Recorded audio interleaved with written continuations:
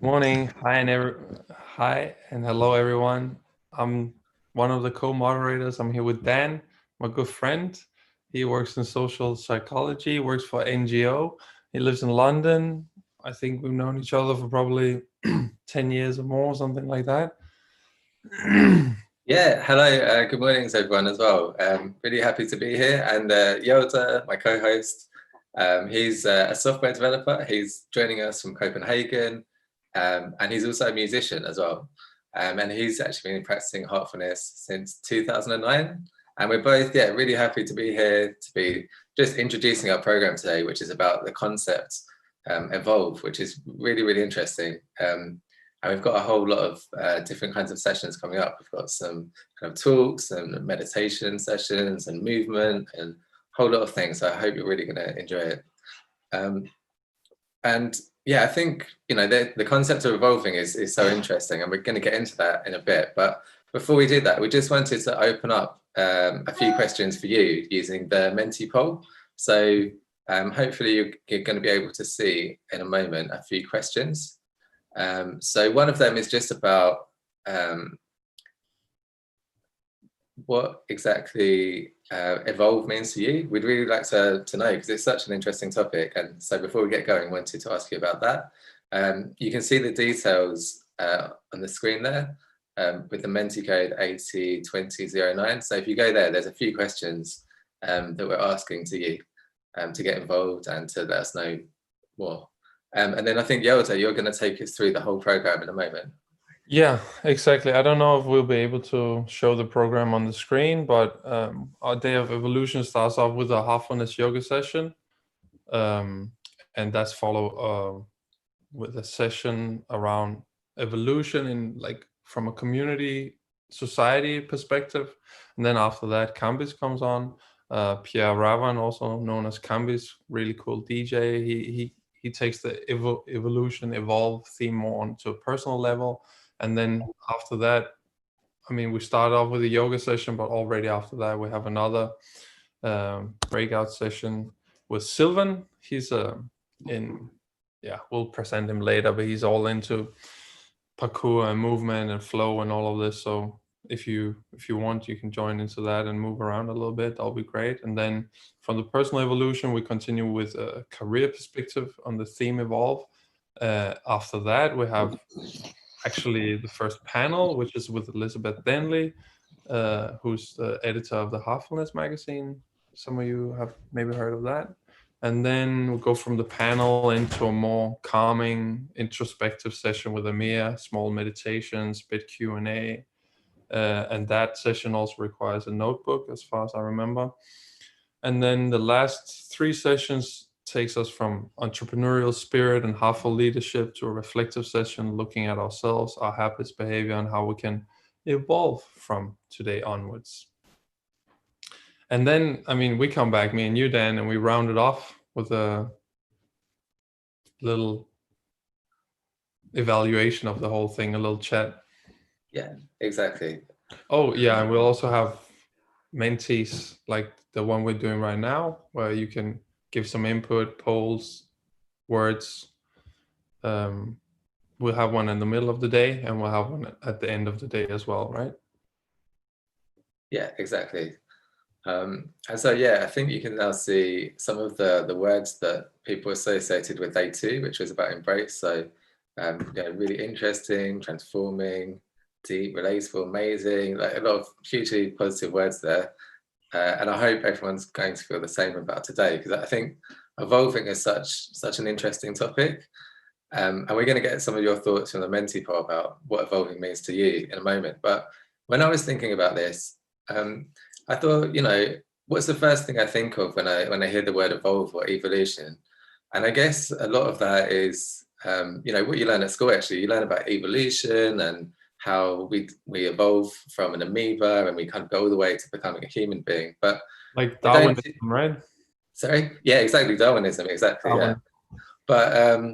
But they don't ever kind of tell you what happens after that. Like, how do we evolve as human beings? And I guess that's what I'm hoping today is going to really get into is what do we need to evolve as human being?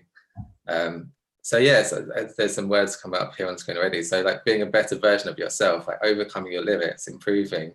Yeah. And I guess for me, I was kind of when I was thinking about it, I thought it seems to be about kind of flexibility, right? We need to be really flexible to evolve and kind of innovate and overcome things and go beyond our limitations. So that's what I was thinking. But yeah, you had some thoughts. We were talking about this before. Yeah. I mean, I didn't have the same first thought, and I think maybe we should also mention I'm living in Copenhagen, you're living in London. I mean, Darwin was definitely from the UK as far as I remember, so maybe that's why, I don't know. But anyway, I mean, evolution for me is more the word in contrast to revolution, is like the slight changes to happen over time. You have something that works, but you just slightly improve it or better it, but it's not disruption and sudden like huge changes.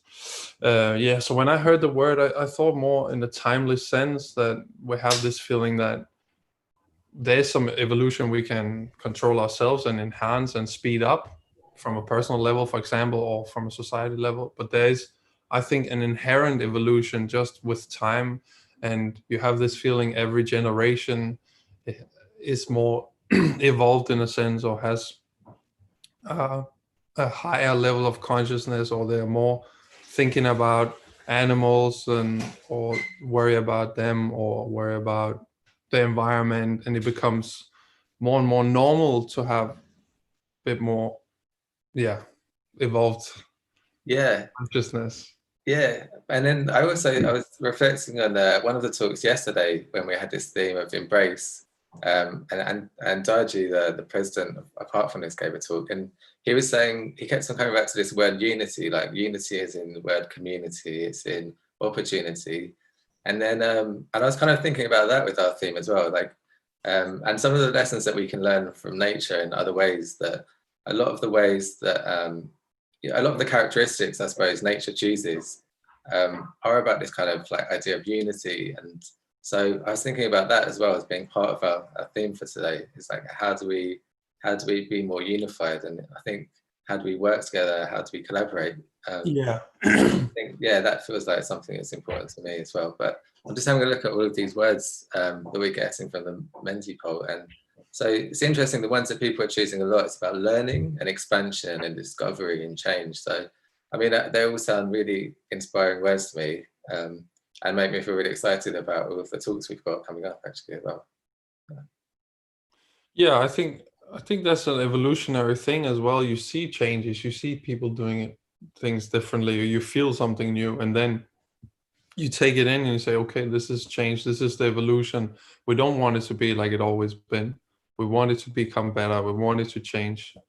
So yeah, definitely, and to kind of keep that change in a positive direction, right? I mean, yeah, I guess nature kind of chooses the things which helps it to evolve as well. So, you know, so there's also this kind of relationship between us evolving as individuals, and then, you know, society evolving and the world evolving and consciousness. So I think that's another really interesting thing. It's like, what's the relationship between all of these things as well? Like, how does our evolution as an individual help evolve other things as well? And I think there's been a lot of talks over the whole weekend touching on that as well. 100%. Okay, describe yourself in one word. Ready. That sounds good. Coming up little by little. Yeah. Okay. So I think actually we're kind of out of time for us to kind of talk about and introduce the theme. So let's get right on to introducing our first session, which is going to be Parody, who we spoke with on Friday actually for another session, when she was focusing much more on her career and her multiple careers. And one of the things she mentioned was that she also is a yoga teacher, but she didn't get to talk about that so much. So I'm really happy that she's going to be doing a practical session with us today to help us stretch and get ready and energized for the day. So yeah, without further ado, let's hand over to Parry to take us through. Good morning, everyone. So let's begin. Gently take your mats. If you have some time, you can grab a drink for the rest of your session. And when you're ready, and you're relaxed and you're on your mats and you have a drink, just sit in a comfortable cross-legged position. Back is straight. Your hands are gently rested on your knees, and close your eyes. Take a moment to just observe how you feel this morning. Check your energy level. Check how you feel in your thoughts, in your heart. Just take a moment to connect with your body.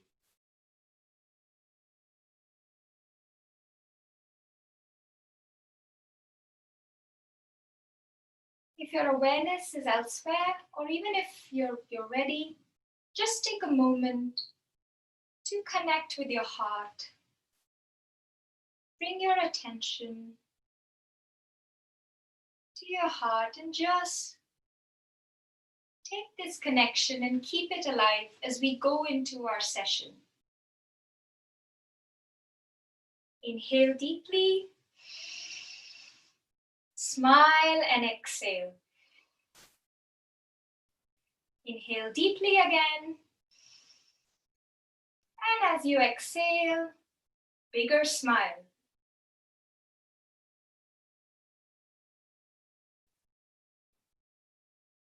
When you're ready, slowly open your eyes. Welcome to this session. We will begin with a gentle start. So inhale, slowly bring your arms from the front and stretch up. Try to bring your arms closer to your ears and engage your core, lifting your upper back further. If you want, you can close your eyes. Inhale here. And exhale, slowly bring your arms down. We'll repeat this one more time. So inhale, stretch your arms from the front, stretching your upper back, your lower back, taking your arms towards the ceiling.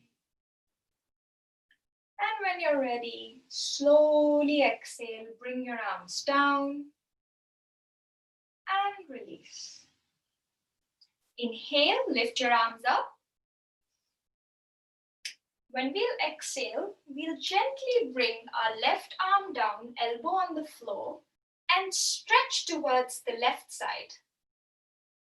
Inhale here, and take your arm further away.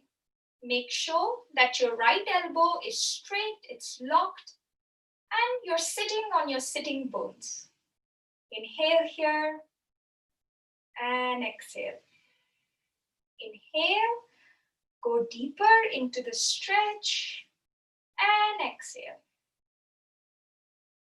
Inhale, come back to the center, stretch up, and as you exhale, we'll do the same for the right side.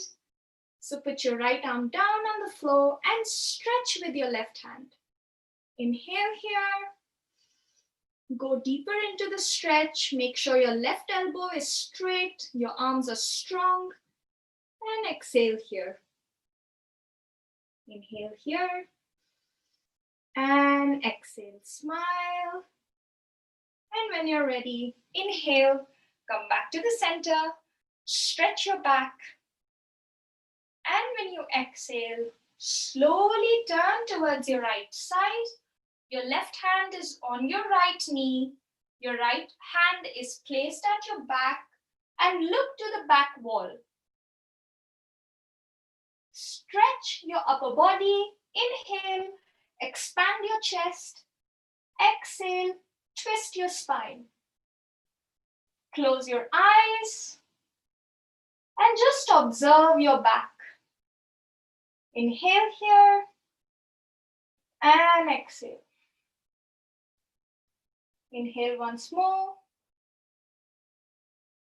And as you exhale, slowly come to the front. Stretch your arms up again. And exhale. This time we'll go towards the left side. So place your right hand on your left knee. Twist towards the back. Left hand is firmly placed on the right knee, and your right hand and your left hand is firmly on the ground. Look to the back. Inhale here, expand your chest, deepen your twist, exhale. Inhale, come back to the center, stretch. Stretch further and exhale. Bring your palms down. Very nice. Now we'll turn towards the side of the mat. Inhale, bring your knees closer to your abdomen. Make sure your back is straight and your shoulders are strong, and wrap your hands over your knees, gently bringing your feet above the ground. Try to find your balance. Inhale here, exhale here. Very nice. Now when you're ready, we will make a 3-finger grip with our toes. So grip your big toes, left hand holding your left toe, right hand holding your right toe, and bring both your arms inside of your knees. Make sure your knees are above the ground, your back is straight, and as we'll inhale, we will extend our legs alternatively. So inhale, stretch your right leg. Try to keep your right knee straight and look to the front. Hold balance. Exhale, slowly fold your right knee. Now remember, this pose, this asana is about balance. So even if your knee is gently folded, that's fine. Try to find your balance, okay? So inhale, slowly extend your left knee. Very nice. Exhale, come back to center. We're going to do both the legs now, so I hope you're ready. Inhale, stretch both your legs. Try to find your balance. Inhale here, exhale here. Very nice. And slowly fold your legs again. Hold your arms, bring your legs forward. Interlock your fingers, holding your arms, and just rest your eyes on your knees. Inhale here, exhale here.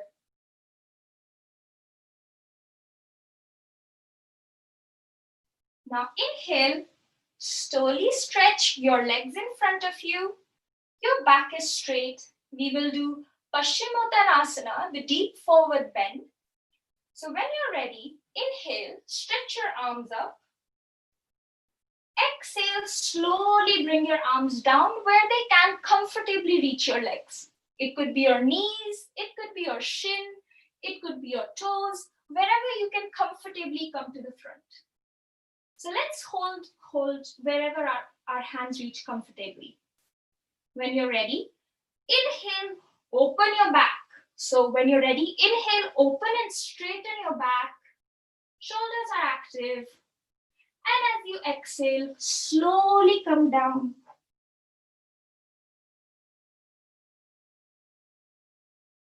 Inhale, come back, stretch up, and relax your hand. We will do this one more time, this time going deeper into the asana. Try to bring your head towards your knees and go deeper, okay? But be gentle with yourself. So inhale, stretch your arms up. Exhale, come down wherever you can naturally. Inhale, lift your chest, straighten your back. And as you exhale, bring your head towards your knees. Inhale, slowly come up. And as you exhale, drop your hands to the side. And just take a moment here to relax your body. Relax your spine in Shithila Dandasana, relaxed plank pose. Letting go of your shoulders, rolling your shoulders if you like, and just relax. You can close your eyes and connect with your heart. Very nice. Now we'll take the measurement. So with your hand beside your hips, gently place your elbow down, and where your elbow meets the ground, place your hand, finger pointings forward. When you're ready, make sure your toes are active. Bend your knees. And as we inhale, we will take our hips up. So inhale, your hips go up, come up in tabletop position. Drop your neck. Bring your hips up. Use your thighs, your core, your gluteus muscles. We want strong tables of which things will not fall, okay? And when you're ready, slowly release. Relax your legs. Relax your hands. You can stretch your legs a bit and close your eyes, drop your neck, relax in Shitila Dandasana. Relaxed plank pose. Take a moment here to connect with your heart again. Check in with your body. See how your energy level is right now. Take a moment to observe your back, your shoulders, your neck, and just let your breathing return to normal. And when you're ready, slowly open your eyes. We will come in a squatting position to do Malasana. So place your feet firmly on the ground. Your back is straight. And using your elbows, bring your palms towards the front of you and press your elbows such that your knees fall away from your body. If you need, you can adjust your feet and slowly push your knees away, bringing your heart and your hand closer together at the center, feeling the stretch in your inner thigh. Make sure your shoulders are strong, your back is straight. And if you want, you can also close your eyes. Just take a moment to observe the stretch in your inner thighs. Very nice. Slowly open your eyes. We will do Lahu Asana, farmer pose. So for that, come up on your toes. So as you can observe, my heel is above the ground. Place your hands on your knees and try to find your balance. Now it helps to look at a point in front of you that is static to find your balance. Inhale here, exhale here. Very nice. So we will do Raju Karshanasana, which is pulling the rope. So imagine you're holding a rope. With your right hand, hold the top of the rope. With your left hand, hold the bottom of the rope. Your shoulders are strong, your back is straight, you have a smile on your face. We're going to pull this rope in alternate movements. So when we pull this rope, we go up on our thighs with an inhale. So let's do it slowly and then we'll increase the speed. So inhale, pull the rope, go up on your thighs. Very nice, feel the burn. Exhale, bring the rope down. Inhale up. Exhale down. Do you see? Try to make sure you have your balance. Be kind to yourself. Don't lose the balance. So take support of the floor if you have to. But we'll do this slightly faster now, okay? So inhale, exhale. Inhale, come up, exhale. So we'll do this again, okay? Up, down, inhale, exhale. So we'll do this now a bit faster, all right? Are you ready? Okay, 1, 2, 3.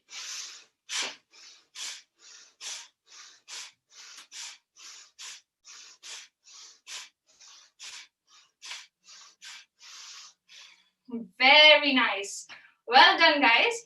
Inhale and gently come back on the floor. Stretch your legs. Give it a good shake. Well done. Relax your legs. Relax your body. Relax in Shitila Dandasana. And just observe your thighs. You can close your eyes. And just take a moment to calm your heartbeat.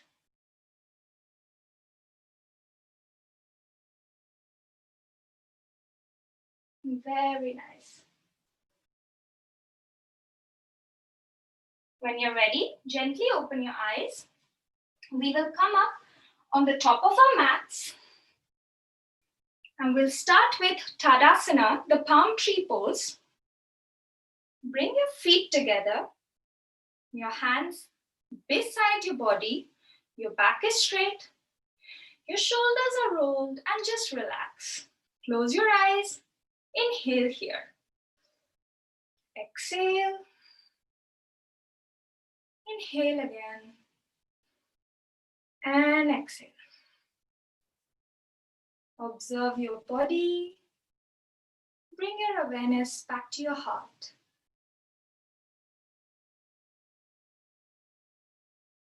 When you're ready, place both your palms on your hips. And when we'll say inhale, we'll go slowly up on our toes. So inhale, come up on your toes. Try to find the balance. We'll stay like this for a few breaths. So inhale here, exhale here. Really engage your core. Your heels are together, your knees are together, your thighs are active. And you're completely grounded in this asana. And when you're ready, gently come down, bring your feet down. We will turn towards the left side of our mat. Gently place your right foot towards the right side. Make sure there's about a 4 feet distance between your legs. Inhale, take your right foot towards the right side, such that your left foot is perpendicular to your right foot. Place your hand on your hips. Make sure your hips are towards the front. Inhale, stretch your arms up, smile. We are going to do Veerbhadrasana 2, Warrior 2. Gently fold your knees with an inhale, and if necessary, adjust your left foot further to go deeper.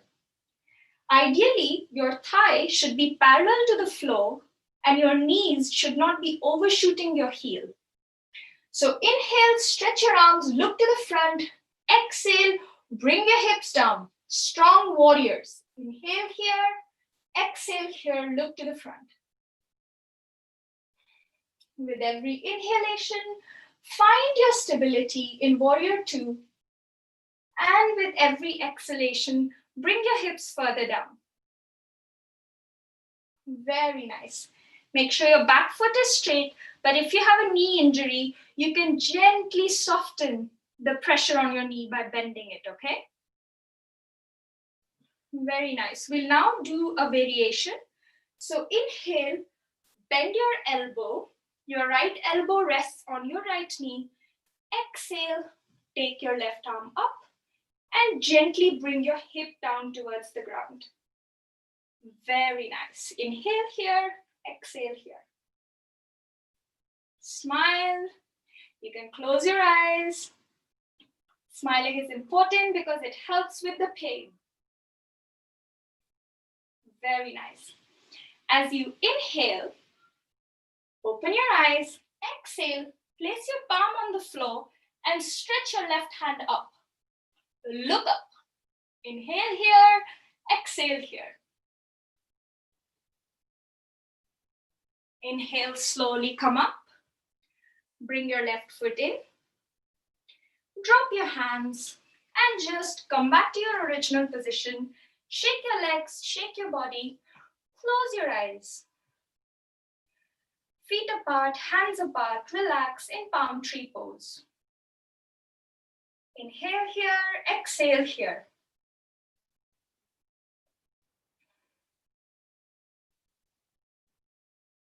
Relax your shoulders. Connect with your heart, connect with your body. And be ready for Veerbhadrasana 2 on the other side. So inhale, open your eyes, stretch your legs again. Place your hand on your hips. Turn your left foot towards the left side, such that your right foot is perpendicular to the left foot.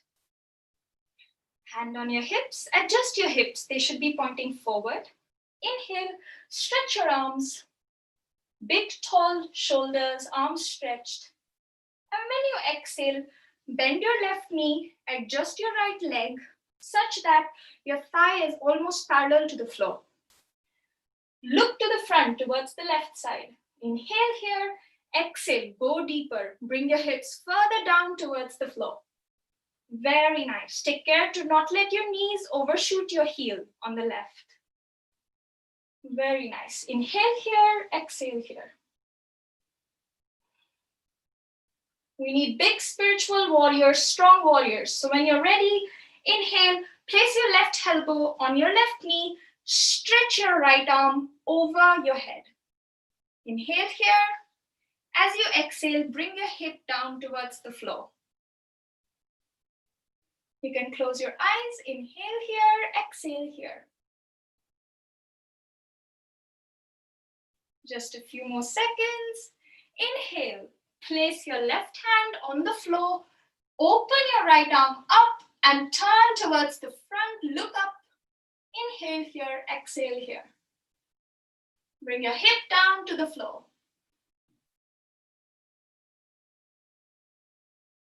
Slowly come back to the center. Bring your legs in, drop your hands, come back to the starting position, close your eyes. Relax your feet, relax your hands.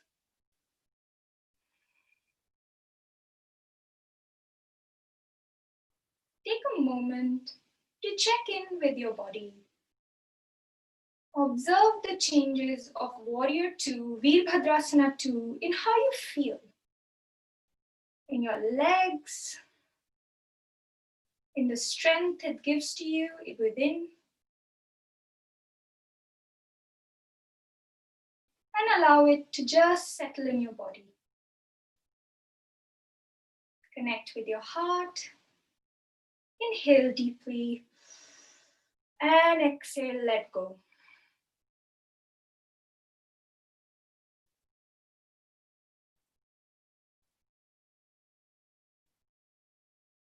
When you're ready, slowly open your eyes. We'll do Vrikshasana, the tree pose. So bring your legs together, back is straight, arms are beside your body, shoulders are relaxed. When you're ready, inhale, hold your right knee with your right hand.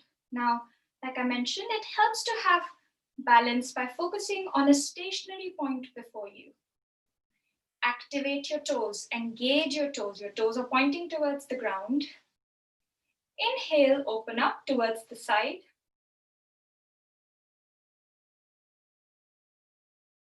Come back to the center.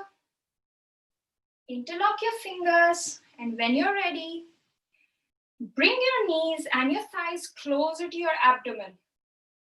Inhale here, exhale here. Make sure that you have strong shoulders and you're engaging your core. Very nice.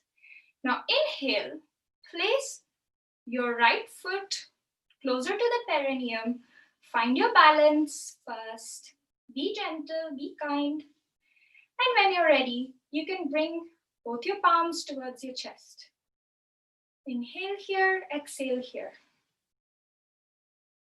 When you're ready, gently take your arms up and stretch.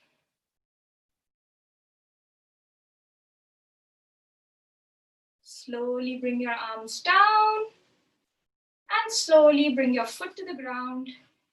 We'll do the same for the other side.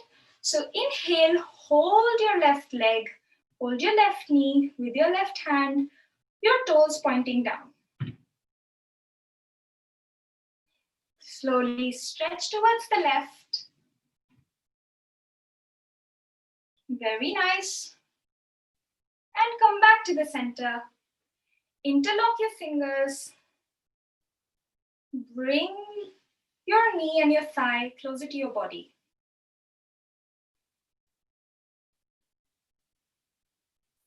When you're ready, place your left thigh, your left foot, closer to your perineum. Find your stability and slowly take your arms up.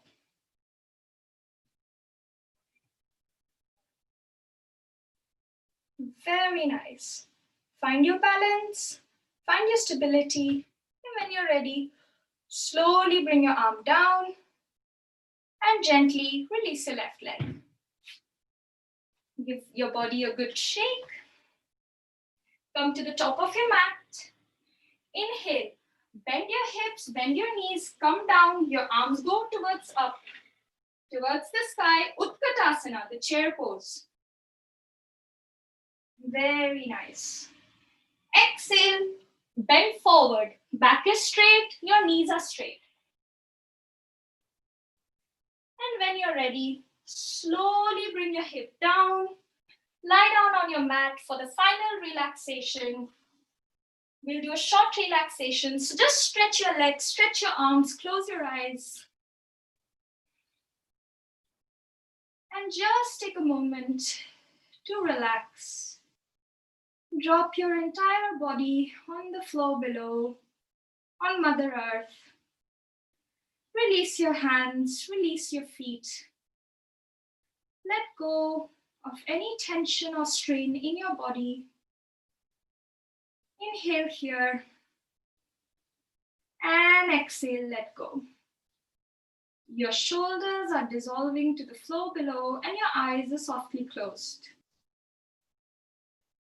Just let the stillness of your body still your mind, still your heart, dissolving the effects of the activities behind us. Keep your eyes closed, and in a few moments, I'll bring us back.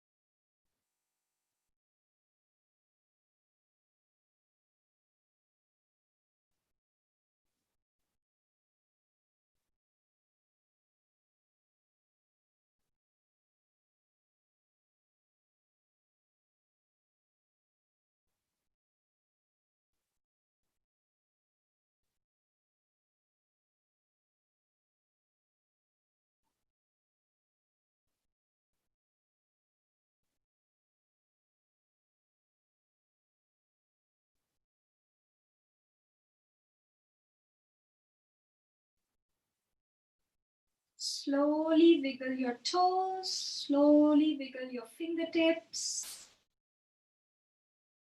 and gently shift your body towards the left side, turn towards the left side, and just stay like this for a few moments.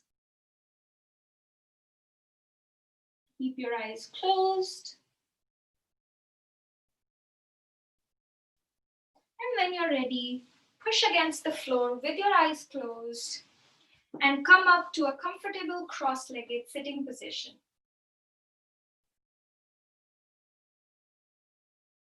Fold your hands in front of your chest. Thank you everyone for joining. Thank your body for this session, for sustaining you.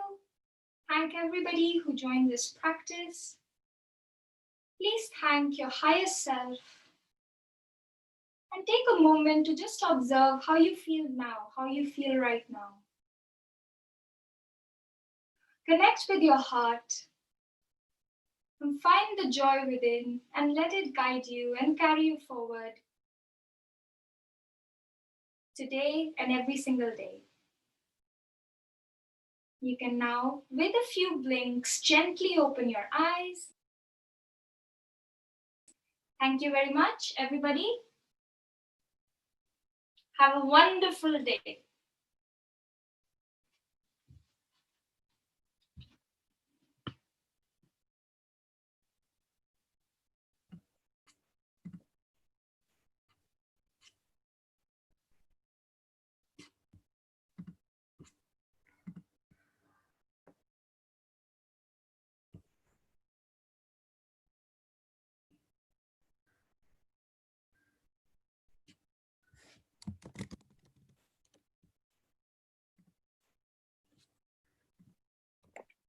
All right, great. Paridi Singh, everyone. Yeah, that was a great session. I managed to participate a bit as well. And definitely I'm feeling much more energized and ready to absorb stuff, and yeah, and just fresher as well. That's wonderful. You got a little stretch in. Yeah, I did, yeah.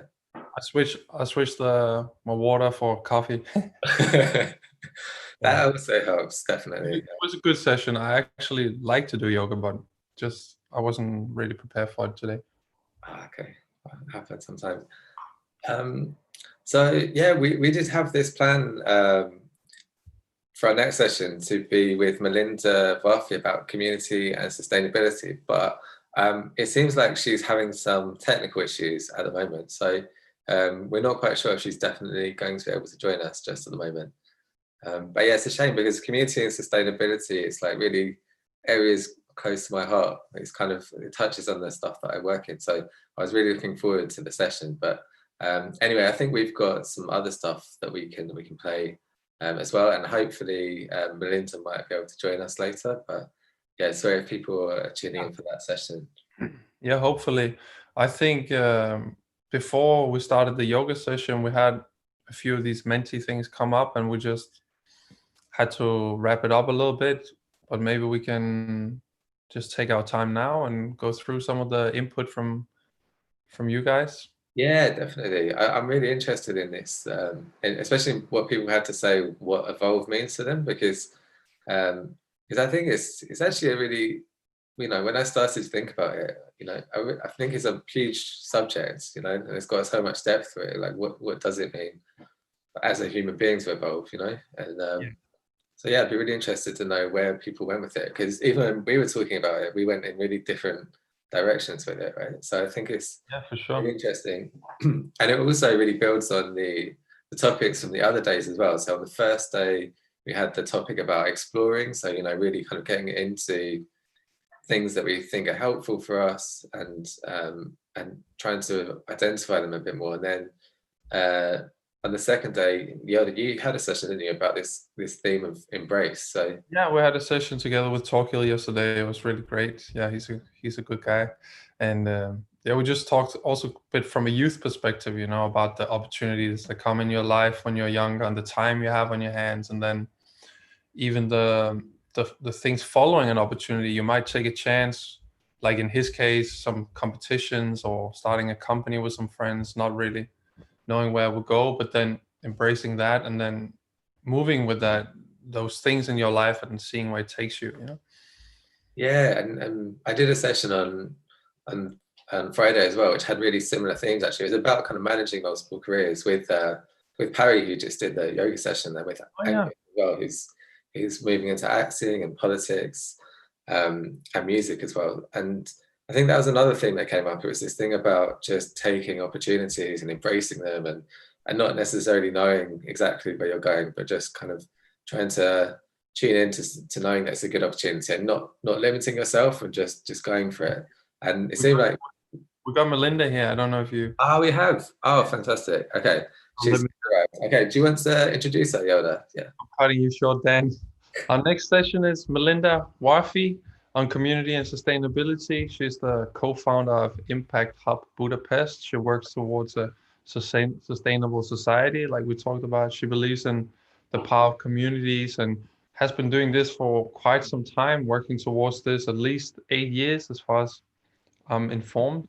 And Melinda, I'm really excited actually to listen in on your session and hear what you you have to say, what you know, what you've learned from this experience, and where you see it going forward from here as well. So if you're ready, please go ahead and take the floor. Thank you.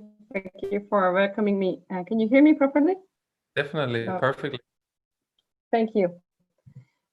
Just calling in from rural Hungarian countryside. So the reason why I keep checking about my technical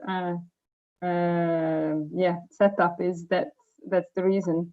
And the reason why I'm also bringing this up is because for me, the last couple of months have been definitely pushing even more towards community and communal living in the times of uncertainty and challenges. And this is also the topic closest to my heart, and this is why I have chosen to speak about this at this beautiful event where people are connecting with their own hearts and other people's hearts as well. As you just introduced me, I have 8 years ago, I came back from Sweden after studies in sustainability and leadership. And I have been looking for my own community back to my own country. And at that time, sustainability was still very much in the beginning of its own, let's say, field. So when you wanted to meet like-minded people, it was not the easiest just to come across them. And one such place for connecting have been the Impact Hubs network, and the Impact Hubs is a physical community-based co-working space. And I thought, okay, I'm sure Budapest also must have such a space where I can just walk in, being welcomed by someone who knows the community and can put me in touch with people that might be interested in similar areas or similar projects that I'm working on. But it turned out that the Budapest didn't have at that time yet an Impact Hub, and it's not just like that. You push a button and then all of a sudden there's going to be a co-working space open up. And my story started with looking for like-minded people that are interested in creating such a home for people that want to see change on both on a social and on an ecological level as well. And I'm also not afraid to do things for it. So the Impact Hub started from this in a desire to have a place for connecting with people and collaborating together. And since then, this idea of working in community and being with community and solving problems together, or establishing new ideas and new projects together is very much how I'm living my day-to-day life as a freelance facilitator and host of meaningful conversations. And interestingly, as I mentioned, the topic was arising from sustainability for me. And this is also one of the questions that I am holding dearly in this moment as well, that what does the sustainability challenge ask from us, and how can we really overcome the challenges that are present in our lives nowadays, such as, let's not go too far, the last couple of months have been really defining for most of the people in this world around the coronavirus, and what helped people to overcome the uncertain times, what helped people to cope with fear, with not knowing what's going to be, what the next month is bringing. How am I going to survive being in lockdown, or how am I going to survive not seeing my family for a couple of months because I'm stuck in another country. And for me, the solution, or maybe it's not even the solution, it's just the way of coping. The key to resilience is community. And for a long time, I have been practicing this, I say, hosting meaningful conversations. So hosting conversations with people that you put a question or a topic in the middle, and then just sitting together with active listening, and also discerning of what needs to be said in that circle, especially if the circle is pretty big. And then finding together some of the answers and some of the next steps of how to go about the challenge, or just really an open question that not only one person is sitting with, but multiple people.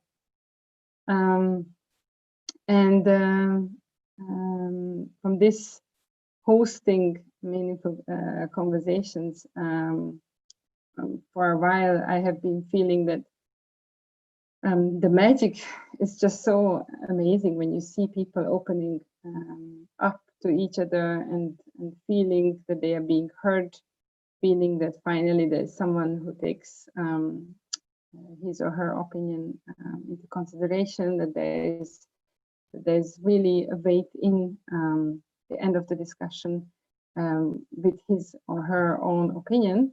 And then I felt like, okay, this could be the solution for everyone, because what I have seen is that when people cannot be empathical with each other, when they cannot feel that there's another person on the other side of the table, let's just say, it could be the neighbor, it could even be someone on the other side of the country, or just the other side of the globe as well.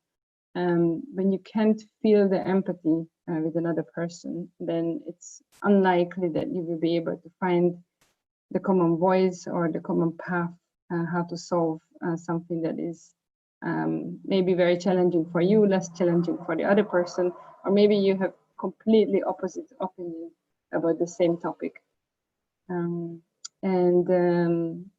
That's how I started to go deeper and deeper into the art of hosting methodology, and not even a methodology. I would say it's a way of being and a way of holding these conversations. And for a while, I really felt like the challenge is that people are so separated from each other that that when they cannot connect with one another, then it's not going to be possible to work for the same goal, for the same vision, such as the sustainability challenge, for example, which is it's just growing in our world day by day, but still the political leaders are still pretending that we can solve it somehow with the use of technology, or I don't know, different type of measures. But let's be also very honest, I think, and discerning in that way, that it didn't really happen in the last decades. And it doesn't seem too likely that the political power is going to shift in such a way that it's going to put this on the first point of the next upcoming years, and say, okay, we really need to stop all the greenhouse gas emissions, and then everyone should change to electrical cars, and we should stop the coal power plant stations. It doesn't seem that this is going to be the way forward. So what I have discovered in all these conversations with different individuals and organizations seeking common solutions, or just seeking a common understanding of just the challenge that is lying in front of us, is that people are just feeling very challenged, even to connect with themselves. And if you cannot connect with one yourself, then it's very challenging to connect with someone else and feel empathy for that. So I even stepped one more step backwards, and seeing that it's really important to think small, really, and in a small unit of a community, whether it's a family, whether it's a friend circle, whether it's a professional circle. First, allow people to connect with themselves, to feel safe enough to to be hosted in their own processes with all the fears, anxieties, and also the happiness and the joy. And then we can go the next step, which is connecting with one another. And then we can go into the next step, which is co-creating with one another, which is similar to the fourfold path in the art of hosting philosophy. I see that there's some questions from Reshma. Or Reshma, I'm wondering, will you read that up? And is this a good time maybe to talk about it?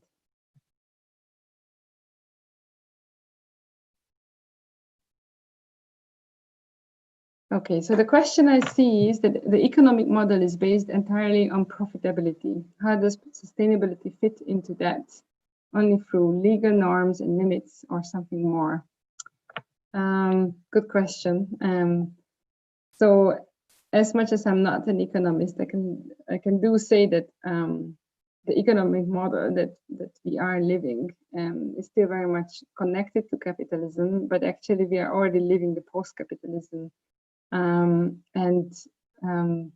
think that there are tries and there are in different directions from, for example, Charles Eisenstein has been proposing for years the gift economy, which is entirely taking away the price tag of services and goods and really looking at, okay, what is my gift? What is your gift? How can we gift each other without also the necessary expectation that I need to get back something from you?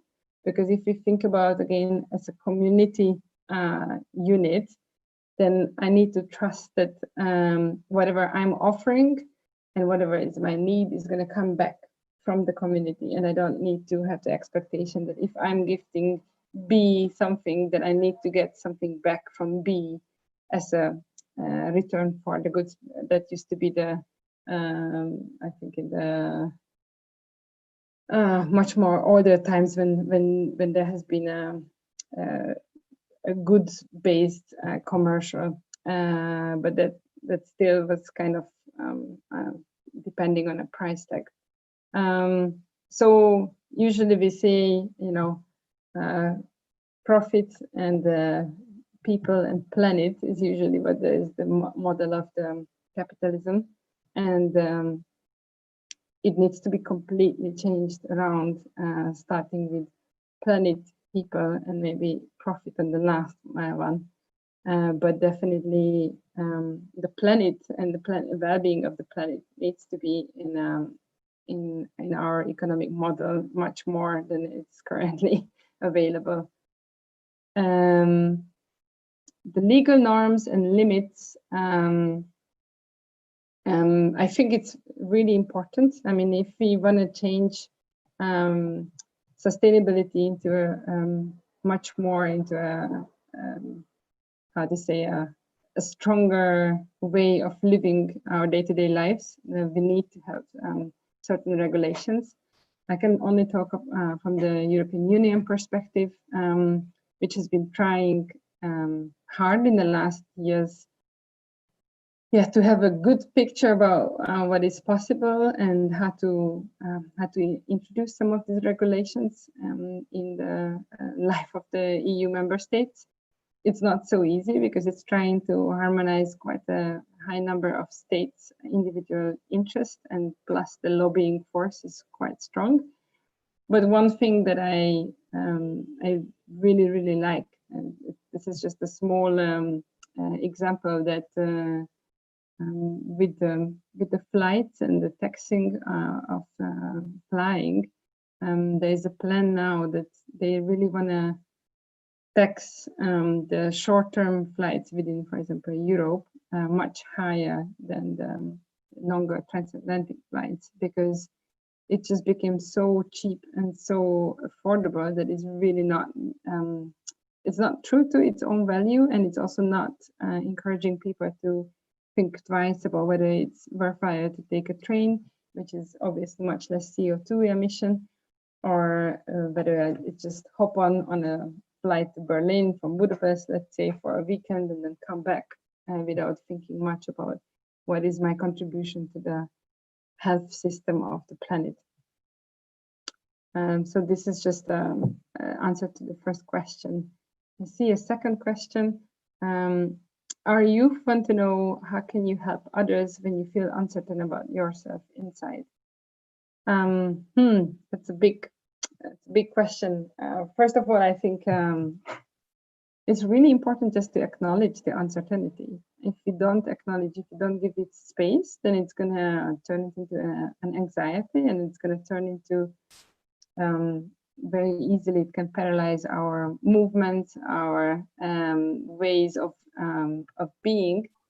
And what we want is really to have as much as a free inner state which is also available for action and also for retreat when it's needed as possible. So acknowledging that there is uncertainty is really important. And I think the current younger generation has been born into uncertainty. There's really zero certain future scenarios, so to say, that can really stand in front of you. I wish I can still say that this is me, but I think my generation already, when I was born at this time, there has been still very strong future scenarios that my parents have lived, and that's what we have been growing into. It's a very profound question in those terms, because we are constantly surrounded by uncertainty. And I think one of the biggest examples would be the time we're living in right now, because this by itself was something that we were never prepared for. Nobody was ever prepared for. Nobody ever saw this coming. And yeah, like people, the younger community, the youth are always constantly in a stage of, will we get a job? Will we do this? Will we be able to do that? You know, everything is very uncertain for them. So I think this was a very important question. We do have another question. We have a few more questions actually. So another one is that, do you feel that the youth of today are more conscious about the importance of community living? Do you see a difference between the two? If so, why do you think so? What is your thought on that? I do want to salute to the youth of today, because I think I see that there's a really increasing level of consciousness in many ways, and I do believe that community is also getting more and more in the heart of all this increased level of consciousness. The question for me is really, you know, like when shit hits the fan, then who can you count on? And of course, you know, we grow up relying on our family and family members, but as we are growing up and we are leaving the family unit, because that's the normal way of any human being, then who do you rely on? You rely on your friends, you rely on the community that you belong to. And that's when you know that when you are in need, when you need help, that's the person that you can call on, and then you can say, hey, you know, I have a challenge. I need your help right now. And it's and with the challenges that are coming in, I think it's just going to be more and more important. Is that just when I'm thinking about like how we are living in the city, you know, like super isolated in the little blocks of flats, and not even knowing who is the neighbor, not even knowing who's living above us. It's just increasingly difficult to really be more in touch. And it's been super nice to see now that during the Corona times, for example, in Hungary, there is a small application which is about connect with your neighbors, and it's all about. It's not money based. The whole idea is that what is it that you have extra, what is it that you have need in, and then allow people to connect based in their own neighborhood. It's an application you can download it on your phone or on web, and it's great.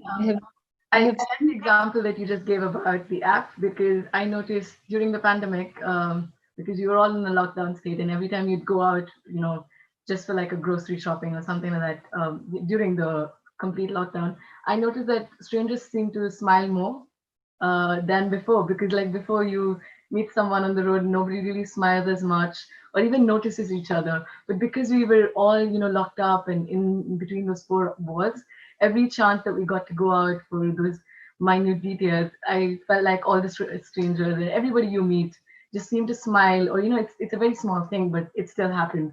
We also have another question, and I think this is from YouTube. So it says, I'm 18 now, and my goals are different from what my parents want for me. So should I choose what my parents tell me to do, or go for my goals? I don't want to regret in the future for not standing up for myself. Wow. Well, I sort of think that the person who has written this question already has the answer. So I find it challenging to like, I don't want to be here in the role of expert, but I think what is always the most important thing is connect with your own heart and connect with your own inner self. Everyone has their own intuitive self.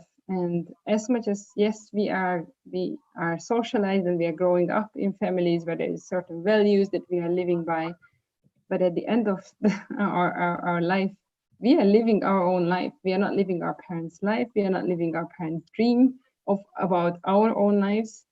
So I think the most important is that as much as you can, just connect with your own inner self, and you have the answer inside you. And that probably means that if you have a different dream, then be bold and courageous and dare to live that. It's not so easy with the parents, but I think it's probably not so easy in any cultures. Of course, there's certain cultures that are much more. I think when you're younger, it's much more difficult for you to really understand that you can, listen to your heart and move forward with whatever goal you have in mind. There's another very interesting question. This is the one that I like. How can developing countries implement sustainability goals early on, such that they implement a framework that works in the longer term? So we're looking at developing countries implementing sustainable goals that last a very long term. Do you have any ideas, or what is your thought? Well, that's a bit, again, it's a complex Let's break it down to a smaller level. Think about something that like a starting point. It could be something very small and that is very accessible. It can be, let's look at it as the people in developing countries. What can they do? Something, let's look at it in a smaller set. Yeah. What I think is and then there's already some really beautiful examples that is really leading is like just to think about what is it that what people need most of, which is, for example, energy. So in developing countries, energy access and changing the traditional way of creating energy, such as, for example, coal power stations, and change them into renewables. That's like a huge leapfrog step forward. And that has been already happening in some of the African countries that has, instead of like, I don't know, in Europe, like we have been trying to, from coal power to go to nuclear power, and then maybe wind power, and now we can also go into solar power. But in some of these developing countries, they are leapfrogging, and they're not going this step by step, but just really, and now that the renewable energy, mostly the solar power panels, the production has become so cheap that it's really worthwhile now to start shifting in this direction in big scales. And the beauty of it also that I have seen so many, like for example in Korea, in Japan, there's some really beautiful Buddhist communities that have changed, that decided, okay, we want to change our community's energy access to renewables. And we created a little cooperative, which is not about like previously you would always thought that, oh, solar panels, it's super expensive, I won't be able to afford. But actually nowadays, the community can come together. The community can even ask from a community loan, and it doesn't need to be a bank, but there's all kinds of fundings available. And then they can create their own independent energy source. And then what is more, for example, the Koreans also saying is that it's amazing for them to see that, and the energy that they are producing is not only enough for the whole community and the neighborhood, but there's extra there. And then you can sell this extra energy back to the bigger grid. And that is creating actually income. So it's not just you are having your own free energy, but there's even income generation through that. And then the whole idea of like investing in small bits, it's just going to be super financially sustainable in a couple of years. And that's really lovely to see that how is that taking up in small scale, and now there's more and more opportunities to do it in larger scales. I think Yalde has a question. So now that Yalde is here, do you want to jump in this conversation? Back. Yes. Thank you so far, Melinda. It's a really interesting topic. We have one question that says, tell us something big that you came to know about the world only after entering this field of work. Oh yeah, I think that is a very fun question, because you're a freelancer, right? So yeah, you would have, I'm assuming you would have more to talk about in this question. Well, I think that, so one thing that that I can just share is that after Sweden, I was working in India, and that's sorry, home country. I was in Tamil Nadu in Chennai. And, I am from Chennai. Oh, lovely, Rasma. So then you know what I'm talking about. But go on ahead. I'm interested more. I came from Europe. I joined a little NGO, started working, and at 1 p.m. all of a sudden everything stops, the fan, the electricity, and I was like, oh, okay. And then my friend who was the NGO leader came in and was like, well, it's the daily power cut. It's like it stops for 2 hours. It's like, why? Well, because we don't have enough energy and we need to serve first the industry, and the industrial segments need to be in the focus. So the society, the individual consumption is being decreased. And I'm like, oh, okay. Well, anyway, I still have like 1 hour, 40 minutes battery on my laptop, so I'm just gonna work away. And then I was like, oh, but like there's no internet also. And then it was just such an idiotic moment for me when I recognized like, oh, internet also needs energy. It's not just like, it's coming from the sky. And then, so it was just really interesting to notice how much we are depending really on energy. And when you grow up in a society just like me, when energy is always available, unless there's a storm and then the lightning hits your energy. I think when you talk about storm and stuff, it reminds me of my own experience when we had a huge, we had a flood in Chennai a couple of years back, and there was a complete blackout for about two days. I mean, about a week we had an issue, and for 2 days it was a complete blackout. So, and I remember back home, it was just me and my brother, and we really had to put in all our resources and find a way to exist without electricity, without a lot of things. And it was almost on your feet. And the thing that I noticed then was that we were both youngsters who were doing this, but the people who seemed more lost were the people who are older than us, who are used to this kind of comfort, and they were not able to think on their feet on how to, balance this thing between living with such resources and living without those resources. Yeah. I actually wanted to know something else also before we move on to the next, audience question. You did mention, I think, when you told us about you, that you're a Warrior for Human Spirit student in Meg Wheatley's program. Can you tell us more about that? What is the program about? What does Warrior for Human Spirit student mean? Thank you. Sure, happy to. So the Warrior for Human Spirits is connected to the Shambhala Buddhism lineage, but it's not fully Shambhala lineage. And Meg Wheatley, who has been a system thinker and sustainability expert for decades, and also writing about new ways of leadership that is needed in the world to overcome the sustainability challenges. She has been having an extensive spiritual practice for decades, and then came to terms that in order to really face the challenges that are coming, especially the sustainability challenges that are coming, but it's not just sustainability. In all, our society is in a collapse moment, whether we want to face it or not. And in order to be like talking about this inner uncertainty and the anxiety that often we are facing when we think about that. Everything that we know might collapse, and we don't know actually how is that gonna look like after that.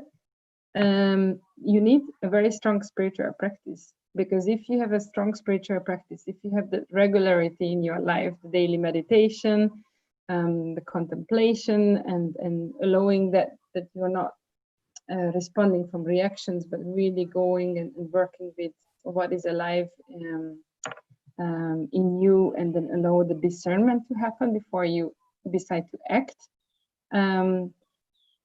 That is key to our resiliency in these times. And I mean, now this is just a very, very bare. No, but I think I understand what you're saying, because during the pandemic, during the lockdown, not the pandemic because it's still on. During the lockdown, you kind of notice the importance of routine, especially when you're not going to be going somewhere, like, going to work or going to school or something. You start noticing the importance of having a routine, because otherwise you're just lying on your bed and you're like, oh, I don't have to go anywhere, so why not just stay in bed? So I think I understand it, but the routine needs to be, like you said, into other areas also, like you meditate daily and you really try to bring yourself and try to understand your own values and things like that. That is interesting. Another thing that I would like to know is actually about Impact Hub. You co-founded Impact Hub. Do you want to tell us more about what Impact Hub is about, or what you do? Or... Sure. So yeah, as I said, Impact Hub is a place where it's a place for, so let's say it's a home for people who want to work in community in a co-working space. And co-working has become really trendy and very fashionable in the last 10 years, let's say. But I think the biggest difference from Impact Hub to another co-working space is that it's really based on community. So people know each other, people know, oh, Resma, this is the direction, this is the field that you are working. Oh, Melinda, this is the direction that you are working. Oh, I heard about your project. Oh, look, there's a new member joining the community.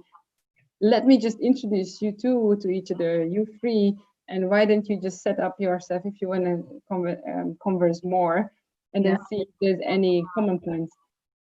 So the idea is really that the members of the community. I have been to many co-working spaces where people don't even know who is sitting next door in the or next table, because they're so separated with each other, because they just look at the co-working as a like as a restaurant, and you take a ticket, you sit down, and that's it. You put in your headphones, and there you go. But you don't connect with the people who you are sharing the physical space.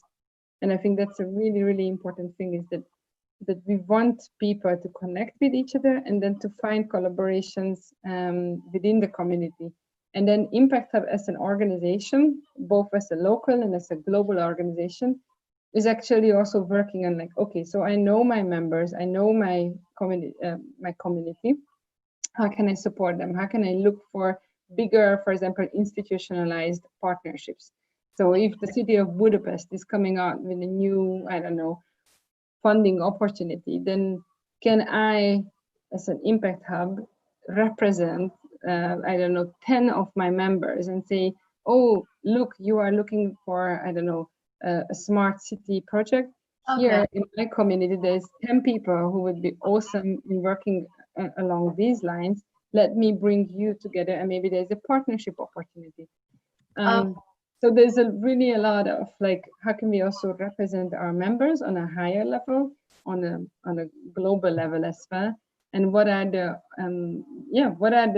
partnerships that we can also allow for them to enjoy through that. I think based on everything you've told us now, I really want to understand your take about how technology is helping community building, because you mentioned previously that they had to create an app in Hungary, to know your neighbors and things like that. Because sometimes I feel like there are lots of these apps that you can get on to know or find people to connect with for a certain situation, and then later, once you actually connect with the person, you realize the person was right next to you all the time. So how do you think technology has affected community building, and how do you think do you see a difference? Do you see, do you think it's better this way? Do you think it can be more profound? I think there's just a healthy balance is needed with technology. So technology is great. And again, I'm just going to use the corona as the recent example, because I think there was a perfect situation to notice, okay, what happens when you are in lockdown? What happens when you're really, really isolated and you really can't even go out in the street and connect with someone? Like I moved down here to my late grandparents' house in a small little village. There's like, I don't have anyone here. I don't have any friends, no one here. So what I have done is that, but I didn't feel myself lonely, because during the time I have connected with most of my friends globally, locally, on Skype, on Zoom, on whatever platforms. And I felt like, okay, we are just having a virtual conversation, a virtual coffee, a virtual cocktail sometimes, and just having a really heart-to-heart conversation. But I think, so it's beautiful, and it's enabling us really to connect in ways that it wasn't available 30 years ago. But I think that it needs to be balanced. So I also feel that you can hear about people who are completely get lost in the virtual world, who can really get sucked into different identities and not accepting everything that is, for example, coming from a certain particular website or source of information, and not even asking critically, okay, is this really the right way? What is my opinion about it? But just accepting everything without limitations. So I think it just needs to be balanced. But I think technology is really, really key. And this is one of our advantages of how can we connect with each other, especially when, I just want to bring it also because I'm standing very strongly for the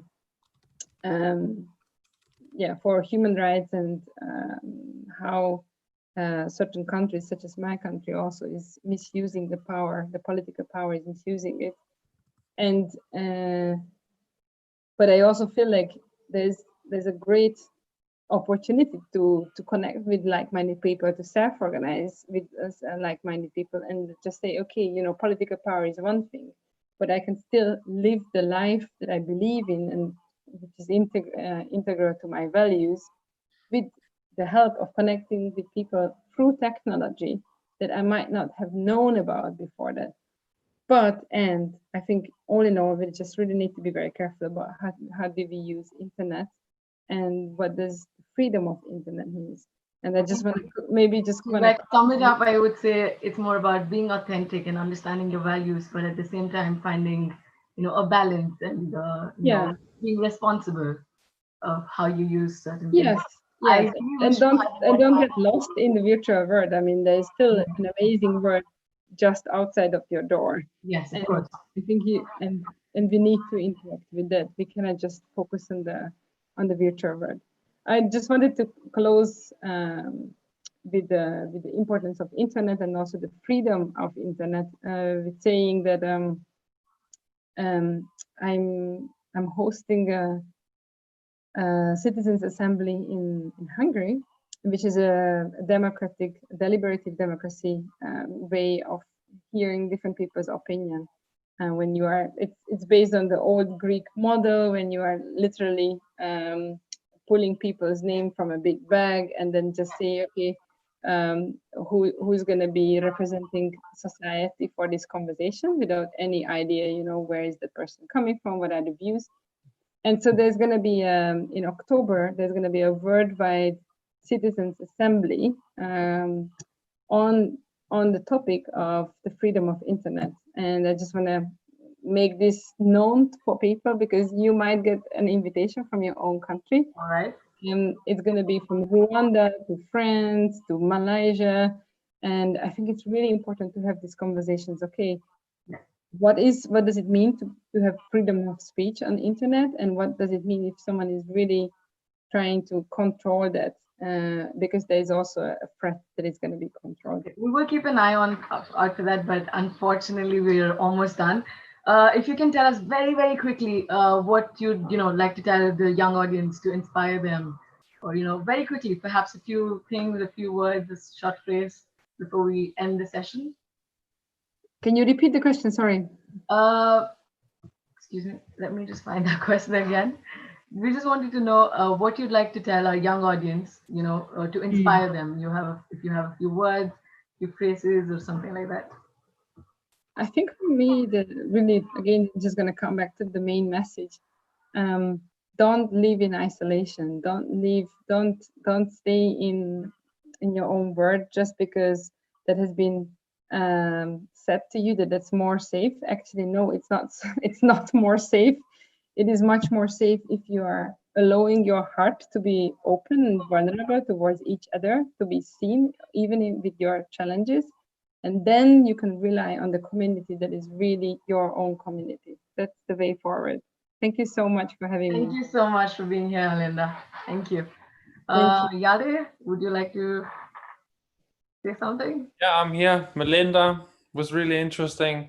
I mean, for me, it's an important subject, and I guess for a lot of the people out there. And I think if you're interested in these things or you're thinking about working in this direction at some point, you should definitely reach out to Melinda.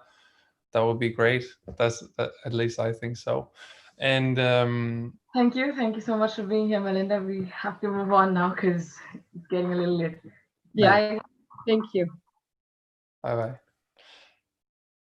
Yeah, and I'm now the sole moderator for a little while. We got rid of Dan. He'll come back later. But in 5 minutes time or so, we have a really exciting session with the world's first spiritual DJ. But before we get into that session, I would just like to remind you, it's around lunchtime now. It's 1 o'clock in Copenhagen at least. So if you need to grab some lunch, go get a delicious vegan quinoa salad with some hummus and some avo, something like that. I mean, not that I'm hungry or anything, but yeah, now is the time. We have a few minutes before we'll move on to the next session with Pierre, Ravan. And yeah, just before we introduce him, I just wanted to remind you, it's picnic time. It's time for lunch. Go grab some food and bring it in front of the laptop or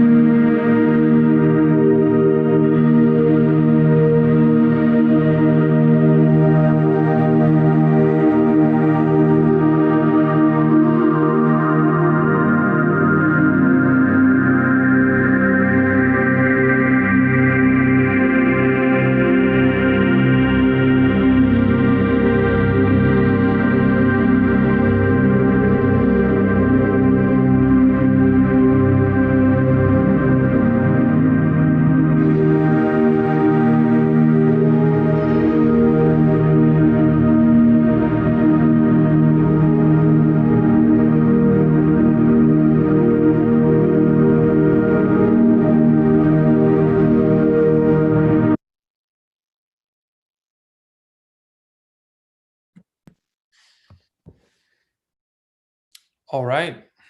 Hopefully everyone is back, got something from the fridge or from the local supermarket or whatever, the kitchen. Yeah, we got a really cool session coming up. His name is Pierre Ravan, also known as Kambiz. He's, like I said before, the world's first spiritual DJ, playing the spiritual house music, combining the house scene and the party scene, the dance scene with the spiritual scene. And for good reason. He's also a Heartfulness meditation trainer as well, and a certified yoga teacher. And from what I've heard, he even conducts like a little meditation session often before he will DJ. Besides that perspective, he's also been a lot in the fashion industry, DJing on the catwalk and a lot of different fashion events for huge brands. Let me mention some: Paco Rabanne, Dolce & Gabbana, Roberto Cavalli, Jean Paul Gaultier, and Elle magazine, even more than that. And presenting him and interviewing and talking with this guy, we have Alberto, who's an IT entrepreneur and CEO at checkialas.com. And he's working in user experience, trying to improve user experience of digital applications. He's a computer scientist and MBA, and also strengthening his journey through meditation, combining these things. So yeah, I'm really excited to present to you Pierre, Ravan, and Alberto to take it away, if they're ready.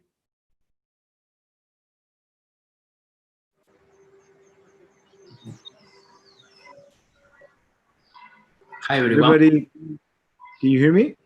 Yeah, loud and clear. How are you, brother? We are missing you here. We are here with your brother Robert. Yeah, He's yeah. actually Robert and the team. They wanted to give all the youth a good gift. They say, why don't we do in the beautiful atmosphere? That's why we have the youth of Robert and Rudy also listening to all the program. And they're so happy to see you so active and nice. They just send their regards to you. Thank you so much. It's good to see you, Kambiz. You're looking great. Thank you. We are shining. Yeah.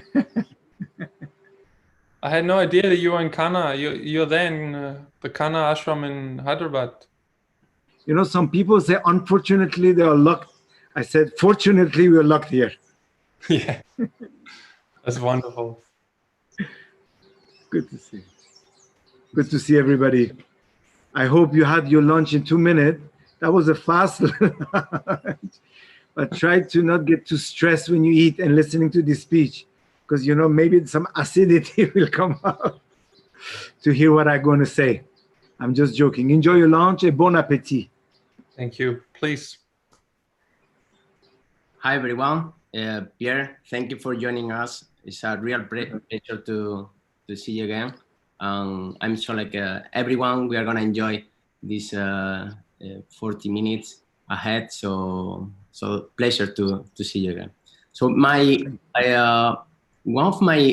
the first question like I would like to ask you is something like probably many of us we have in our mind for a long time. So what is happiness for you, Pierre? What is happiness for you? Look, there is two ways of looking at it. What are you really looking in your life to achieve? For me personally, happiness is not what I want, is what is the beauty of the heart speaking to me. I can be happy now here, I can be happy tomorrow in Dubai. Means my happiness, as far as myself is concerned, is not defined by something. Said tomorrow I get a bigger concert, or tomorrow I get a Porsche, or tomorrow whatever that is related to our mundane thing. For me, happiness is where my heart is happy. And that can change. And to come to the changeless space that your heart is ultimately happy is when you united with your higher self, you won. There is no difference between you and you. I'm sure a lot of your youth listened to the beautiful speech of our beloved friend this morning. I hope you know who is our beloved friend. I'll call him the best friend. He told you, when you became one with yourself, which in some point you can define it as your teacher or with your higher self, for me, that is the happiness. Beautiful. So it's all your compilation albums convey the true, and they have in common the true message of love and unity through your music. And you many times mention like meditate, to listen to music after the meditation, after we are in a stillness stage. On one of your songs, which is Seek That Life, you the lyric is very powerful, and let me just rephrase one line, which is, when I'm in silence, I fall in that place where everything is music. So can you explain a little bit what you mean about listen music when we are still in a stage? For sure. But starting from your last part about that poetry, that what is part of this song, it's a Rumi poetry. It's beautiful. But his understanding about music is different. Music is the ultimate silence. It's a music where the soul dances. But go back to what you were asking me about what I do with my music is, a lot of people asking me, oh, do you play music during meditation? Because, you know, this is attractive, right? A lot of people like it. They put this chill out music or water music or dropping music, you know, you can find on YouTube. But that's not exactly what is correct in my understanding, because you need to first connect. And for that, you don't need any external object. You don't need music, you don't need candle, you don't need focusing on anything. But when, now imagine you're in silence, you connected to your heart, and then you have already established that inner connection, and then the music starts. Means you are already in the space in a total different level of consciousness. And the music, when it comes, which also is important, what music, can take you totally like a trampoline. From here, you can go there. Means you're already in that space. What I like to do is bring people into that space of stillness, unity, higher level of consciousness. And there, when you play the music, then you can feel how much your heart is dancing, not your body. And that's why I wanted to bring that attention to the youth, that we can combine music with meditation, but not at the same time. That is exactly my point. One tip, Pierre, please, one tip to really accept ourselves as we are, acceptance. You want to know about what is acceptance, if I understood correctly? If you can share one tip with all of us to how to really accept as we are, ourselves as we are, please. Oh, I understand. You mean a tip about acceptance, like I understood. We can't accept things if first we don't accept ourselves. Imagine, I give you an idea. Imagine you say to somebody, I love you. And that person knows that you really don't love yourself. You will say, wait a minute. Do you love yourself? How can you love me if you don't love yourself first? I want to take you to that. We have to start from ourselves. It's like a charity. Charity comes from you first. First, let's experiment. Do we accept the way we are? Forget about loving ourselves. First, do I accept the way I am? And if you said, yes, I am willing to accept the way I am. Question number two, how will you accept the way you are? Somebody will ask me, then tell me how. You need to dive within to know yourself. You see, meditation is not only for people to realize you want to reach God or the higher plane. Meditation, first step is to know yourself. Till you don't know yourself, till you don't connect yourself, you cannot go higher. And to be able to accept yourself, you have to know yourself. To know yourself, you meditate. First step, you know yourself. You know how where you are. You don't judge yourself. You said, you know what, Pierre, Ravan, this is something I don't like about you. I'm talking to myself. You should let go more. You're very angry sometimes. Let go more. When you identify that part, you're already 50%. What is the next step? You rectify it. Again, how you rectify it? This is maybe the next step. We have all the tools.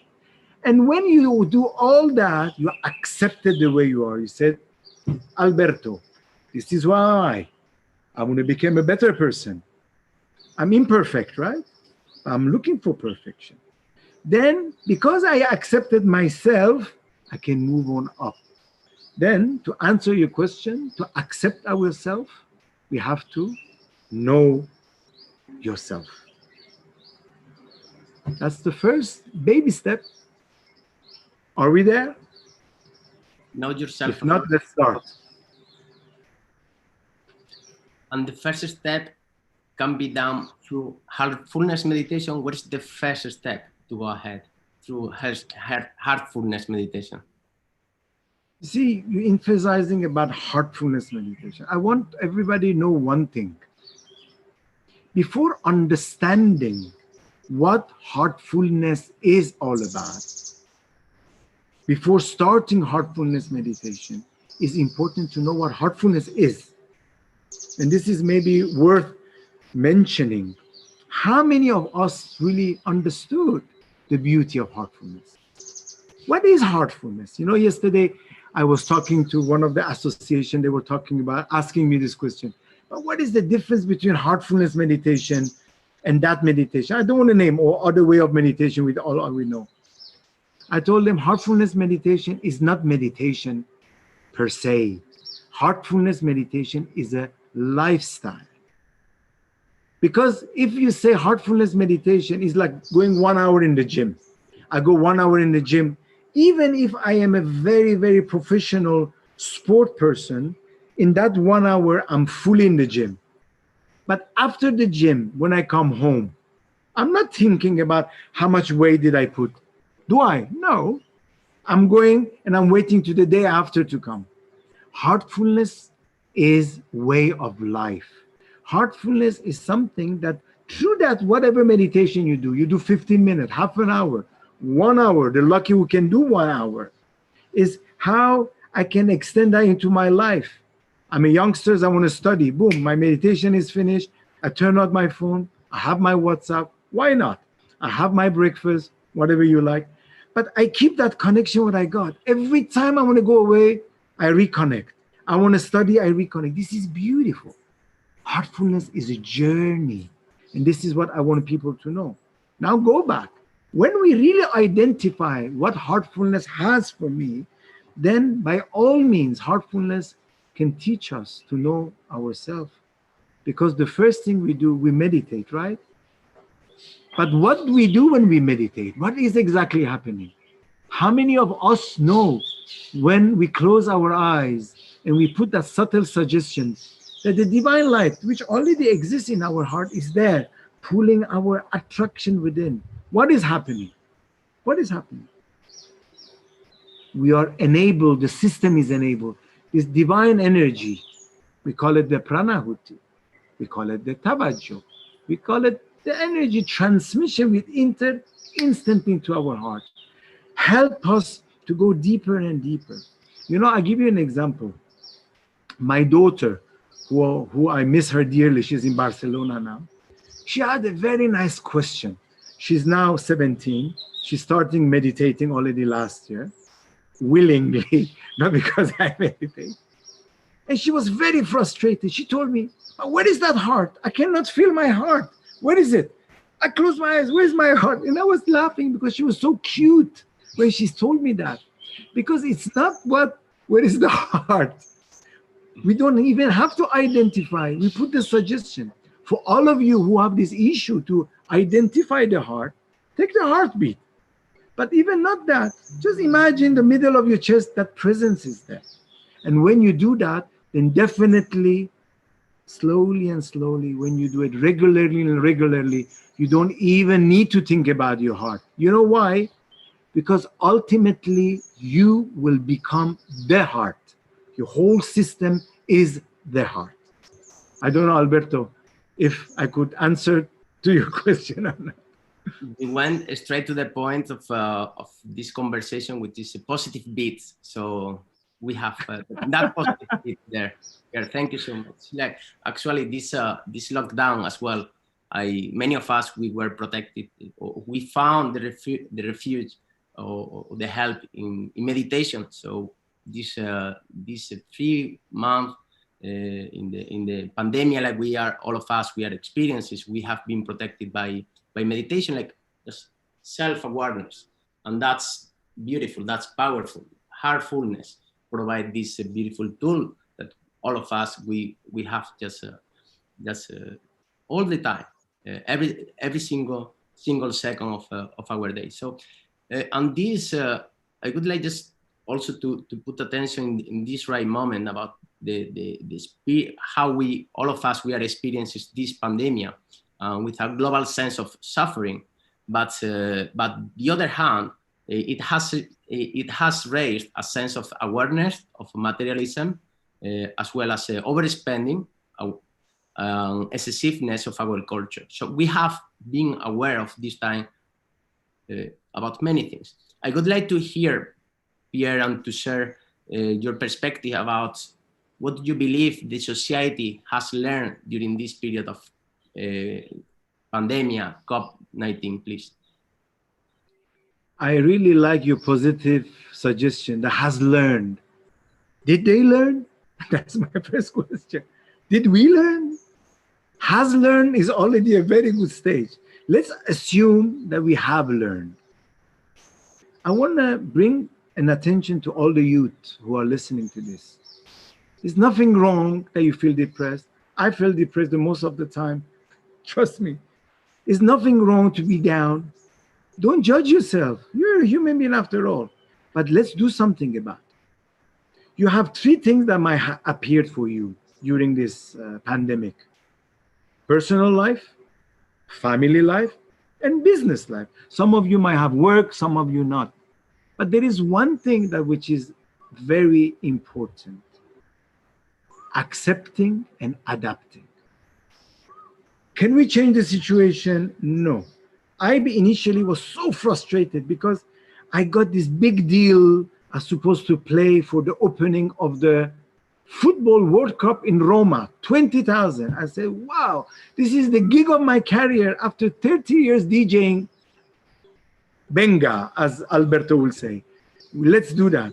I lost the gig. So many other work. I was very frustrated because I said, all this hard work. But tell me something. Did I change anything? No. But when you accept and you adapt, what will happen? There is this new venture which opening up. Because when you're in denial, nothing can open. It's like, when a door is closed, you know that. When we say, when his door is closed, there is always another door opening up. But imagine if you're standing next to that closed door and you bang to your head, but the door is closed. And the divine tell you, can you change a little bit your angle to the right? There is an open door there. Means our duty to be vigilant and just to perceive what is good for us and see that angle. For that, I personally feel it was difficult for me. Imagine, you're with the family. You're not even used to be with the family. I'm very transparent with all of you. You have a family, you have 3 kids, school are closed, you have energetic kids running around, and you say, guys, wait a minute, what happened? Where am I stuck? You see, that's the beauty. Also, it's a test. How was my relationship? Maybe it was not good enough. Maybe I was running away from things. That's why it's a general test for our own thing to 3 things. Accept, adapt, and identify the areas that we lacked, be it our relationship, be it our health, taking care of ourselves, and rectify them. Look, a lot of people used to socialize. A lot of you guys, I'm sure you like to go out. If even you don't want to say it, but in your heart, you like to go out. Some of you like to party, like to go to a pub, like to socialize with your friends. There is nothing wrong with that. But listen to me. All of that has to be, have no attachment to it. Tomorrow, you have to also learn to be with yourself. And how you learn to be yourself, just to identify all the potentials which exist in you to say, wow, there is something that it was in me, but I couldn't, never revealed it out. And that is the time.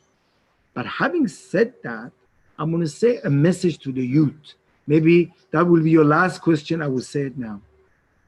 If even tomorrow we will find a vaccine for COVID-19, imagine the vaccine is there. Everybody, hooray, we go clubbing. Oh, hooray, we will do that. I have a vaccine. Trust me, you will have to find a stronger vaccine for your attitude towards your life, because this is the lesson that we have to learn. Change and correct attitude toward our life. Was it long, Alberto? It was beautiful. It's right beautiful. Thank you, Pierre. So I have heard you once that you mentioned, like, very clear, like meditation is not to solve a problem, it's to face the reality, and that has a real impact. That lifestyle, heartfulness is a lifestyle, probably to change the habits or to find this lifestyle. How can we start getting the habit of this lifestyle, the heartfulness? How can we start? First, you have to start like that. I hope I will not offend people. Ask yourself, are you a sheep or are you a lion? Ask yourself, are you a sheep or you are a lion? I'm joking. Lucy, spirituality is for lions. That's what I'm saying. Why I mean lion, lion-hearted. What I mean by that is spirituality not only will not solve your problem, sometimes will bring it to you even more harshly. But don't be afraid, because when it comes also with harshly, it comes with the protection as well. You might feel a pain, but that pain will perish because you have faith. Faith in what? Not faith for somebody sitting there calling the master, he will come and take all your emotional burden. Sorry, he's not the garbage cleaner. He will give the strength to you because he's in you. He's you. And toward your inner strength, you can move on. It's like a vaccine. You say, that was painful. But you carry on. Just be sure that you will succeed. Take it, grow. Take it, grow. You know, our grandmaster was Babuji Saab, which a lot of you know him. If not, kindly go and research about his simple life. He said, you know, this is the mere stupidity to think that we are born in this world just for this goal. I am born here, a problem solved, I solve a problem. Then there is another problem come and I solve that problem. It's a never-ending story. Do you really think twice? We came to this world just to solve problems. No, those are part of life. We accept them and we move on. And we enjoy life. In what areas of your life you found the easiest in what areas of your life it was the easiest to demonstrate self-control, and what areas was the most difficult to demonstrate yourself that self-control? Look, many times, the problem of us that we fail most of the time is two things. I saw in myself. One is desire, the other one is ego. And imagine in my field of the work, I was facing both. Why? Because you're a DJ. You play in places like you go to Ibiza, you go to India, you go to Mykonos. You have a lot of fun. You have access to a lot of things. Now, what do you do about them? Two, the ego. You became a very famous person, famous DJ, famous artist, famous businessman. What happened to your ego? Oh, I'm the best. Pierre Ravan, the first fashion DJ in the world, spiritual house DJ. Everybody praising you. What will happen to me? What will happen to me? This is a trap. For that, I really, a lot of time, I wouldn't say struggle. I really fought to come out of this chain. And I can tell you today, I was successful, but even today, sitting in front of you, I realize sometimes it's grabbed me, pulled me in. What is the solution? Who knows what is the solution? There is only one solution. To always be aware, to always be conscious. Be aware what you say. Be aware of your surroundings.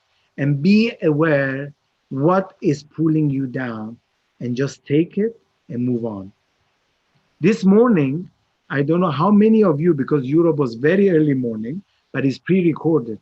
Our beloved Deuce, our beloved friend, our beloved Morshed said something very powerful. Actually, before this recording, I was talking to our dear media team about it. You don't try it, but I'm just mentioning. He said, indulge in the desire, but then overcome it, and then be proud. You say, I did it. Don't do that till you're not ready. But that's the good stuff. Nice. Who was the most influential people in your life history, and what role did they play? Look, to be honest, I had many. From kids that I learned from many. But to be honest, for me, this is my personal experience. This doesn't have to be for anybody else. For me, that was always my Morshed. If you guys don't know what Morshed is, Morshed means my guide. Why? Because I was aware and I knew that everything which is falling into place in my life, be it joy, be it suffering, be it whatever it is, it was his work. And even today, sitting here and being able to talking to you, that is the beauty of this work. For me, many people inspired me in the material level, in the business level, in the artistic level, in the humanity level. Even this morning, I have to tell you something. I had a conversation with my wife. We had the sitting on the breakfast, which is something very, very rare, because we have three beautiful, energetic people who will not even let us talk, especially the mother. She came and she told me something, which I said, wow. I was impressed by what she mentioned. And I realized, you know what? Today I said to my wife, I learned a lot from you. Even this, you have to come to the level to acknowledge things that you learn. And I feel that definitely there are many people who might inspire you in your life. Just listen more and see what inspiration you can get out of it. I wanted to tell you as well, Pierre, like I'm humbled to be sharing this time with you. So it's a learning time for me as well. So thank you, and for many more. I would like to ask you, what is your the spiritual question that was the hardest for you to answer, if you have any? The spiritual question. What do you mean by spiritual question? Any spiritual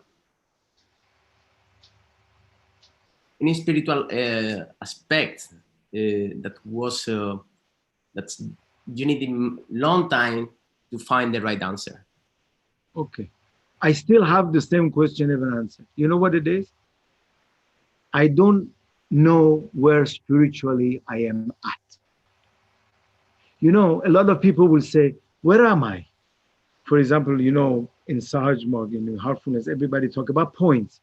Am I in point 1? Am I in point 13? Am I in point 9? Where am I? That is very difficult for me, but I don't care. To be honest, I don't even want to know. What will change my life?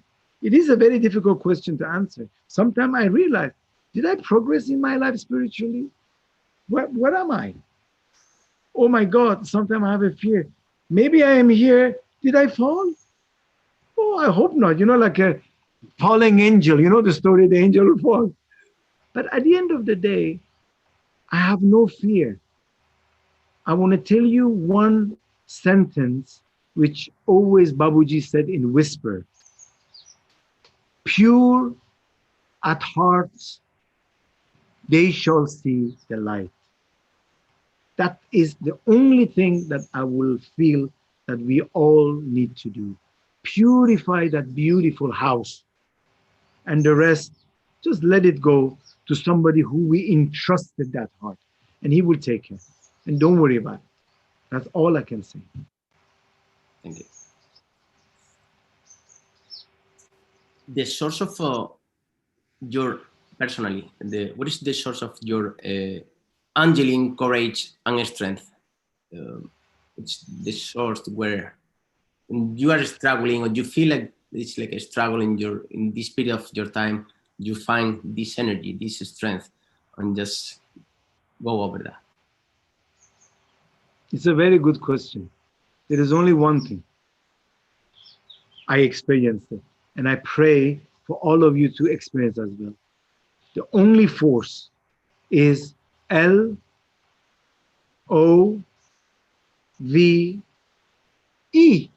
Love. That is the only force that I am where I am today. You know why? Because if love was not there, if passion was not there, I wouldn't even be in heartfulness.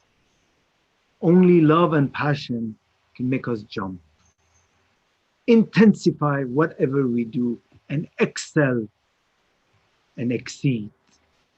That's the only force. I pray for all of you to create that, at least prepare that, at least pretend it, and that will come. That is the most beautiful thing that a human being can one day reach, love.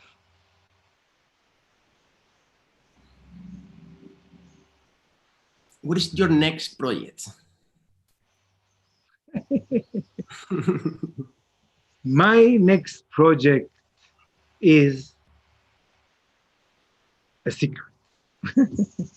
No, I'm working on some, I just finished a track, but the name of the track is Keep the Faith. I want to apologize to all of the viewers, the whole youth team, which they really worked 24 hours to make everything possible. But because of the legal issue and everything, we wanted to play some of my track, the videos, just for you to know what I do. Actually, I have a track, the name is Keep the Faith. We will not play it now, we don't have time. But when it will be released, I send it to you. But my next project now is to make events, which again will gather people together with social distancing, that bring a little bit of joy with music and meditation. And to be honest with you, to more closely with our media team in Kanha, because I feel this is one of the most beautiful people who work in this field. And I hope they will accept me, that we can all of us do something and take the flag of heartfulness to another level, because we have all the potentials. And with the help of all of you who support all the beautiful videos that you can see every single day coming, I want you to know it's 24 hours of our teamwork that you can see such a result. And this is my next project. Before going to the last question from my side, let me ask one thing from the audience. We hear, the question is like, we hear that we should focus on the journey and not on the destination, on the objective, on the goal. But what do you have to say to that? I'm sorry, can you repeat your question? Yeah. I was looking at the question myself, because I want people, I will request everybody to ask questions. I want to be that interactive.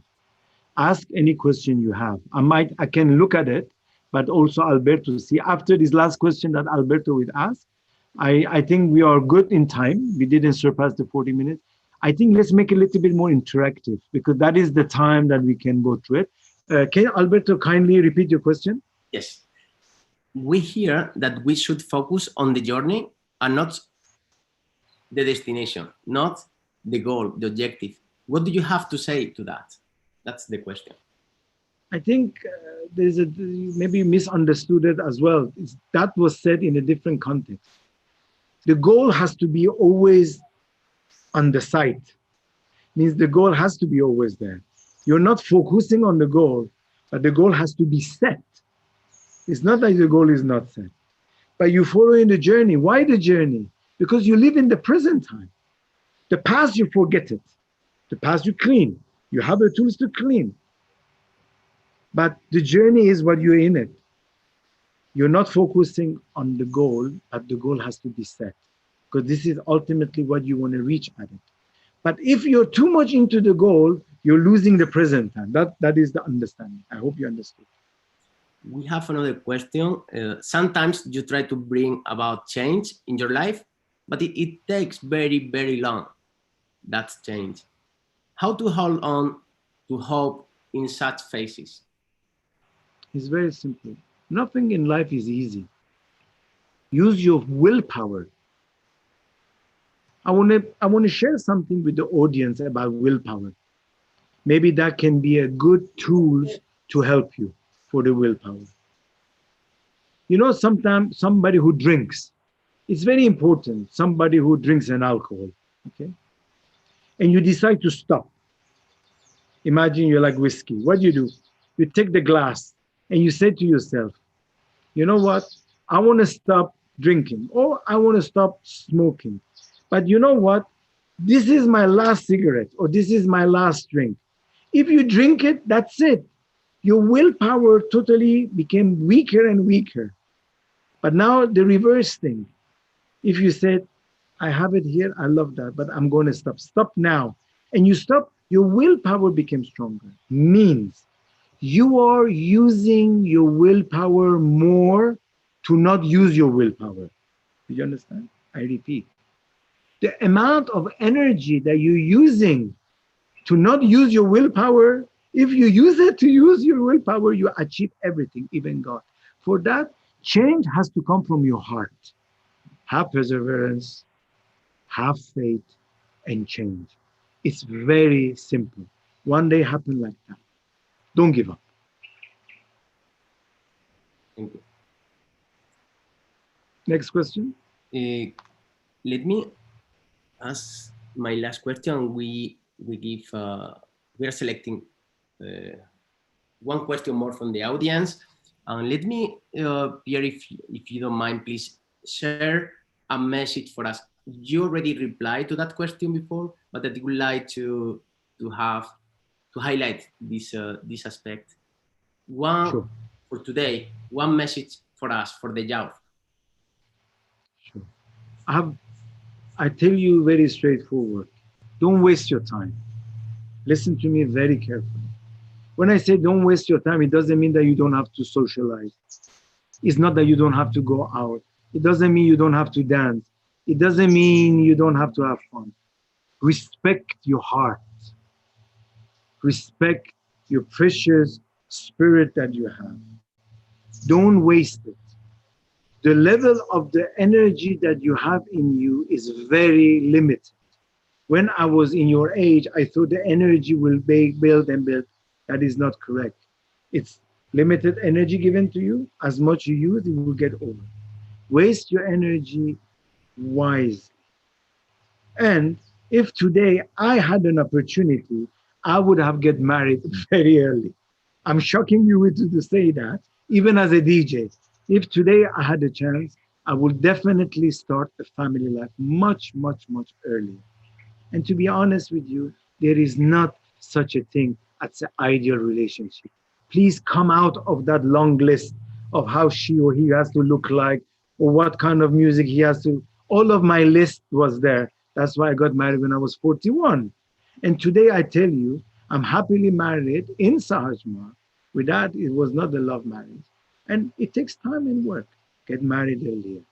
Keep your energy within and have fun. And be joyful. Have fun. Spirituality is joy. And joy attracts grace. Never forget that. Thank you.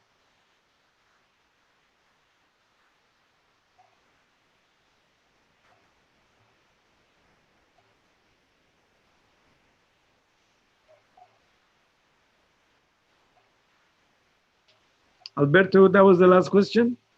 Thank you. Thank you so much, Pierre, to share your love and your music with all of us. So it has been a real pleasure to share this time with you. And I hope we share very soon the time, either digitally or in the same space, physically. So I hope to see you very soon. Pierre, thank you so much. All the best to all of you. And thank you for all of you who organized this. And I pray that we get together soon. Thank you for everybody. Thank you. Bye. Thank you, Kambiz. Thank you, Alberto. Some good answers, some good truths, some insights. I mean, joy attracts grace. It's a wonderful way to end it off. And I met this guy, Kambiz, before in real life, but even on Zoom, I mean, there's some presence. You can feel that this guy really has some presence. And from these depths of spirituality and these insights, we'll move on to, yeah, it's coming up here on the slide. We have our guy Sylvain coming in with a breakout session now, so it's a bit of a change up from this session. And what can I say about Sylvain Wubs? I've known this guy since he was a kid, and now he's an expert. He's a professional within movement, flow, climbing, parkour. He's a wonderful guy. He's a great guy, and he's been doing this for many years. I think 13 years or something like that.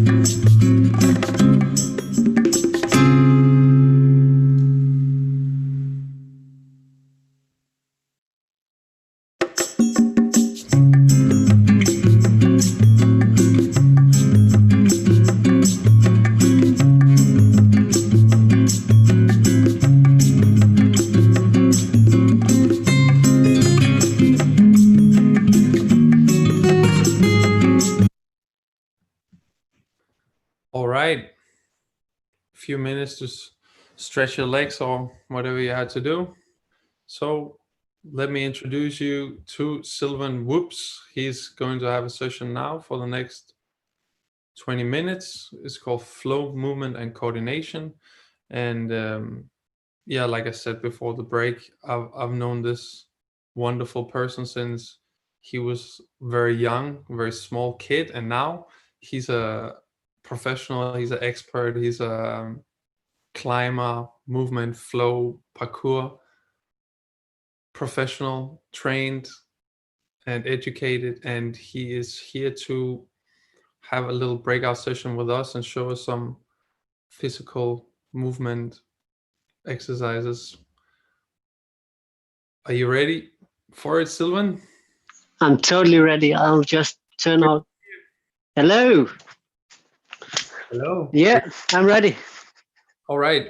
Take it away, Sylvain. Thank you. So, hello, everybody. We're going to flow movement a bit. So, I started the movement a long time ago, and I found this passion for what Torkild also was talking about, the playful approach to moving. He does it with his kendama. I'm doing it with just my body. And I hope I can share this joy of playful approach to movement with you guys. So let's start just a small bit of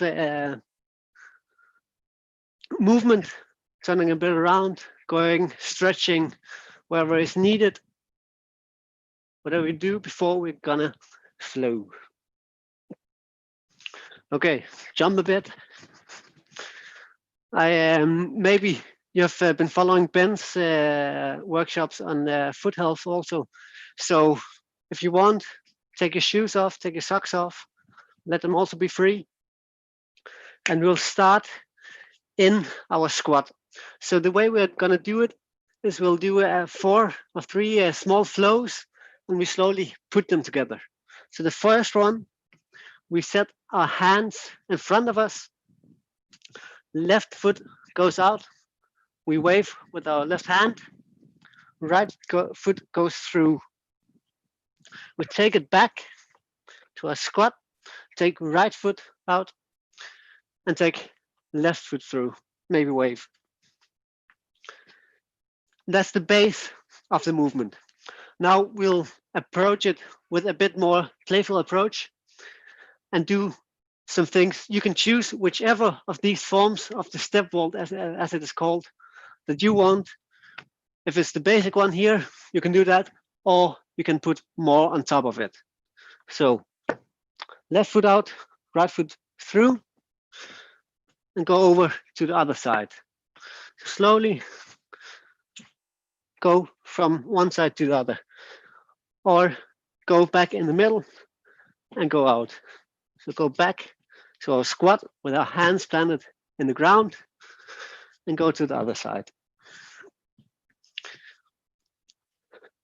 You can also jump controlled over, then you'll have to activate your chest to come up, control down. Yeah, we'll just take a few more. This is a really nice exercise because you can put a lot of other movements on top of it.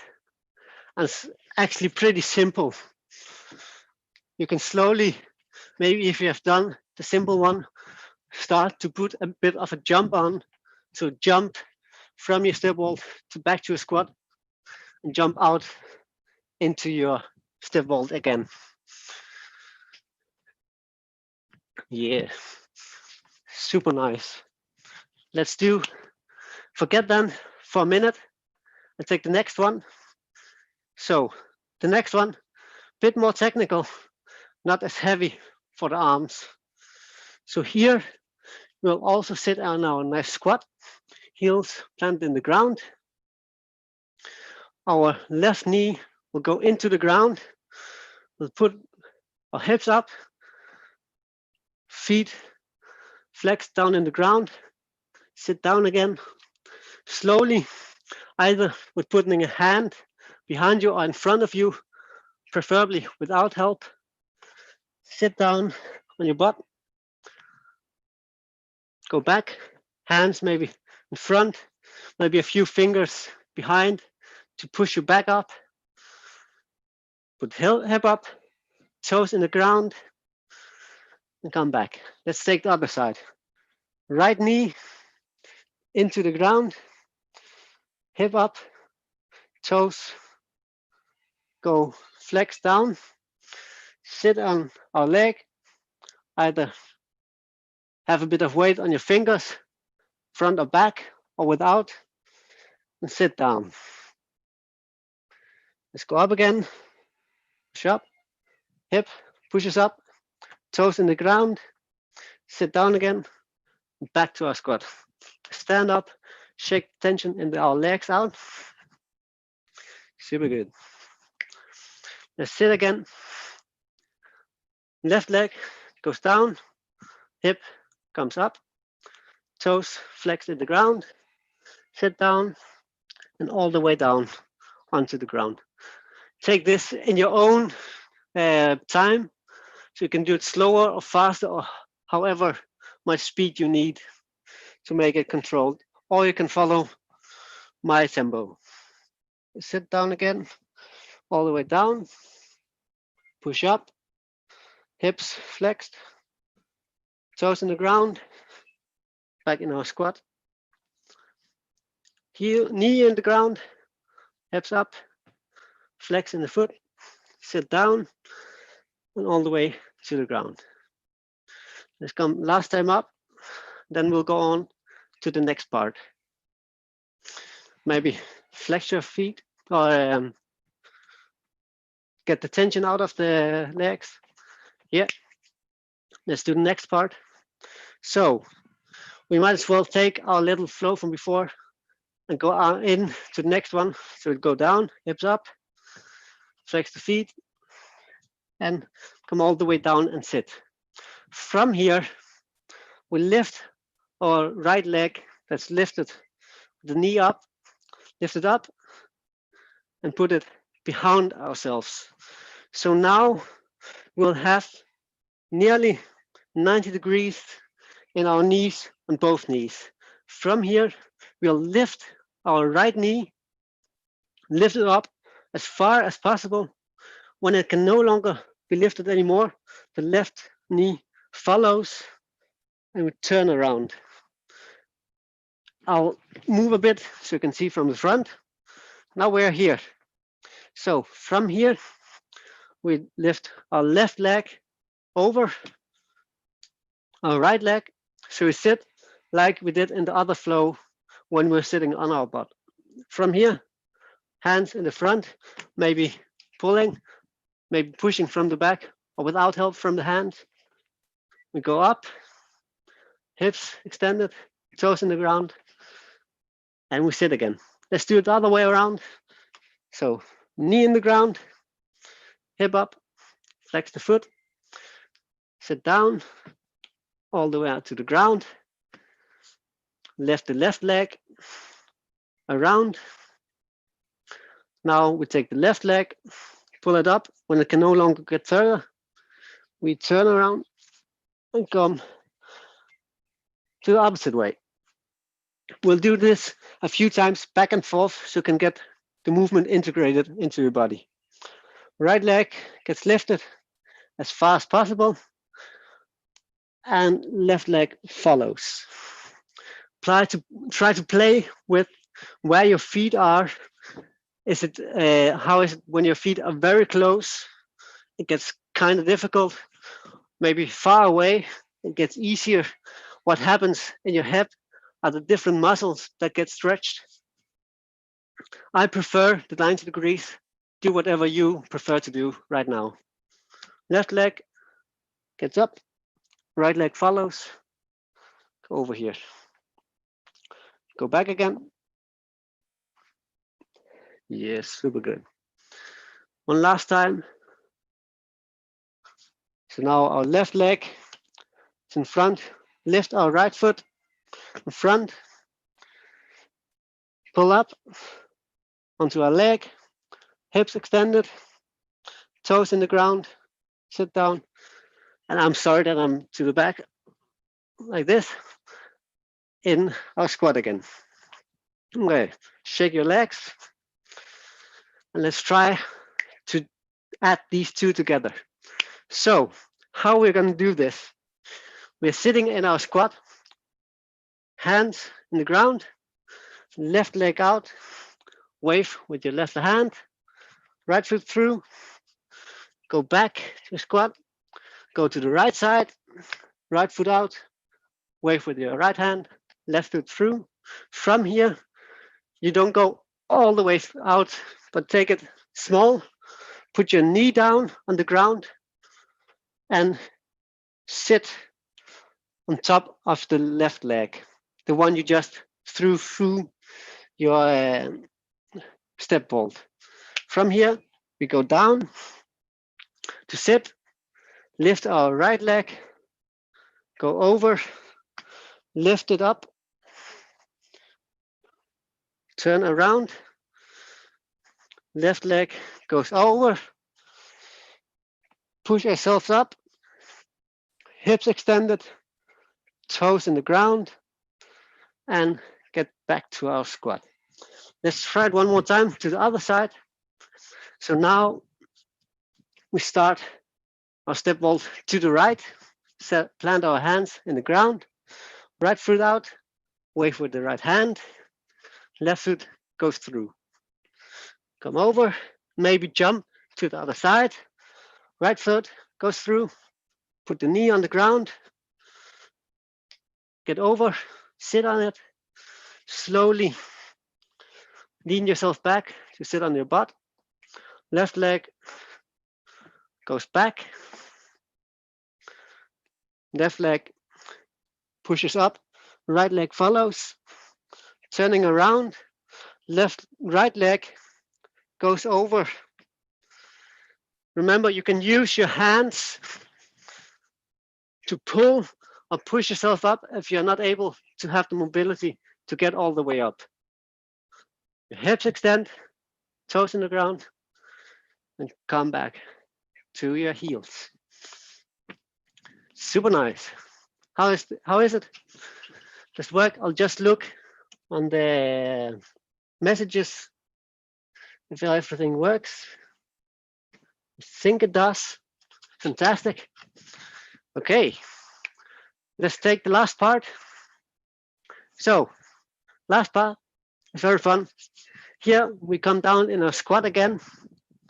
We take our right hand facing to the back, pull down, and we lift our left hand up into the air. It gives a really nice stretch in the body. From here, we put it down, so the fingers shoot away from each other, like in Dragon Ball Z, if any of you have watched that when you were kids. From here, we put our weight onto our hands, push up. It will help a lot if you take the same side as me. So for me, my left hand fingers point away from myself. From here, you turn around, left around yourself. So like this. What you actually do, you push off, you jump with your feet, push up. At the same time, from here, you land with the right and then the left. So push off, land, right, left. Try to do that a few times. Jump, right, left foot lands. Of course, we also need to be able to do it to the other side. So we'll try that. So left fingers point into ourselves, right hand goes up into the air, lands down in front of you, and we jump to the right. Left, right foot lands. So the way we jump, the last foot lands first. That makes it really, really smooth, way more smoother than if you go with the right, left, if you jump to the right. It's just a really nice feeling to have. So do it a bunch more times. Left hand in the ground, right hand up into the air, landing it in the ground, jumping, and turning around. Let's do it again. Fingers pointed into yourself, right hand up into the air, landing in the ground, jumping around. Super nice. We have a bit more time left, so let's pull these three moves together. We'll start from the start with our step vault. So sit in our squat, hands planted in front of you. Wave with your left hand, left foot out, right foot go through, go back, maybe to the squat, or all the way over to the other side. Left foot goes through, knee gets planted into the ground, right foot comes over. You sit here, it's a pretty nice place to sit and relax. Go all the way over, so we sit down on our butt. Foot comes behind. Maybe you have to adjust the front foot where it lies. right knee, left knee follows, goes over, left foot comes over the right foot. You pull yourself up onto your leg, hip up, toes in the ground. You're back to the squat. From here, take our left hand's fingers, push it into the ground. Right hand goes up into the air, gets planted in front, and jump to the right. Super nice. Let's get a bit more flow in it. So we take it again. Hands in the air, ground, left foot out, jump to the step vault, over to the other side, step vault, knee in the ground, sit on our leg, down to our bum, foot goes behind, knees turn, left knee goes over, come up and sit on your leg, hip up, toes in the ground, back to a squat, left hand goes in the ground, right hand in the air, gets planted and jump over. And now we can go straight to the next. So hands in the ground, right hand out, right foot out, left foot through, jump to the other side, right foot through, come back to a squat. No, sorry. Here, knee in the ground, sit all the way back to our bum, knees, turn over, right knee goes over, up and sit, hip up, toes in the ground. And now we should have moved 180 degrees so it looks the other way. I hope it's okay for you. Let's take to the other side, hands in the ground, right foot out, left foot through, jump over, try and get this part controlled. Through, knee in the ground, foot over, sit down, sit on your bum, knee goes back, knees turn,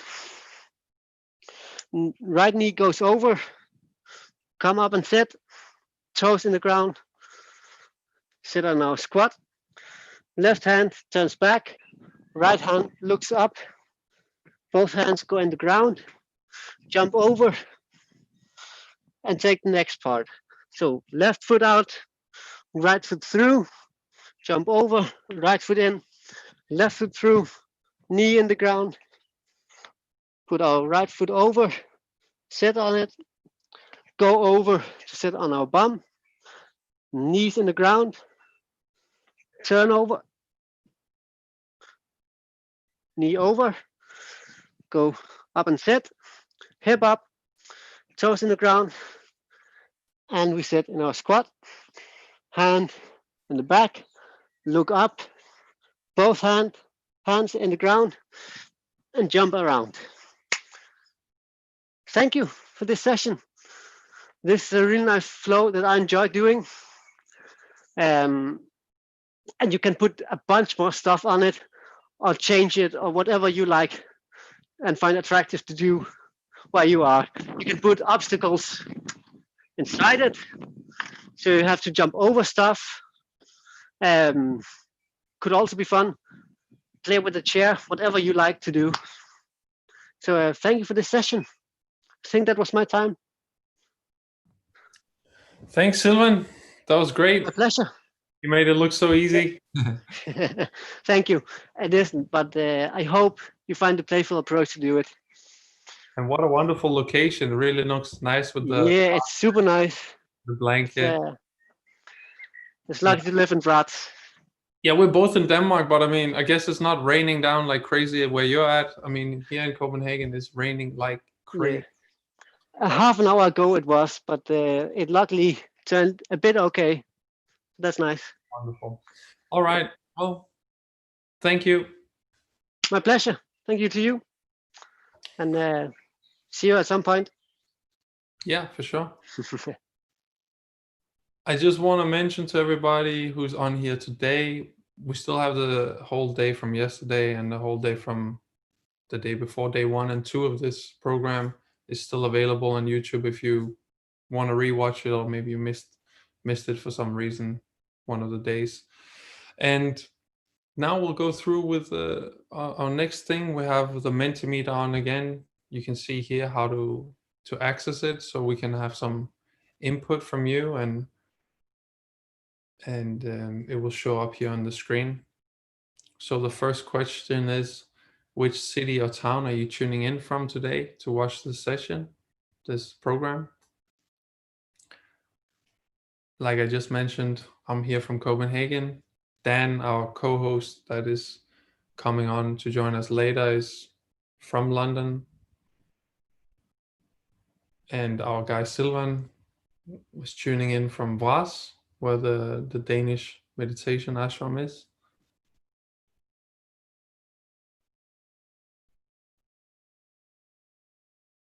We have someone joining in from Stockholm, Sweden, and Paris. Nice.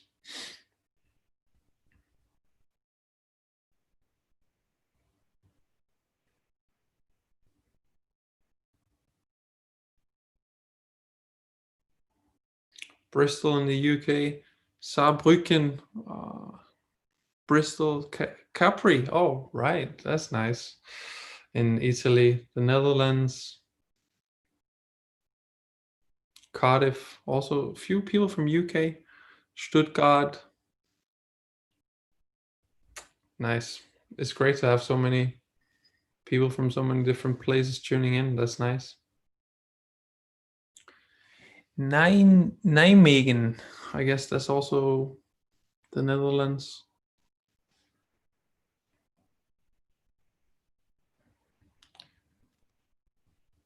Newcastle.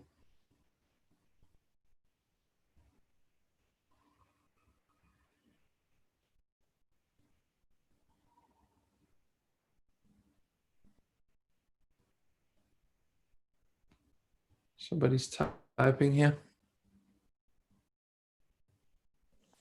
Hello. Hello? Hello. This is. Oops.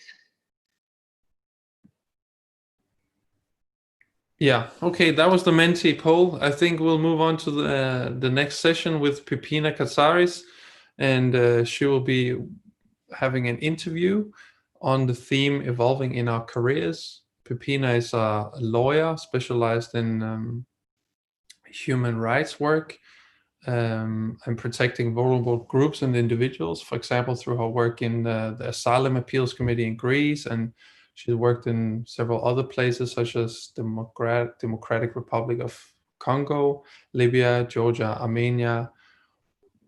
Worked in this field for 18 years, so pretty experienced, with also refugees and asylum, like I mentioned. And besides that, even published a few different works, also the book called The Law of War Crimes. And along with Pipina Katsaris, we have Desislava Koleva from Bulgaria, and she is currently working in London as a paralegal and studying part-time. And yeah, why don't you go ahead, you two, and start off your session. I'm very curious to hear about this subject. It's very interesting, evolving our careers. Thank you very much. Thank you very much. It's a pleasure to be here. We're happy to have you. Thank you for coming. Hello, this is Lava. I'm afraid I cannot hear you. Yes, now we Can you hear me now? Yes, indeed. Lovely, lovely. All right, all right. So, good. So let's then start with the questions. Questions. Right. Doesn't come across as an interview or a job interview, although I'm pretty sure a number of people have or are undergoing this experience as well. But certainly I hope I can share some of my experiences and also what I have accumulated over time as tips, if nothing else. Well, yeah, of course, of course. I think we have so much to learn, from you based, on the conversations that we previously had. But yeah, can you please let us know how did you actually get where we are right now? I think it will be very interesting, for the audience to know more about some of the landmarks in your career, the ups and downs that you've experienced, the changes that you've experienced, and ultimately the lessons that you've learned. Yeah, I'll be this folks know. Indeed, these are lovely questions, and certainly I'd like to just wrap a little bit as concisely as possible my personal experiences. What I will probably recount is more from the personal experiences I had. I don't want people to focus so much on those, but more or less to really see through them, and they can somehow deduct what is the journey that has led me up to here. Obviously, my career, I hope, is ongoing, and there are a number of things I still want to achieve. Yeah. But if nothing else, it's very important, as the previous speakers mentioned, to have some goals, have some dreams, but also, enjoy the journey in the meantime. Yeah. I have to say that originally, what I had as a dream is not necessarily what I'm living right now, if we take it very formally. However, I believe that I have somehow achieved my dreams up till now, to the extent that essentially I've been living the principles that I set originally that I wanted to achieve, I wanted to work by. Mm-hmm. So if I may just start with some things that I gained through my childhood, being the daughter of an army officer. Some people may understand what that means. I have changed 12 schools, not because I was a maverick, but I think I was very, very principled. And this is something that my parents, and I thank them enormously, they installed a lot of discipline in me, and also focus and some sort of methodologically or methodically working towards goals. Nevertheless, having lived in a village of 100 people, but also in mega cities, in Greece, in the United States, in Belgium, I was required by the circumstances to adapt to different cultures, to adapt to different systems. And certainly I had to just see how people are doing things. And they were doing sometimes things very different and sometimes very similarly to what I was accustomed to.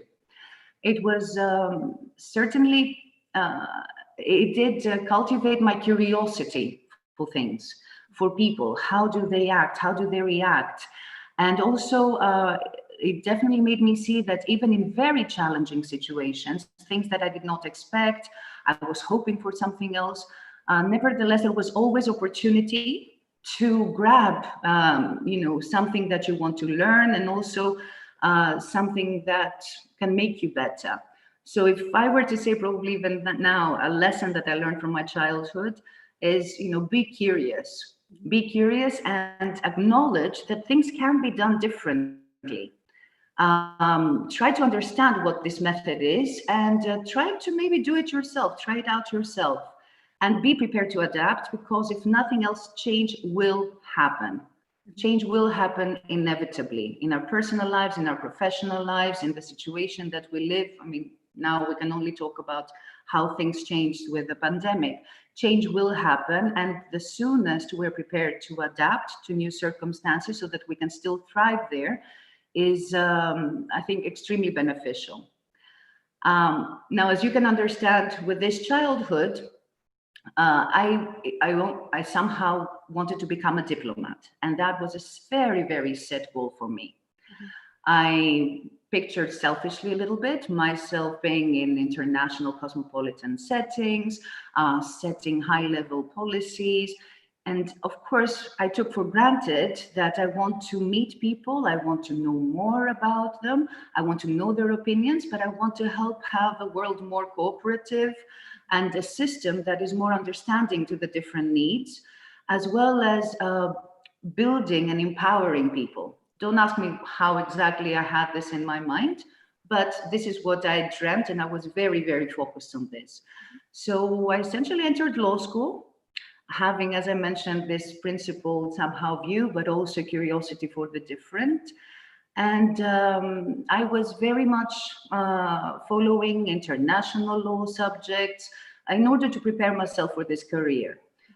Nevertheless, I did fall in love with criminal law and criminology. And this was not something that I had so much experience of, or I knew in advance. I knew about lawyers. But when the professor said at some point, you know what, everyone can commit a crime. You, I, everyone. I'm like, seriously, is that true? Even me. And at some point, you know, the person became very much a focus for me. What is going on through their head? What can they go through? What circumstances in life might actually lead them to commit something that is a crime or to be a victim of a crime? So in that sense, I was going through a little bit of a dilemma, since I was so focused on the global systems and taking people more as not focusing so much on their mind, but more on the systems. And now the mind of the person was so appealing to me. And of course, realizing that human rights are there for not only victims, but also perpetrators of heinous crimes. I have to admit that it was a dilemma, but at the same time, I did not leave my original goal. And I tried to combine them a little bit, if I could, to the extent that I could. Now, I had the opportunity, I was supported by my parents. I tried to also find scholarships that could sustain me, as I needed to also be sustained in the meantime. And I pursued 2 masters in laws, one in Greece in criminal sciences, and then also training at the same time as a criminal lawyer. But then on, since some of the answers had not been in front of me, I also pursued an international human rights LLM in the UK at the beautiful University of Essex. And at that point, I also fell in love with the law of war. You know, things were getting a little bit more complicated, but if nothing else, it was still the same somehow goal for me, and I was very satisfied in that regard. So eventually, I also published a book that was mentioned earlier, to combining knowledge from both degrees.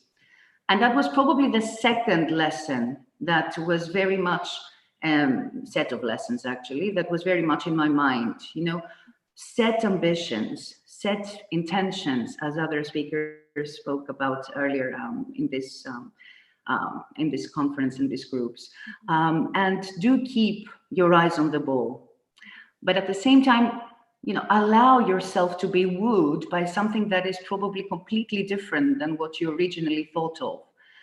And the journey, as the previous speaker spoke about, is extremely important. And there are probably many ways of reaching where you want to be and what you want to do. Of course, I don't know if people can understand, I'm certainly a risk taker, but I'm very much a calculated risk taker. So to the extent that it is possible, I would probably advise someone, you know, try to see if your dreams or your interests can really converge. In that sense, you might create something completely novel, and also find something that satisfies you very much. And of course, you know, being wooed by something different, I think we also need to ensure that this is what we want, you know, that the novelty is not just a fling, that it's something temporary and then you leave things unfinished. And probably this takes you away from your goal without having completely accepted that risk. I mean, this is what I went through, and I have to admit that I find that rarely would things be mutually exclusive. So, you know, do try to meet the way you want to work, but also allow yourself to see something else and hopefully be a pioneer in a different field. I think another big phase for me, or moment for me, was when I was interning in New York with the UN. It was certainly a very interesting internship, but what marks me still is a talk that I had with a formidable woman, the director of the department I was interning at the time. She was from Uganda. She is from Uganda. And at our farewell gathering, after that, she called me in her office and we had a little bit of time to chat. She had seen, obviously, how I was behaving, the questions I had, the things I wanted to do. And I remember she talked to me about Africa. She talked to me about child soldiers, disarmament programs that she was involved in. She talked to me about an experience that she had been held at gunpoint by a child soldier and how she handled the situation. I mean, it was a little bit too, sometimes much to take in, because certainly I had heard about these programs in my master's, but it was a personal story. And at the end of the short talk, she asked me, you know, you're so interested to know about what's going on in people's heads, what's going on the ground, what people go through. I mean, we even talked about how interesting it is and memorable how the air smells in different places. And she asked, you know, do you really want to continue now studying? Because my goal was to complete the 2 masters and pursue with the PhD, since there were still so many questions left unanswered for me. I mean, she probably doesn't know it, but that was a turning point a little bit in my life. So instead of becoming a doctor in laws, I did start my PhD, but soon thereafter, I started applying for field jobs that I found would have actually something important to offer me, and that they would be extremely interesting. I mean, eventually, some months later, and after a few rejections, not a few, quite a lot of rejections, I was hired with the Organization for Security and Cooperation in Europe, OSCE, with the mission in Kosovo. I mean, I would just like to underline that one should not be shy from asking people that they're inspired by, how did they achieve their accomplishments? How did they get to where they are right now? But not only, you know, how did you apply? How did you apply for this position? So what did you do in there? And really try to understand what a job or what a profession entails. What is the everyday life and what is their source of energy that makes them wish to follow this? And so don't be shy about asking people how they did things, and meet people as appropriate, you know, share your goals, talk about your plans. It's very important because, you know, they can definitely provide some very constructive feedback. And never underestimate, you know, a word or an act that you see or that you hear. It can have a great positive impact on you. In fact, for me, it was life-changing at that very, very early stage. And just to say also, be prepared for rejection. It's a part of life. Everyone had to get where they are at a position that they like. You know, they have suffered possibly very hurtful rejections. I mean, sometimes, however, I may say, do apply for what you really want, because I have also had rejections and I felt relieved that they did not choose me. So I said, okay, probably this is not really what I wanted. But for those things that I really wanted to pursue, I mean, gather your energy. And if something is so important to you, assess the situation, ask for feedback, work harder, and persist. So that was a little bit how things moved before I started working. And as was said earlier, yes, I joined the OSCE in Kosovo, first of all, as a legal system monitor, monitoring trials and trying to understand how we could help the justice system by these trials being a sample of what is working, what is not working. We would report, and we would also make recommendations how to improve things. It was not so much focusing on specific cases, but more on the system as such, and trying to ameliorate the system for the next phase, the next stages. This was somehow, as you can see, not necessarily the diplomatic dream that I had, but my passion to work with systems so that there can be some positive changes to affect positive results in people's lives. It was becoming true. So for 2 years in Mitrovica, I was monitoring trials myself. And then I became the legal analyst, analyzing these reports, coordinating monitors, assuming more responsibility. And after 3 years in Kosovo, I also became the head of a section that was monitoring very interesting and interesting profile war crimes trials in Bosnia and Herzegovina.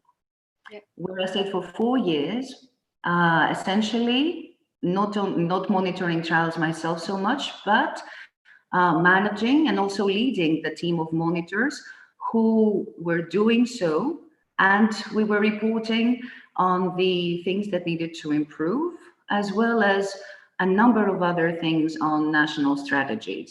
So over 4 years, as you can understand, I did accumulate not only the substantive experience, but also the managerial one, and with the aspiration of not being just a micromanager, but really just providing a direction, and hopefully everyone can get up to speed to be doing this job. I mean, over time, I think my expertise was recognized, and that's the time when I either grabbed opportunities myself, that I saw them, of course, always with the approval of the organization, or I essentially was recommended for other things, for other consultancies, and some I pursued in order to see how this experience that I have would work in other settings. And this is how I was very, very fortunate and privileged to also provide trainings in other countries and see how things work there and see if things can be transferred there. And that was in the Congo, in Goma, the Democratic Republic of the Congo. It was also in Georgia thereafter, in Libya, Armenia. And also I took the opportunity, and I was very happy to be entrusted with the responsibility to draft a trial monitoring manual, the methodologies of how to do this, which I believe is still used, and it's probably influencing a number of people around the world that I will never probably meet.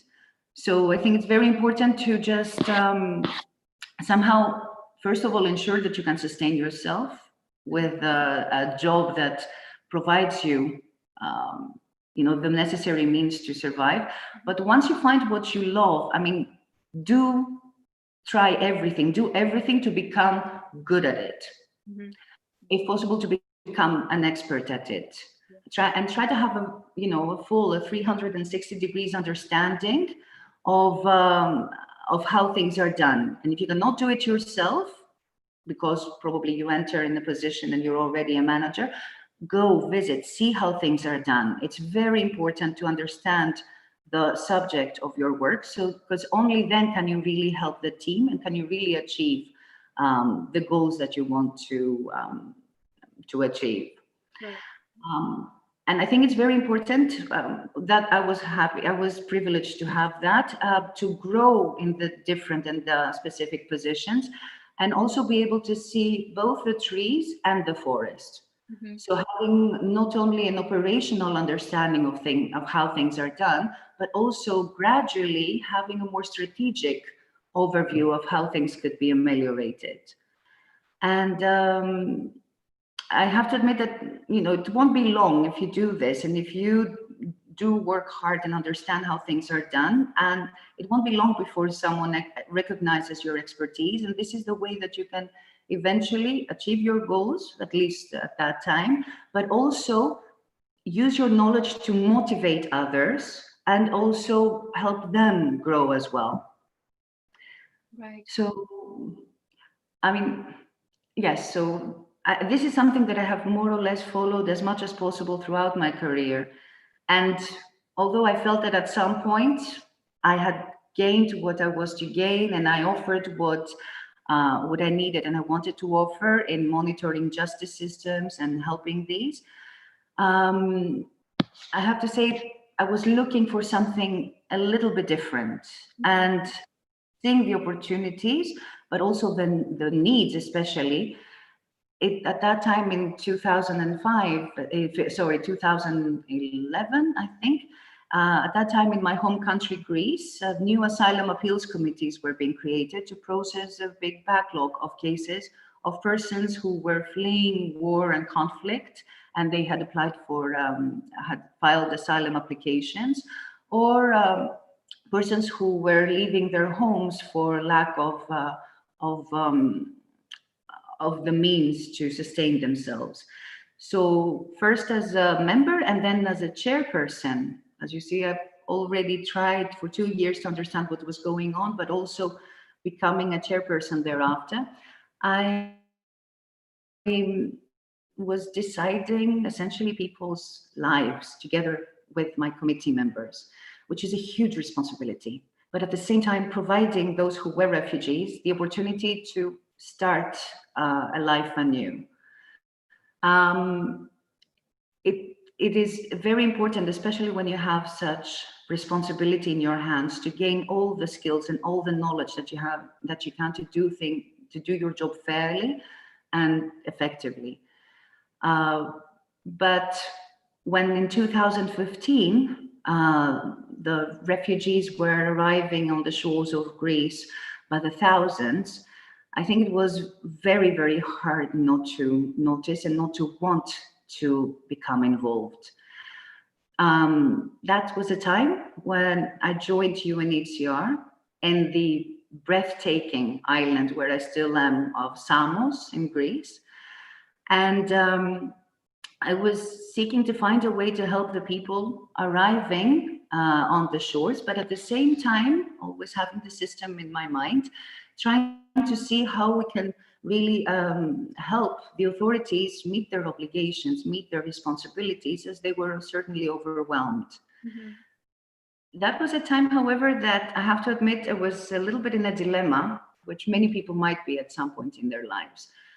Having had the opportunity to be speaking with international judges, prosecutors, authorities, having all this background, and having been a manager myself, the head of section or a chairperson, I have to admit I started with UNHCR having a junior position, a rather junior position. And this was in the protection team, and I was required to work side by side colleagues who were much younger than me. I did think, I did contemplate, is this indeed now an accomplishment, or is it a setback for my career? Is this the best way I can help people with the knowledge and the skills I have? And at that point, of course, I thought, do I feel compelled right now to be helping refugees at the front line? Yes. Okay, that was a given for me. And what do I know about what people go through when they arrive exhausted, and when they arrive after having done these desperate journeys? Or what do I know about empowering people, refugees, to restart their lives? And what do I know about what are the needs of the governmental authorities right now in assisting these people? Not much. Right. I mean, I didn't know anything. I could imagine, but I hadn't practiced anything. I didn't know about this. So that was, recalling all the lessons that I had gained earlier. I decided to delve into this new field and learn, start from zero, essentially, pretty much starting from zero. So on the one hand, I was observing people, I was observing my colleagues, I was observing situations, I was updating myself with the legal provisions, the different and separate and very specialized laws. I was trying to understand the political situation and how I could contribute to this. And of course, I was taking advantage of all the training that the organization was providing in person, online, different types of trainings, and also soft skills, how to interview someone, not only for, in confidentiality, but also very specialized cases. And of course, I worked in synergy with others to find solutions. And one thing that was, I think, very helpful is trying to understand what are the skills and the knowledge that I have acquired over time that I can probably adapt and transfer into this new position. Right. So for me, I think it was a time that I learned, and I think it's very important for all to know, don't be afraid to start something new when it excites you and when it is still part of the overall goal of what you want to achieve and the principles you want to follow in your work.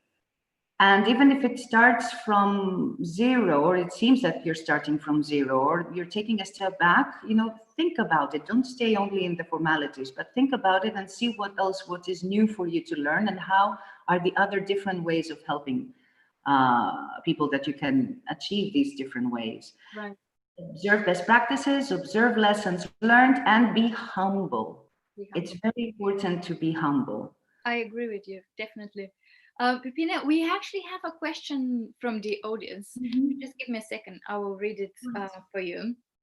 Right. So during the last few years, we have seen a huge influx of people from all over the world into Europe. This has increased concerns on managing diversity and managing people coming from diverse backgrounds. What is your view on how Europe will handle this increasing diversity? And also fundamentally, why is handling diversity so complicated? It's a very, very interesting question. And I don't feel that I will be probably able to address all the aspects. I can tell you that this is something that we're facing every day right now in our work. There are a number of challenges that, not only practical ones, the things that are needed for the people to be able to go through the day, but also matters which pertain to integration and acceptance of something or someone who is different. It is a very interesting time. And this is why I believe that every action really counts. Every action that, persons, and for instance, in my organization or as a person as well, and having working right now with a team of 30 dedicated and inspirational, let's say, colleagues, what we try to do is really, from our own area of responsibility, to really make sure that you highlight not only the needs of people but their potential, and the fact that yes, they may be different in a number of aspects, and that is not bad. And also they are very similar, especially in what their aspirations are to start lives again. In whatever thing you do, in whatever job you have, try to understand what is, the person who is different, and at the same time try to engage with people who may have some doubts, they may be very skeptical, but at the same time disperse any misunderstandings. The majority of times that we see in our environment is that a number of bad perceptions are essentially a result of misunderstandings, right, or lack of understanding, or willingness, or a threat that one perceives for themselves. And in fact, if we just take a little bit this time to have the difficult conversations instead of avoiding them, but find a way to make people understand with their own concerns, address concerns, I think it's much more, much easier and much more lasting as an effect. Yeah, I think that this applies everywhere, at work, at family, it's just about, people are different, but at the same time, they're all the same, in my opinion. I was actually going to ask you, because you've lived in so many, different countries, you've communicated with people from different backgrounds. What could you actually say in a nutshell? What have you learned about people in general?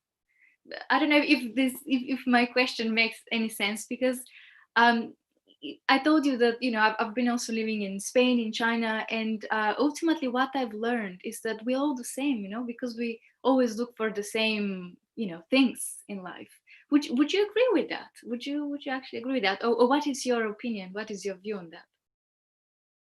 I mean, I have to admit that I did undertake all these steps in my career because I did want to meet and understand people. Yeah.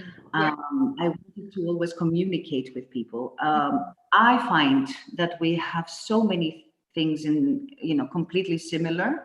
Yeah. That is amazing. It's just that sometimes we express each other in different ways. Yeah. And it's a very difficult thing to step out of your comfort zone, of the things that you know, and actually, you know, put yourself in the shoes of another person. At the same time, also try to understand if there is something different that, you know, can be transferred to your life.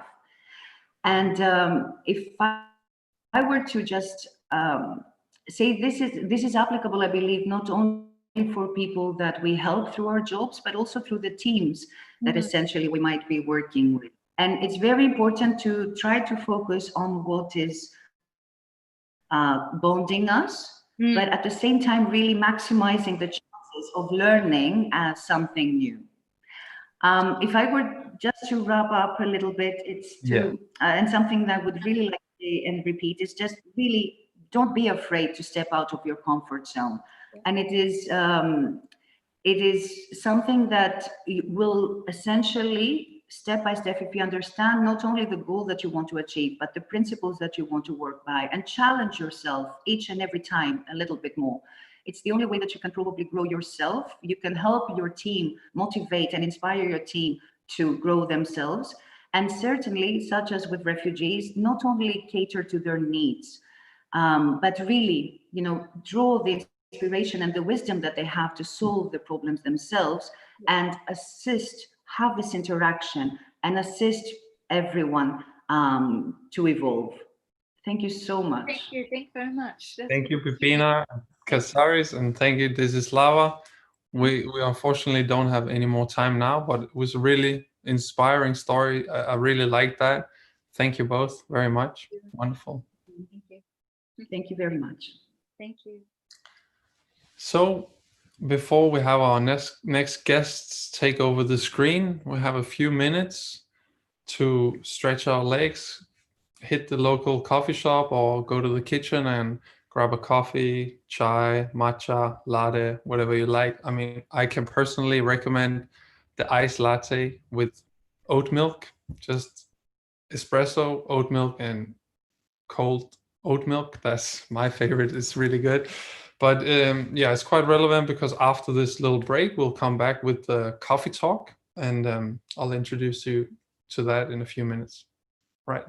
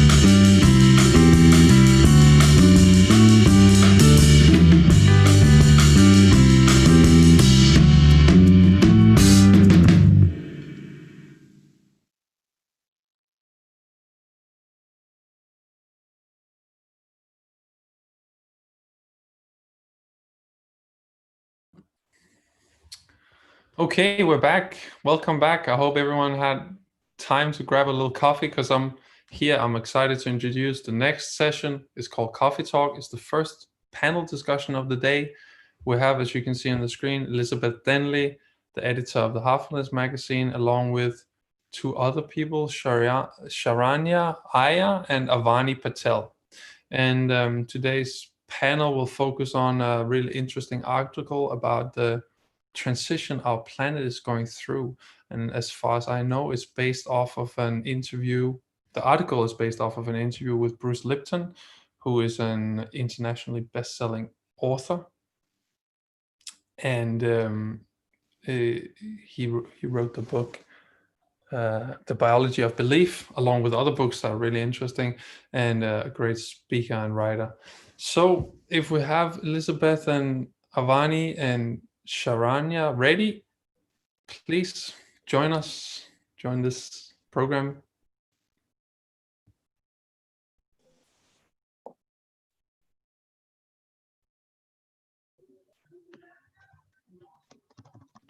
Sorry, I should also mention we have Alka Patel. She's going to moderate today's session. I wasn't aware of that until now, but our lovely sister Alka Patel, I know her very well. And I'm looking forward to hear what you guys have to say about this article and what you find out during this session. Yaldi, how can you forget me, my love? I had no clue. I wasn't informed, but no, I understand. So thank you so much, and good afternoon, everyone.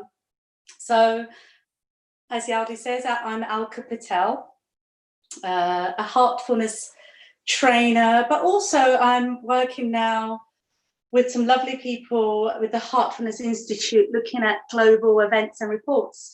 And this particular session, Coffee Talks, we started last month. And it's a very, very interesting project. I'm working with some amazing people. So I'll tell you more about it in a minute, but may I pass it on to Sharanya? Thank you, Alka. Hi, everyone. My name is Sharanya, and I am a communications and media student. I'm in my final year, and I've been practicing heartfulness for about 6 years. I find it incredibly useful in terms of dealing with anxiety, dealing with academic stress, and generally the highs and lows of being a student, I guess. What about you, Avani? Hi, everyone. I'm Avani. I'm a second-year biomedical science student at university, and I've also been practicing heartfulness for about 4.5 years now. And exactly what Sharanya said about being a student and coping with stressful periods of time, and just helping me focus in my everyday life. Yeah, so I go back to Alka now. So yeah, guys, look, I've got my coffee. Avani, I can see yours. Sharanya, I hope you got yours, my lovely. Mine's right here. Please drink. Okay, so Heartfulness magazine. I mean, we do get it at a hard copy, but it's online and it's free for everybody. And one of the topics, one of the extracts we've taken from the Heartfulness magazine is a gentleman called Bruce Lipton. I know Yaldi mentioned him, a fantastic scientist, and he talks about raising consciousness. And it was a beautiful article written. I'm going to pass it on to you, my lovelies.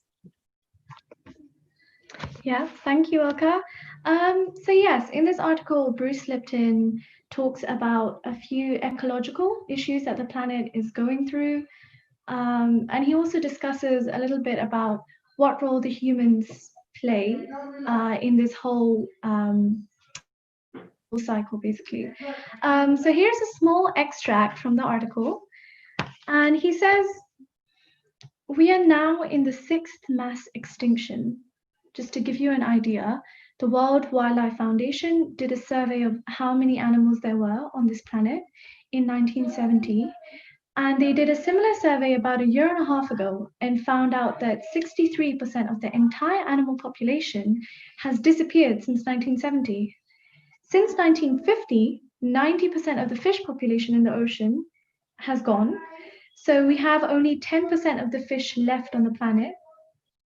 Scientists recognize that by 2048, there'll be no fish in the ocean because of overfishing, polluting the oceans, and destroying breeding grounds. So it's quite intense. Yeah, I agree with that. And it kind of just gives you an insight into what's actually happening in our own planet. And it's quite eye-opening, really, especially the specific facts, because I personally had no idea before I read this. And it makes you realize that we need to take responsibility and ownership of our own actions.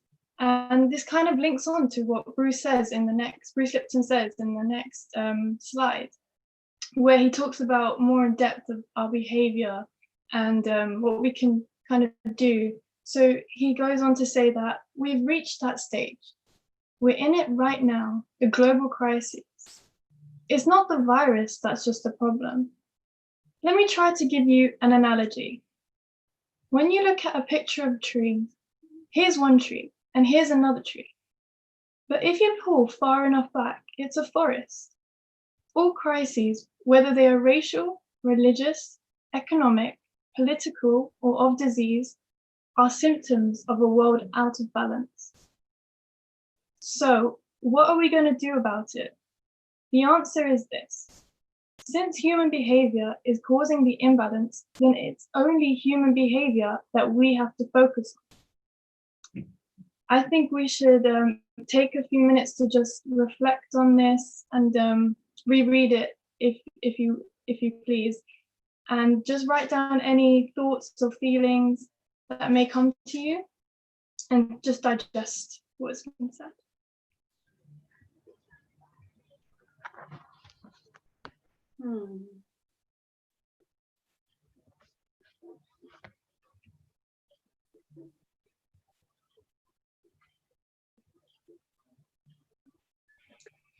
So, may I ask you something, girls? See, for me, I want to know more about, so during this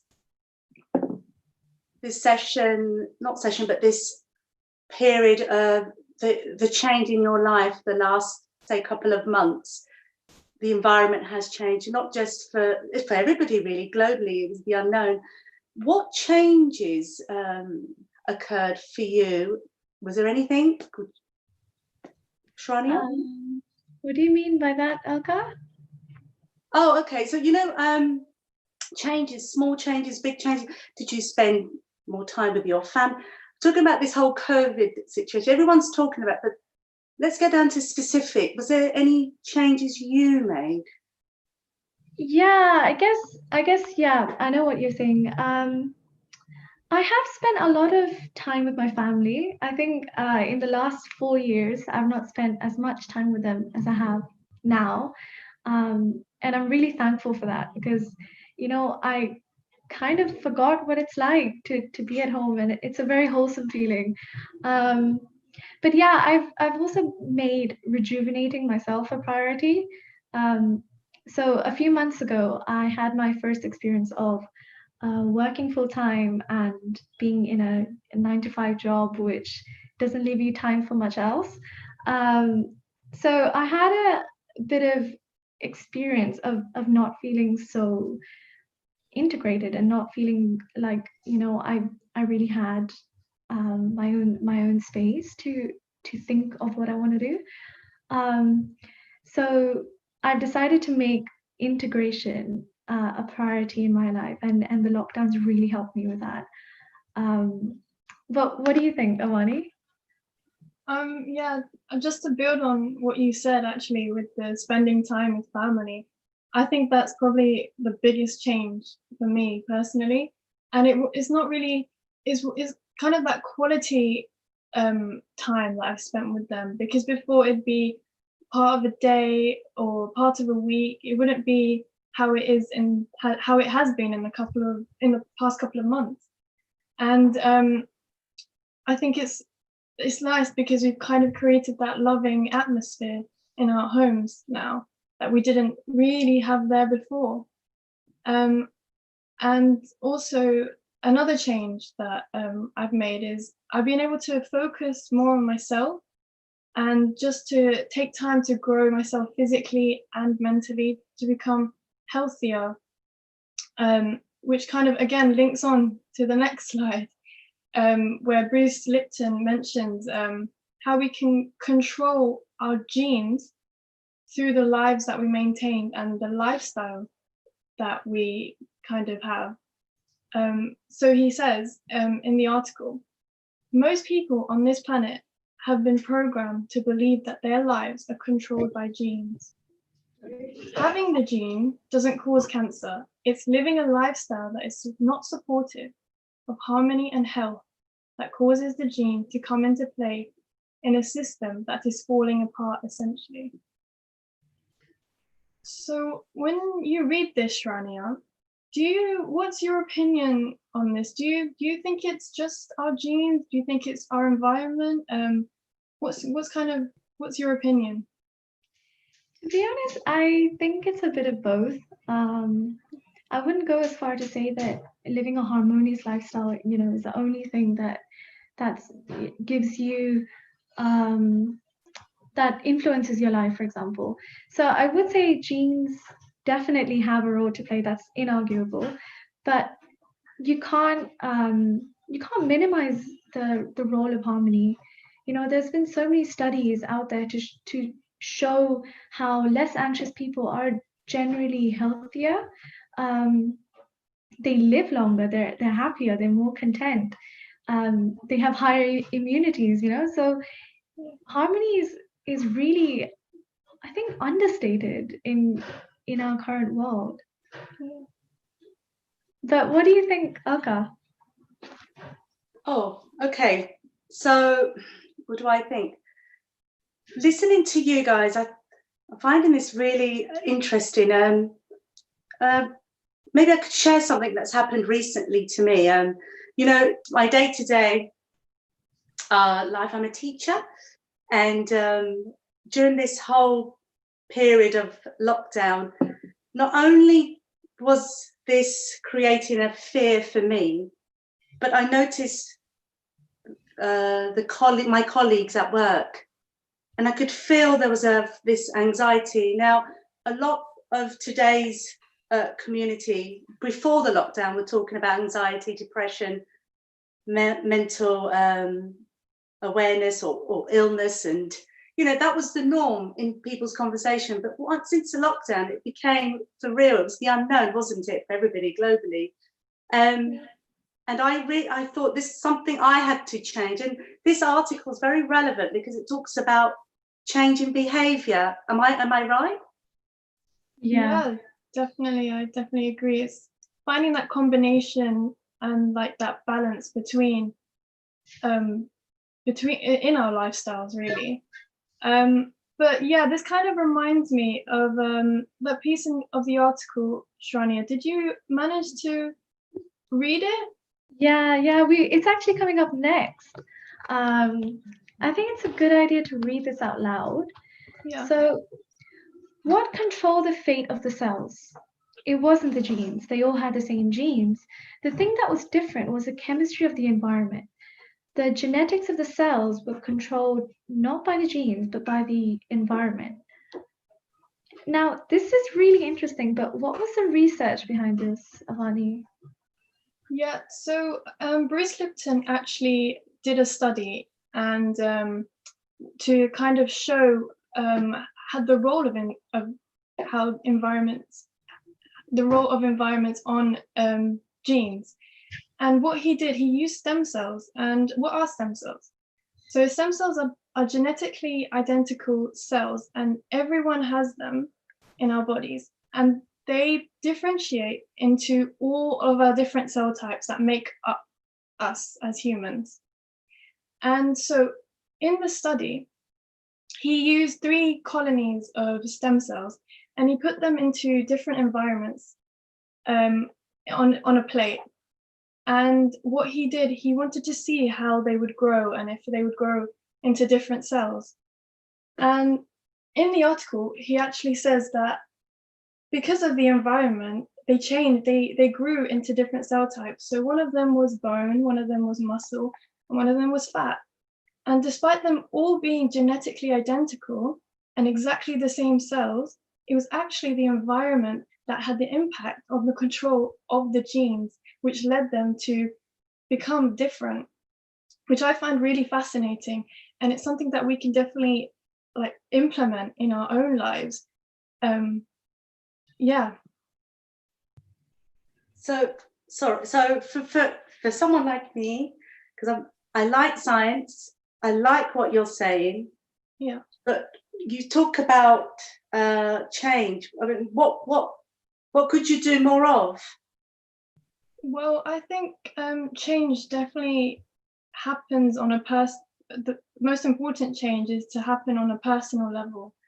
And the thing that we can do to change is growing our mindsets. And like, I think yesterday or the day before, someone was talking about the growth mindset and having that to kind of evolve and become better. And we can do this through meditation. And we become more self-aware, we have more control over our thoughts, and kind of just refine ourselves to becoming, like I said, more aware, more balanced, really. What do you think, Sharanya? 100%. And I think meditation's always really good for noticing the thoughts that come and go from your system. Because when you're absolutely, clear in the head and you start at a zero level, you're starting to realize any additions that come on, or any kind of imperfections which could be improved easily just by noticing that they're there. But two other things I think that would really help would be physical exercise and your diet. And I think sometimes in the community that we live in, exercise is often treated like an add-on to your life, like something that's not really a necessity. But I think for a holistic experience, a holistically good experience, exercise is so necessary, to give yourself that time as well, and also get the endorphins flowing and be stress-free and just like, really get it out. But diet as well, yeah. So eating healthy just for a few days itself improves your state of mind instantly. Like if you just eat well for 3 days, you will just immediately notice physically how much better you are, how much better your skin is, how much better your mood is. And cooking with love and intention just for a few days immediately just changes things around. I've noticed that at least. And I remember you saying earlier as well, Oka. Do you have anything to add to that? Yeah, I mean, I'm glad you talk about food and how we all love food, and this whole importance of making it with love. May I also say, can we really bring on Elizabeth? Because, we're talking about the magazine. I'm not going to say anything anymore. May we please have our special guest, Elizabeth Denley. And I'm so sorry we made you wait for so long. How are you? Hi guys, very happy to be here with you and to be part of this Youth 2.0. It's fantastic what you're doing. Just to follow on from what you were talking about with the Bruce Lipton article, this was in the June edition. We have parts 2 and 3 in July and August, and it gets better and better. Part 2, you'll find he's explaining a lot more about how we live our lifestyle to work on this stuff. And especially, I'll just share you one tip that really made me think a lot. He talks about the fact that we have our conscious mind where we're thinking, we're creative, and then the subconscious is really on autopilot most of the time. And it's very much how we programmed from birth until year 7. And if you believe in past lives, through our past lives. And so what he says, and think about this in terms of your daily life, what he says is that when we're using our conscious mind to be always busy with thoughts. When the mind is actively full of so many thoughts, what happens with everything else, including our behavior, our reactions, etc.? We go on autopilot. And what does that mean? It means that if I'm busy thinking about stuff and something happens in an interaction with a family member or a work colleague or whatever, my response will be emotional, it'll be automatic, and it'll be from early childhood programming. And this is why it's so hard to change. And this is what he's talking about with raising consciousness, raising awareness, that we learn how to work with that. And of course, Heartfulness has amazing tools to do that if you let it happen. So look forward to parts 2 and 3. What to say about the magazine in general? Do you want to ask me some questions? That might be the best way. Yeah, I mean, I would like to ask you more, not just about the magazine, Elizabeth. Many of us know who you are, but can we break it right down? Can you tell the youth who you are? Sorry to ask. Well, it's an interesting question. I don't know the answer to, but I'll do something on it. I've been practicing Heartfulness for about, well, over 30 years now. And I can genuinely say that, you know, I've observed it, I've witnessed it changing my life.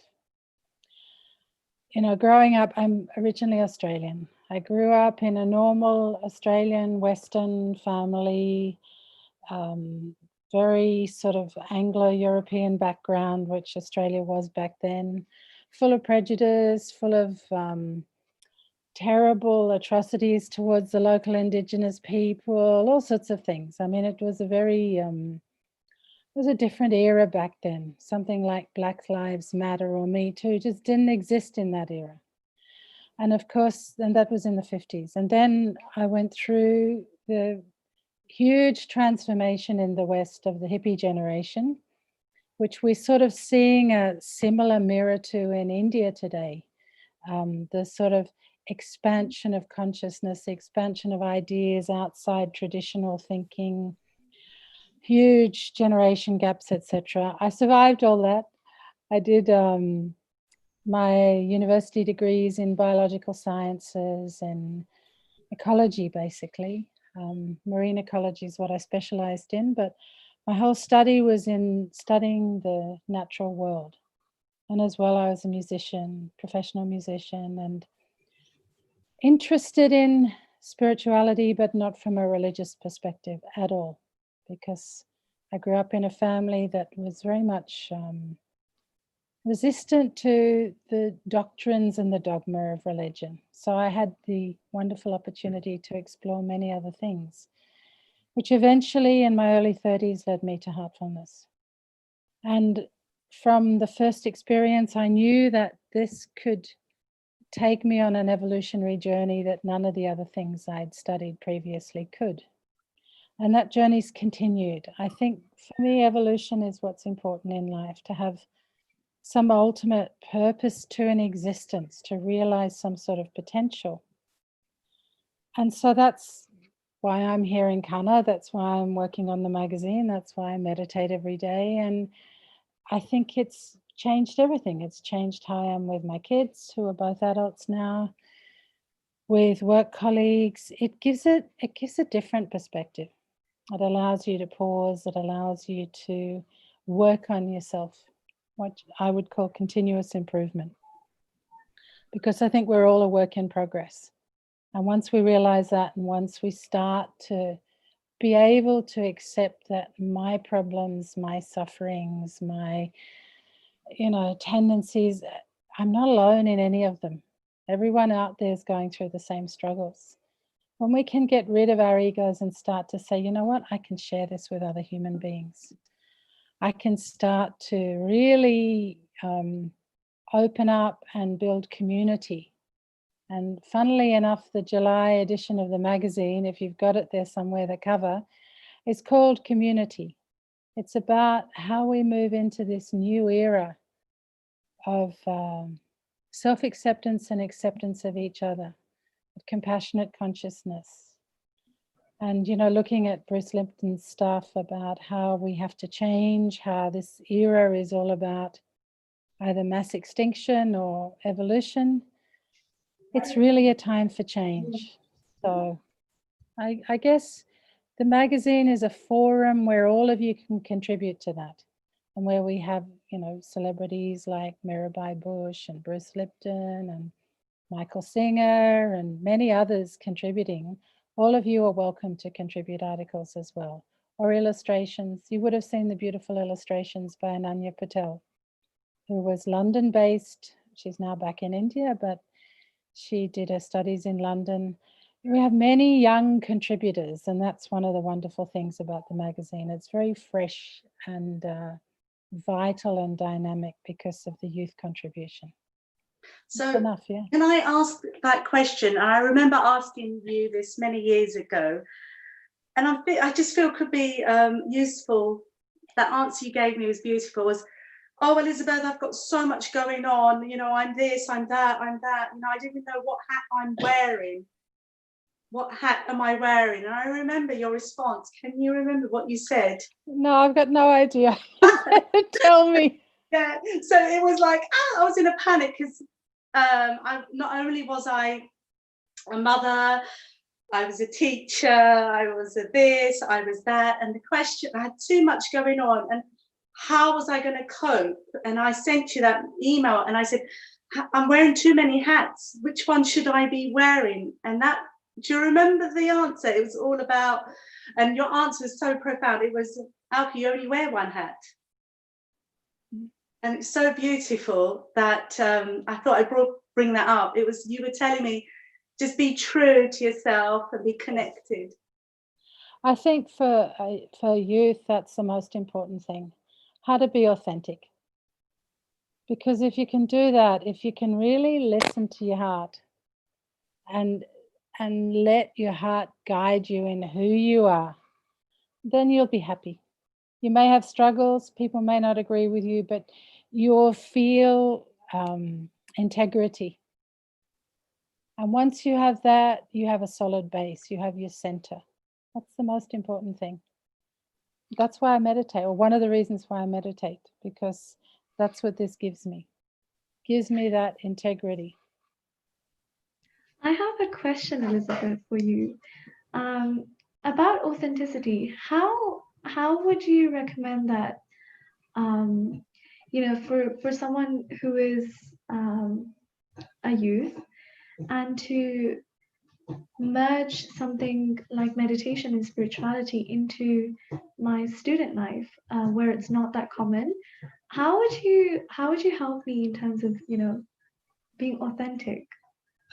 So a lot of it is about being able to express why meditation is good for you. So my teacher in all this, Daji, he went through the same thing when he was at college, right? He started meditating with a friend who was one of his hostel mates, and eventually they built up quite a group. But what is the resistance in people around? It's that, I'll tell you what I think, okay? And I may be wrong, but this is my feeling. When you're young and you're still discovering yourself, I mean, I'm still discovering myself, but when I was young, I wasn't anywhere there yet, and I was still trying to find what I wanted. And there's a lot of peer pressure to be the, you know, the cool person, the outrageous person, all that sort of stuff. And there's a lot of self-destructive behavior around. And I understand why, because when you don't have any grounding in yourself, then you don't have any option to deal with your struggles, your problems, your habits, your everything when you're young, other than doing self-destructive things. And it's not because you want to hurt yourself, you don't know any other way. So when somebody comes along and says, I meditate, it can be quite confronting, because what are you doing when you're meditating? You're looking at yourself like this. You're seeing what's going on inside. You're allowing feelings to come up. And some of those feelings are not always the most fun things to see about yourself. If you're feeling lonely, You know, one of the things that we all want in our 20s is we want a partner. We want somebody to share things with. We want to feel love. We want to be in relationship, all those things, right? And if it's not happening and you're feeling like, what's wrong with me? And you start looking inside yourself, meditating, you squirm sometimes. It's about learning to deal with all that. It's learning to face your feelings. So if you can help people to understand that, to get over that hump of saying, oh, it's better to go drinking because then I don't have to feel. Or it's better to just watch movies, binge watch Netflix or whatever it is so I don't have to deal with what I'm going through. And say, come meditate with me. Yeah, there might be uncomfortable moments, but I will feel alive because this is really me. And when you're able to let fears and anxieties and anger and all the greed and envy and jealousy, when you let yourself embrace that and wash it through you and say, this is just about being human. I'm the same as everyone else. Let me learn to manage these emotions. Let me master these emotions. Let me use them for my own evolution and growth. Then it becomes a wonder. It becomes like a treasure hunt. Like, when you're a small kid and you're going on a treasure hunt and it's like, oh, look what I found here. And, oh, look, next clue sort of thing. It becomes like that. And I think it's just a consciousness shift in knowing that you have the tools to do that. But you have to do it as a role model, not by telling people you must meditate with me. Once they see, because, joy is the quality of the soul. What are we doing in meditation? We're nurturing our souls. We're connecting. We're finding that joy within. Once other people see that in you, they'll be like, what's Sharanya got that I haven't got? Why is she so happy? She's in the same situation I'm in, but she's coping with it so well. It's only through that then people will look and go, oh, wow, this actually does allow you to deal with this stuff. I wasn't very good at it in my 20s. I didn't start this until I was just over 30. I wish I had. I wish I'd had your opportunity because I think I would have done much better. But, we each have our moment. I so agree with you, Elizabeth. That's exactly what I feel. But I cannot, like you say, put that on to my teenagers, let alone anyone. Avani, can I invite you would you like to ask anything? Because I know I've just got a message saying time is short. Sorry, I was just going to ask Elizabeth, I think one of the things for us youth is finding that routine to put meditation or have meditation as a daily thing in our lives, and finding that kind of willpower to practice often.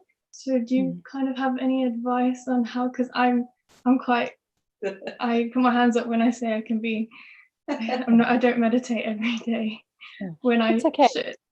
Yeah. No, it's okay. There's no shoulds in this.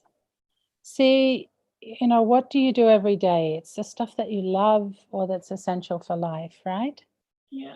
If you're in love, you meet a wonderful, gorgeous boy and you're in love, would you want to see him every day for 15 minutes at least? Yeah. Yeah, of course. It's the same sort of thing, that if you're interested in your own self-development because it's going to make you a better person, you'll want to do it. It's more about interest than willpower. If it becomes a chore, I have to do this, I have to use my will to do this, I have to meditate every day, it'll be horrible. You're better off not doing it because you're doing it out of some sense of should. And any shoulds, whether you're 20 or 60, doesn't matter. Never going to work. Yeah. It has to be something that you understand the benefits and the importance of it. So best thing is to first figure out why I meditate. What's it doing for me? What's it giving me in life? And then it's like running to meet somebody that you fall in love with. Do you go hesitantly? Do you resist? No, you run. You want to see them. It's like, oh, wow, we've got to meet at 2 o'clock, and you're there at 1:45, waiting for the guy, right? It's the same sort of thing.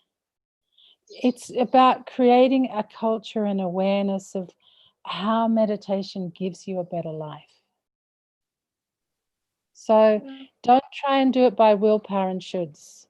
Try and do it by exploring and experience what the benefits are. And even if you start with 5 minutes every day, it's okay. Create a routine in a way that works, not trying to do an hour of meditation at 5 a.m. every morning and cleaning every evening. That's never going to work at your age. Do what works. Yeah? Yeah, that kind of, yeah. Sorry, Avani. Is that okay? Is there anything you'd like to say before? No, I just think that that was very useful and helpful. It's definitely something I would take on board and use. So thank you. Welcome. Thank you, Elizabeth. That was so nice to hear. So, can I just say, Bruce Lipton talks about change in behaviour.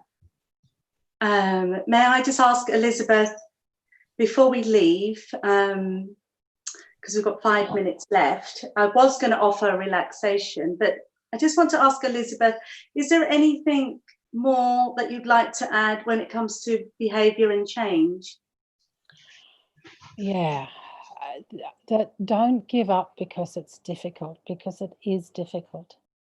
What we spoke about before with the subconscious programming, all of us know, I think, whether you certainly say by the age of 12 or so, you know the things about yourself that you don't really like, your patterns, if you get angry and aggressive towards people, or you get jealous, or, whatever it is, we all know our patterns and we want to change. And the hardest thing is when we see ourselves going back into old patterns that we don't like. And we think, oh my God, this is never going to happen. I want to do this. I want so much to be a wonderful person and all this. And I've got these, selfish motivations, etc. So main thing is all that comes from subconscious programming. So it's a little bit of a long haul. It's a mixture of cleaning out the root samskaras, which we do in Heartfulness cleaning, plus looking at yourself in the mirror in meditation and being comfortable with those feelings that we talked about earlier that come up, the anger, the fear, the anxiety, the desire-based things. And at your age also so much around sensuality and sexuality. And, when you grow up, say, in a community of people that's spiritually focused, often we do what's called spiritual bypassing. There's a guy called John Wellwood. He's an American guy. He died last year, an amazing Buddhist practitioner and psychotherapist who uses this term spiritual bypassing, where he said that a lot of people who are spiritual deny their feelings because they think they shouldn't have attachments to things, they shouldn't have negative feelings, so they repress them and bury them with a spiritual goal in mind. It's really worth reading some of his stuff. It's quite interesting. But what he says is that until you start to face what's going on inside yourself, learn to be able to accept it and laugh at it, you'll keep repressing. And that doesn't work, because then it's very difficult to change. You've got to bring it out of your subconscious. And that's one of the roles of a spiritual guide, to bring stuff up to the surface so that we see it in ourselves and we're able to change. If you can create a culture in yourself and amongst your friends where it's okay to do this, it's okay to have self-compassion about all your yucky stuff, you'll do wonders for yourself, because then, it doesn't matter. We're all human. We all get on with life. We let go of one thing after another after another. The practices give us the tools. They give us an amazing support to do this. Daji often says that transmission's like a lift. It takes us up very fast. So our job is to try and work with ourselves, not judge, not gossip about each other, about all our faults and stuff, but support each other. So, I mean, if you can create that culture in the youth of today, humanity will soar. No question about it. Our generation has done an appalling job at that. I mean, don't look to us for all the answers, because if you look at what we've created, you'll go, no, that's not good. But if you can learn from all the mistakes we've made and do better, it'll be fantastic. Okay, I've just got a message. We've got less than 2 minutes. Girls, I'm done. Girls, would you like to say any more before we end? I just really, really loved that. Thank you, Elizabeth. That was such a eye-opening perspective. Like, I didn't think that, you know, I could take my meditation practice, you know, a little bit easily on myself. I always kind of, you know, told myself that it was good to do it, you know, at a certain time, but it's so refreshing to hear that from you. No, yeah, I definitely agree with Sharanya. It's definitely, this conversation is definitely something that I kind of needed, and I'm definitely going to take a lot away from it. And just thank you so much for this, and I'm looking forward to the next edition. And I think we want to carry on this coffee talks, so with the next edition. So I hope everyone can join us for the next talk that we have next month, hopefully. Bye, guys. Thank you. Before we get off, thank you so much for your time. Thank you. Thank you, everyone. Thank you, girls. Bye. Coffee talk, everybody. Insight and experience and questions answered from Elizabeth, Alka, Avani, and Sharanya. Wonderful panel. Thank you all. That was really great. I enjoyed it. And now we actually have Dan coming back as a moderator along with me, and he will take you through the next 3, 4, 5 sessions, and he's joining in on our call after this short video. And I'll see you guys at the end of the day. Enjoy till then.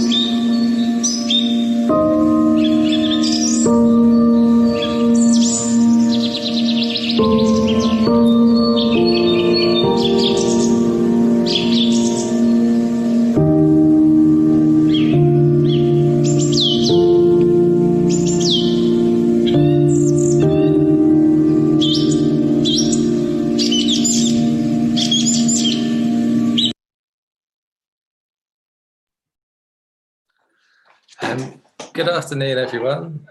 Nice to see you again, and I'm here to take you through the next 3 or 4 sessions to the end of the day.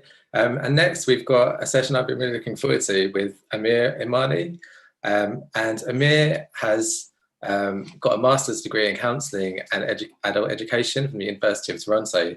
And he's basically a kind of expert mindfulness practitioner and coach. And he's going to be doing a really interesting experiential session with you, all about the heart space. So how can we connect with our heart? How can we kind of nurture what's there?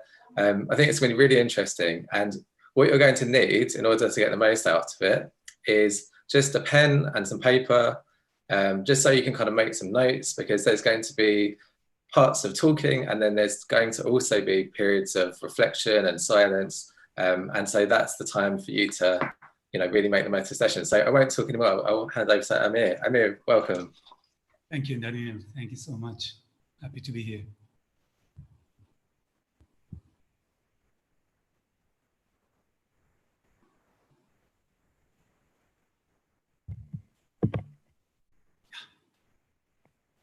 Hello. Hello, Amir. Good afternoon. Hi, Dita. Or good evening to you. Yes. Thank you for joining us all the way from India. Oh, pleasure. It's my delight. Thank you. Thank you for having me. Yeah, pleasure. So, Amir, let's first start off with the topic that we have today, the theme that we've set ourselves for this session. This word called the heart space. Yes. So would you like to start off by telling us what heart space is all about and how can we make the most of it? Sure, I'll try. I'll try. I have to say I'm very happy to be with you and your group, and I've been a witness to beautiful unfolding past 2 days, inspiring unfolding. So it's an honor to be among this group. Heartspace, Dita, you've been in the process.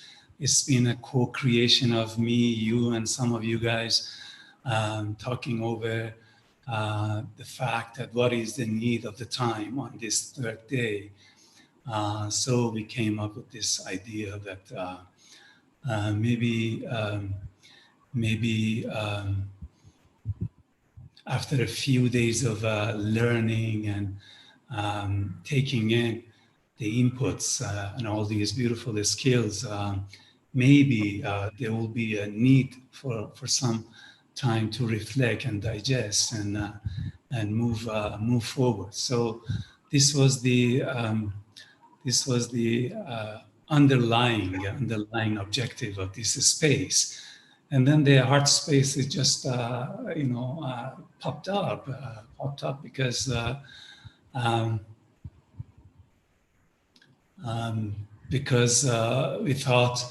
we thought the best way of holding such a space is to have it spontaneous, to have it radically here and now, and allow things to happen as it needs to happen on that moment. And what better name for such quality, heart space, the space of heart. That says it all. That's the place, that's the space that we don't plan for, and we are very open. We have this intention to cultivate deep connection with ourselves and others. So that's the name. Now, what it is is a baby that we named before it's born. So this is it. This is the heart space being born right now between me and you and the audience. Yeah, that's awesome. And that takes us perfectly on to finding out how our audience is today. And just to let us know that you guys are with us and listening to us here. So Priya, can we have the mentee poll?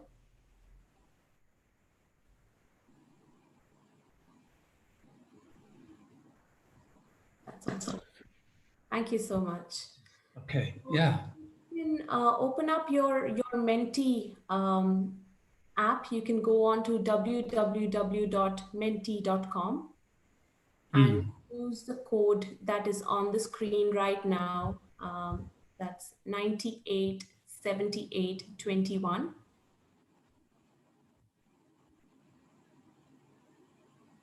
And I will let Amir explain to you. Oh, okay. Yeah. So it's if we want to, okay, there we go. Wonderful. This is so right on. I mean, before even explaining, oh, sunshine, togetherness, summer, parents. Oh, coffee, that's my favorite definition of me. Plans. Yeah, exactly. This is right on. Exactly, that's happening. So we have to, if we want to create that space of deep connection with ourselves and with together, then we need to know if you are present with us. And for that, we thought we asked you this question: What is the definition of your presence? If you look around and look inside your inner space and outer space, what comes up? And I see this blue love coming up. That's amazing. I could say that we're right on track. Isn't it? Yeah. That appears to be right in the middle, the center of everything. That means does that mean that the most of people have voted for this? Is that it? Because it's big. Maybe. Yes, maybe. Youth to Europe. Yeah. Tea and peace. So by reading all these mango juice, hearts, plants, by reading this, if you are here and if you take a moment by reading, I see there's a Persian speaking fellow there since I'm here in Jam. You get a sense of who is in the room. And if you allow these things to sink in deeper, right now, as I am right now, then the connection starts building. The connection between me and you and her and him. It is happening as we believe. So someone looked at himself or herself and thought, oh, my belief says it all, or my gratefulness, or summer, or yogurt, master. So I think I want to take a moment here, Dita, because this is important for the process. I want to take a moment and ask everyone who did this to, if you can, just close your eyes. Is that okay? Can we write a slide into drill of doing this? Is that okay, Dita? Yeah, definitely. I like to honor these things for a moment and ask everyone to take a moment and close your eyes if you wish. I will read them to you. I wish you were here to voice them out yourself, but it's good to listen to them. Just spending a minute of listening. Who is in the room right now? Love is in the room. We have sunshine and peace and heart in the room. Can you listen and can you connect to the quality of these beings? The warmth of sunshine and the calm of peace and the love of the heart.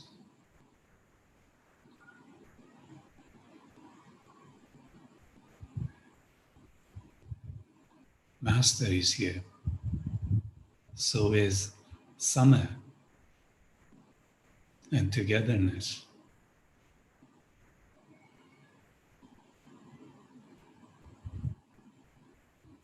A curious being is here.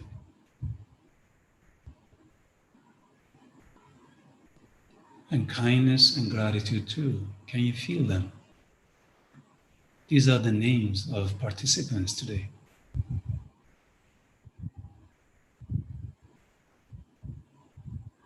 Fear is here. Thank you for naming it. Fear is here. So are parents.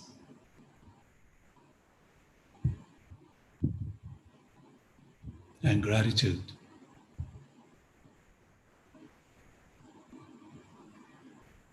Heaven and plants. Curious and tea. Laptop and calm. Coffee and care. Unity.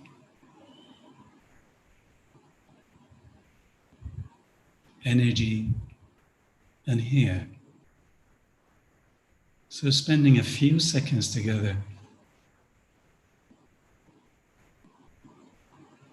and allow them to sink deep.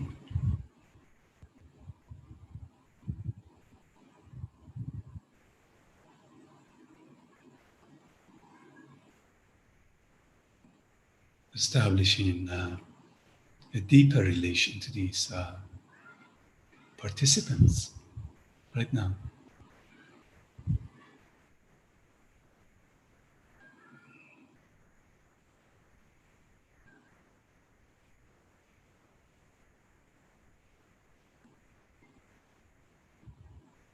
And honoring them being here with us.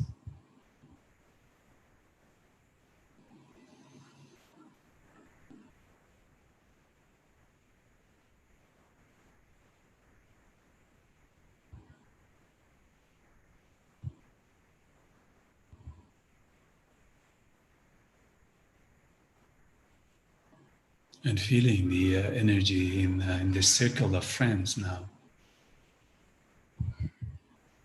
When you are ready, opening your eyes.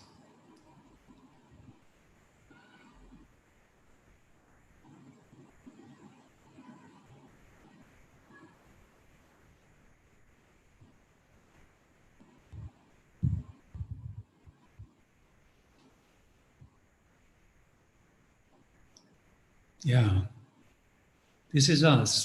This is us together, sitting here.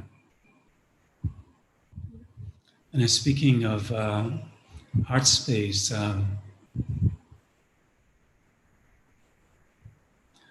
I was reflecting on what Daji today was hinting on to the youth.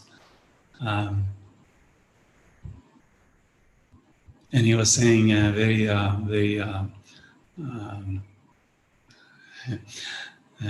in his own way that why are we going to youth 2.0 and 3.0 and 4.0? How about we go to youth final 0.0? I mean, I'm still preoccupied with that invitation, but I think to my understanding, that's an invitation, that's a radical invitation to the heart space. That is, we can access that space of deep connection by inquiring and by practicing skills that you've been learning past 2 days, this and that, wonderful skills and wonderful trainings. But there is another way. I think he was hinting on another way. That how about we sometimes try by remembering the ultimate, the final, you see, the higher space. And I think today discussing the evolving part of the event is a good place to practice that. I think that was his way of bringing that on. Why not doing that? So can we move on? Can we move on to that towards towards practicing that, Vita. Can we do that? Definitely. I just wanted to add one more thing. Yeah. This exercise that we just did, Yes. to me, it sort of highlighted what our heart space is. Yes. To me, it meant that it's here and now. It's recognizing what is around us, or who we are, or who we are with. Yes. So, and I guess that is the first step in our journey of evolution too. Yes. Recognizing where we are, who we are, what resources we have around us, or who is with us. So Yes. the first step is recognizing that, and then the journey of evolution begins. Yes. Yes. Recognizing, embracing, letting them in, sitting with them, establishing a deeper connection, and allowing the journey begins. Yes. This is what we did right now. Yes. Recognizing your presence and my presence in this circle of friends. Yes. That's what I was asking, if you can move on to the next step. Is that Yes. Are we? Yeah. Okay. So perhaps you can do this. I'm gonna lead. Let's say we have 10 more hours. It's so short time. Lead two drills and 2 questions, and bring up 2 questions, and then we open the space for the question and answers. And these questions are really relevant to this journey of exploring and embracing and evolving. And maybe people can reflect on them and write them in their journal and share with us if there's anything comes up. Is that okay? Yeah. Yeah. Yeah. Okay. Let's do that. Let's sit comfortably, if you like, and coming back into this intending to attend, intending to care again. If you like.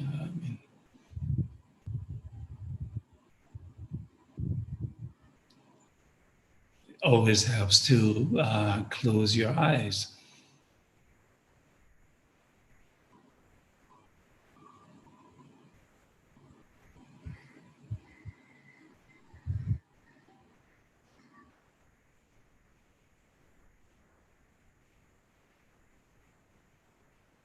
And remembering where we are right now, as you were saying, Dita, where we are in.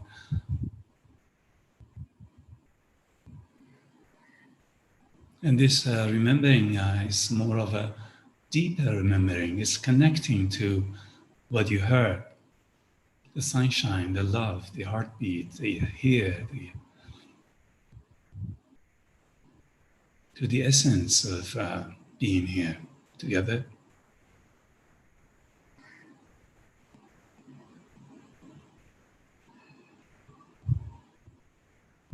And that moment, recognizing that that moment might have passed already, so there might be something else in your room right now that you're identifying with. Could be birds singing. It could be not fear, it could be anxiety, it could be anything right now. Letting them in.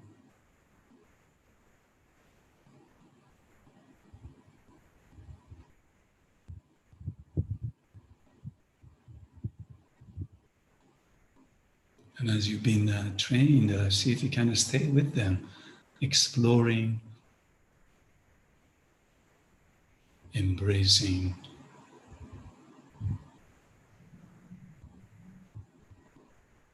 as Rumi says it, welcome them in, opening the door.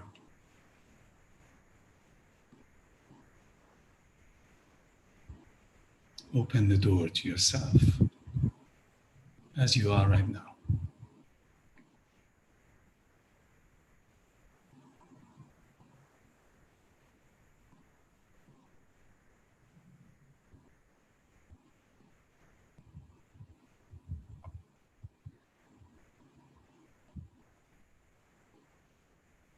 and resting in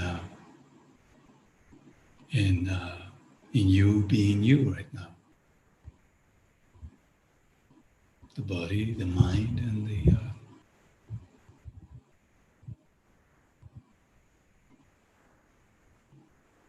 emotions, feelings.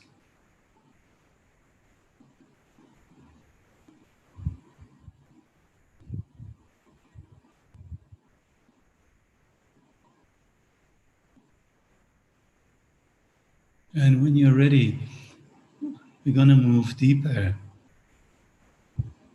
See if you like to follow this. If you feel okay, I'm going to let them go, whatever you are identifying with. See if you like to let them go, like the fog in the forest. Allow them to dissipate, to disappear.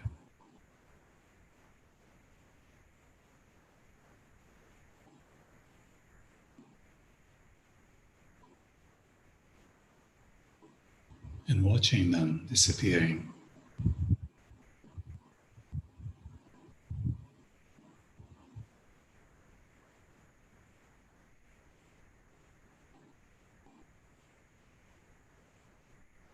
And softly bringing your attention to the deeper layers of yourself.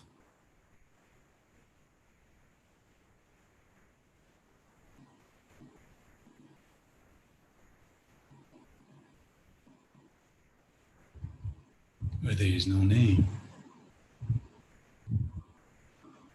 there is no form.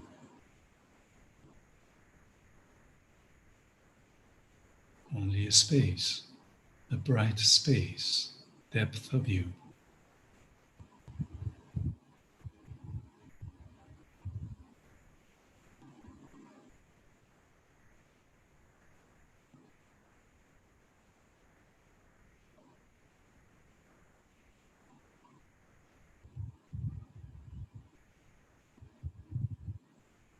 And in this deepening, realizing that the forms appear, the forms of this and that, see if you can let them go.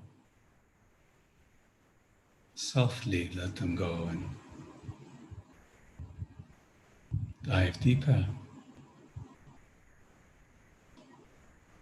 If it helps you towards a sense of light at the depth of your being.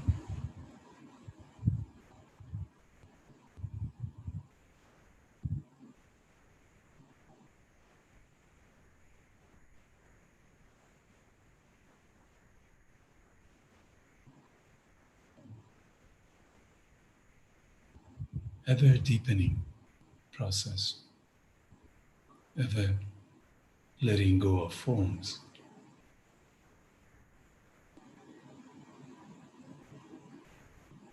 Ever softening.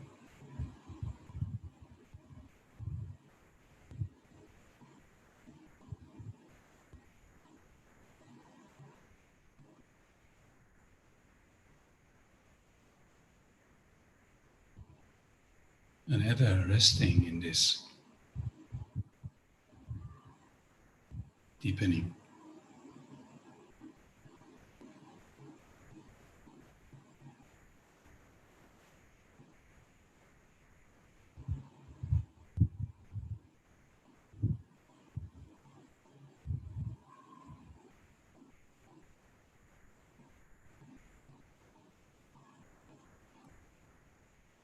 Allowing any kind of a struggle or sense of achieving or arriving just to be suspended, fade away, resting here in your depth.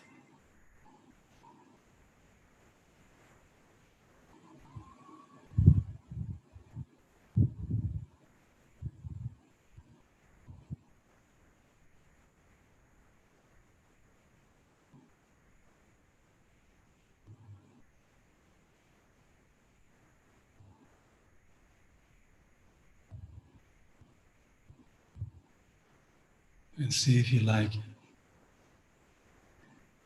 to stay in here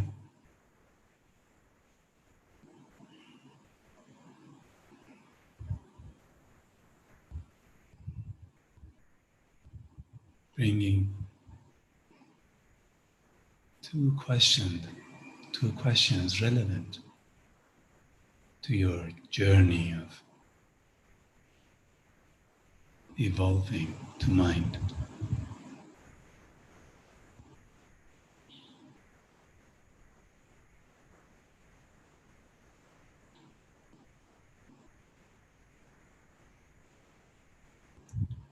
What are the challenges? What are my challenges?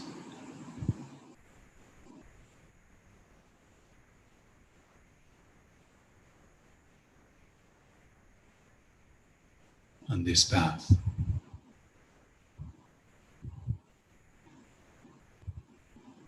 Of evolving,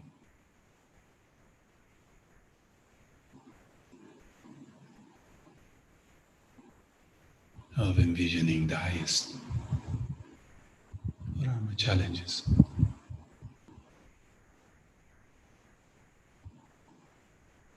What is keeping me on shore?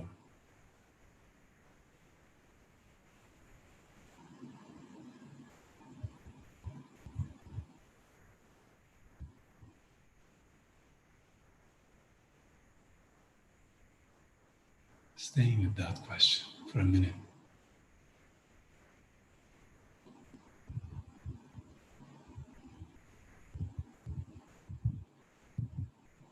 And welcoming what arises from the depth.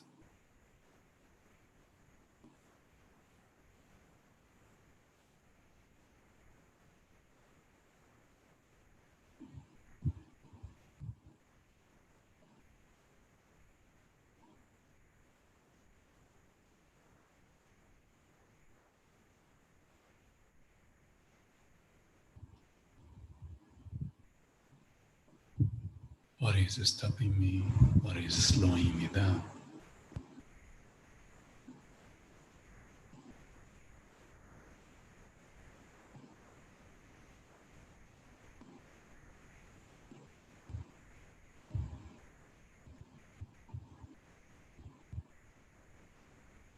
And letting that question to go away, bringing another one to your mind. What is it that I need on this path?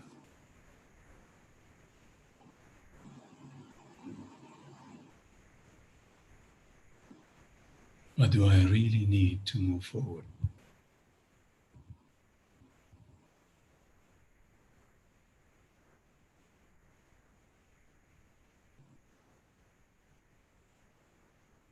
And let that surface in your mind.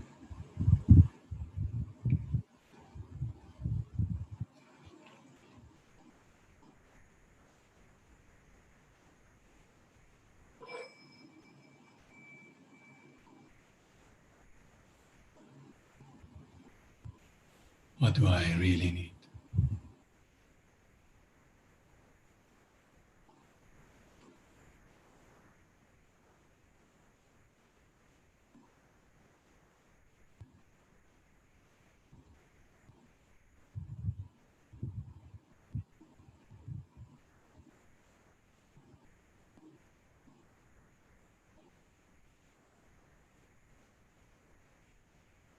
And if you like, asking deeply for what you need in your own words, asking deeply for what you need to move.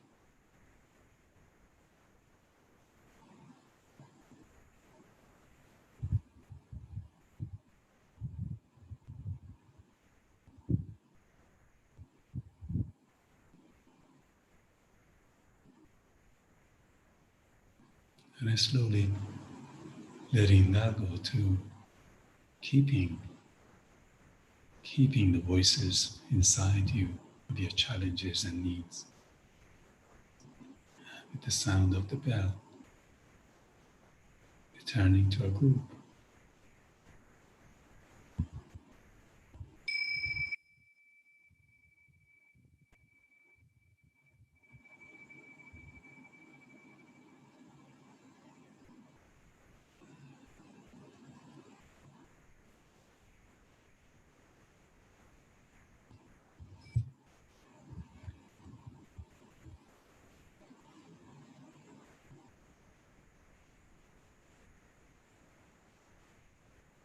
it's good to stay in this space, and if you like to write a few lines of your findings, of the voices you heard.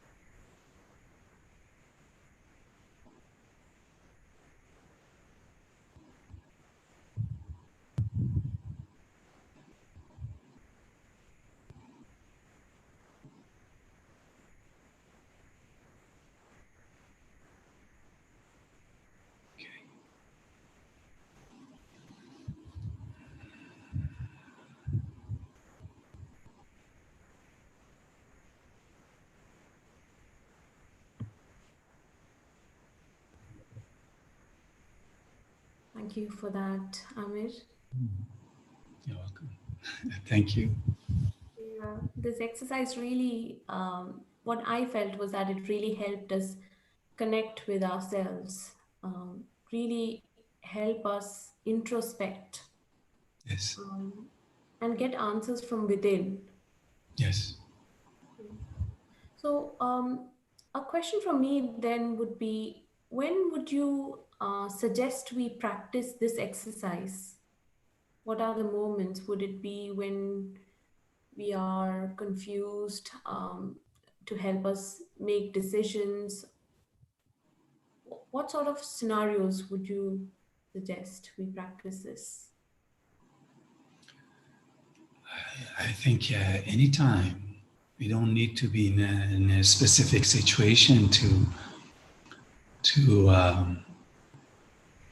reflect or contemplate. This is a way of accessing the deepest in us. So what do they say? In war and in peace, it helps. In peace helps because we are calm. So we access it much more easier. In war helps because it brings some kind of depth and centeredness. So it could be like a koan or a mantra, not in that mechanical way of doing it, but it could be a very subtle voice in us that what is my deepest needs? What is and that question of its own takes us to the core. And sometimes we don't even need to ask the question. We just sit and go to the core right away. You know? So we don't need a tool anymore. I think that's what was hinted on today. At the point of time, we might decide that this is it. I'll just go the expressway, go to the core. What is the ultimate in me? And what do I need? So. Yeah.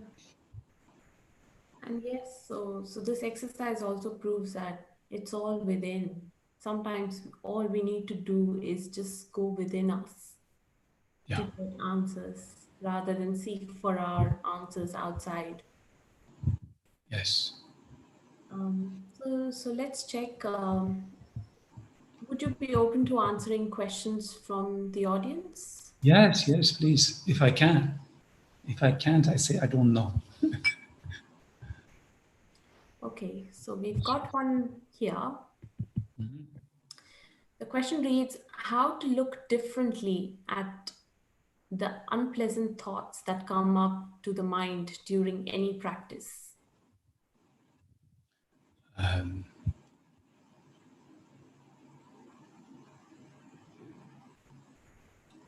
I guess this person is looking, the way he or she is looking at her thoughts, she doesn't like it. So she wants to look, or he wants to look differently at the thoughts. And once the desire is there, I mean, the answer is in the question right now. You want to look differently at your thoughts, so look differently at your thoughts. Right now, you think that the thoughts might be a barrier, might be distracting. And you're not happy with that. So how about you change your attitude and say, thoughts. Thoughts. So it's about the changing of attitude towards our thoughts, that they are not stopping us. They're not challenges. Thoughts are not challenges. Thoughts are here to go, like a fog in a forest, in a mountain. They're here to go. We hang on to them and say, I don't like you. I don't want you to be here. Oh, I'm meditating. Please don't be here. But if you change that and see through thought, we see through the fogs sometimes, see through the thought to the depth, which is the brightness. That way, thoughts are just like fogs. So look at them more non-judgmentally. Yes. Non-judgmentally, and letting them go. It's like, a guest that has come to go, so you let them go. And that is easy to say. It comes with practice, of course. Yeah. Comes with practice. So with 5 minutes remaining, Amir, we can probably take on just one more question. Sure. So the next question reads, the current crisis has made a lot of people lose control on their narratives. How to deal with that?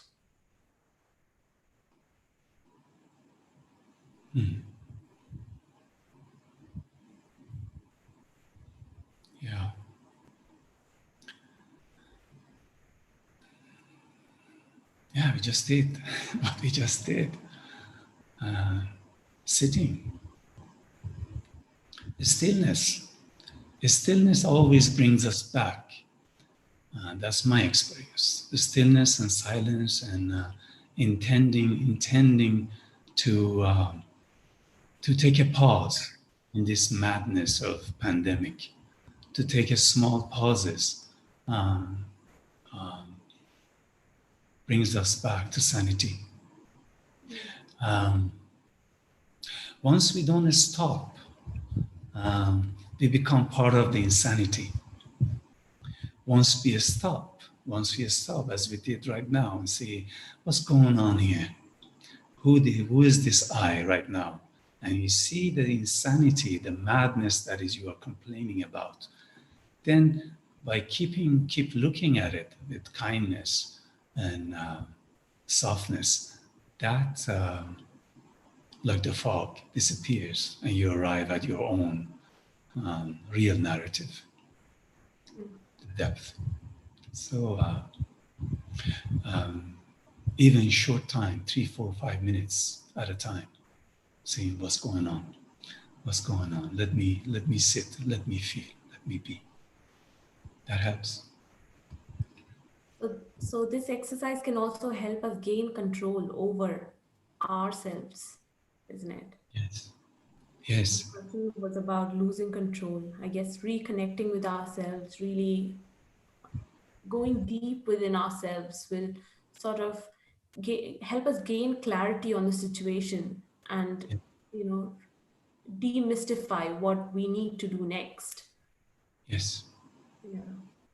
And you see, once you are in a stillness, then you see that the narratives and the stories, they're just passing by. They're just moving on. You don't need to be involved in them. You go deep and let them pass. And you see it. That's one of the qualities of Heartspace. You come back, not part of that passing story anymore. You're deeply centered while they pass. That's sanity. That's great, Amir. Thank you Yeah. so much. Thank you. Thank you, Nandita. Would you like us to go for our concluding mentee question next? Yeah, that would be nice. Yeah, just, what is it? Oh, okay. That would be good to see how we are leaving the session. That's another fun way of checking in the moment. How are you now? What is it that defines you now? How are you leaving now? Just one word would be nice.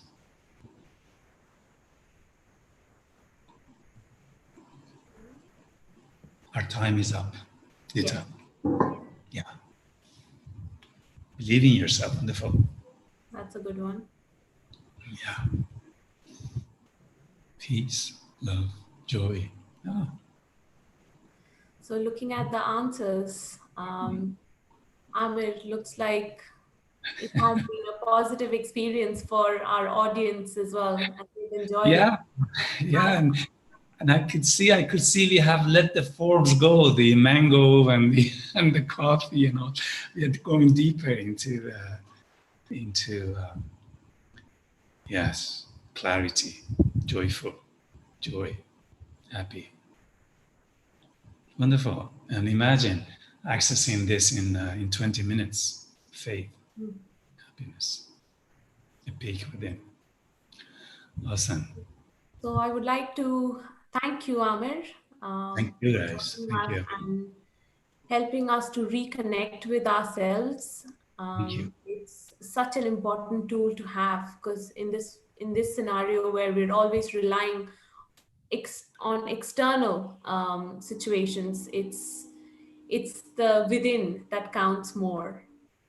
Yes. So absolutely. I would really like to thank you, Amir, for this session, and I would like to hand the session back to Daniel. Great. Thank you.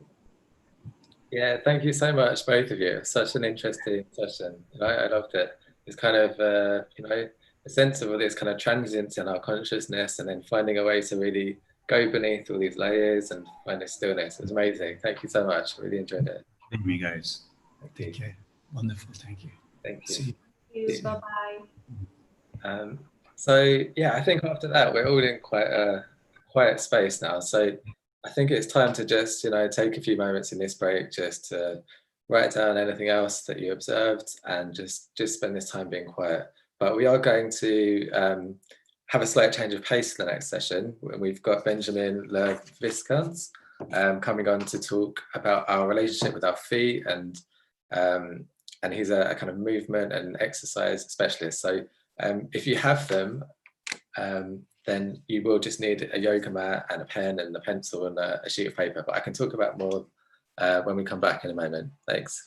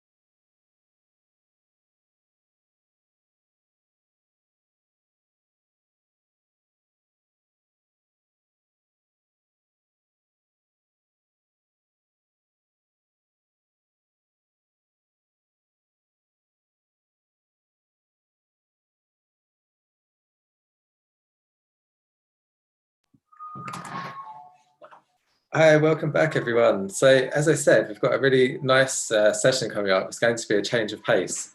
It's going to be really about our relationship with our feet.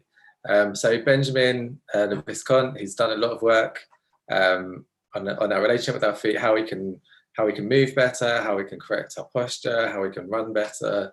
And also, I guess, just, really be kind to our feet. They carry us around all the time.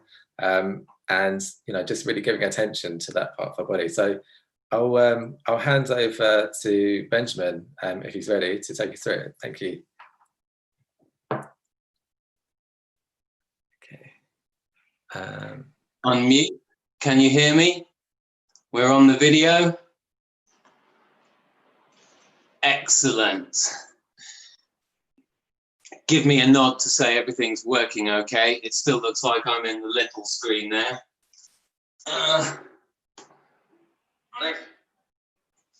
Thank you so much, both of you. Okay. I think we're all good. It's all good. Okay, perfect. Let me put myself up there. Right, how are we doing? Happy Sunday. That was quite a nice chill session that we just had there. So let's just ease into a little bit more mobility and talking about our feet. So I'm going to give a quick recap of the last couple of days. We talked about the importance of foot shape and actually how natural feet are widest at the toes and why it's important for us to think about the shape of our feet and think about the nourishment that we give our feet, which is not only how we treat them if we do mobility exercises and things like that, and also, of course, being careful how we move, but also the footwear that we put. And it's very difficult to have healthy feet if we're putting them into shoes which are narrower than our toes might be. And over time, when we wear a narrow toe box, what can end up happening is that our toes can end up getting squished and they become thinner. And lots of people may think this is kind of, just trying to hold that in the right, that genetics are at play here. Well, they may have a very small part in the development of our feet, but pretty much all of us are born with the opportunity to have perfectly functioning feet throughout our lives. And actually, people who go barefoot tend to have stronger feet and let's say a more functional arch, so a stiffer arch, be it slightly higher or slightly lower. That is less important. What's most important is the function, and for sure, stronger big toes. And if we want to improve and think about the health of our feet, then there are three things that we can do. Number one is wear, as I've said, a nice sort of wide, thin, flexible shoe. And the difference between a narrow shoe and something like a Vivo barefoot shoe, you can see you've just got this extra area here, which is space for the big toe to be where it should be and to function. And again, they don't have arch support because these things are going to weaken our feet. And at the same time, they're super, super flexible. So it's just the skin for your foot that allows your foot to do its natural thing. And there is a little code for anybody who would like to try them. Vivo put their product and their feeling and their joy where their pocket is, as it were. So there's a 100-day trial. If anyone would like to try them, there is a 20% code, which is simply youth20, youth20, and that will give you 20% off for the next couple of weeks. But this is not a big hard sell about shoes, although they are a joy to wear, and that's why so many people from so many different disciplines are, as in chiropractors, osteopaths, physiotherapists, movement specialists, trainers, elite coaches, yoga practitioners, just people who are wanting to get more in tune with their feet and the ground are coming to Vivo. So, there are other things that we can do for the health of our feet, namely some toe exercises, which we've been going through, and also thinking about how we actually move, how we stand and walk, and eventually run.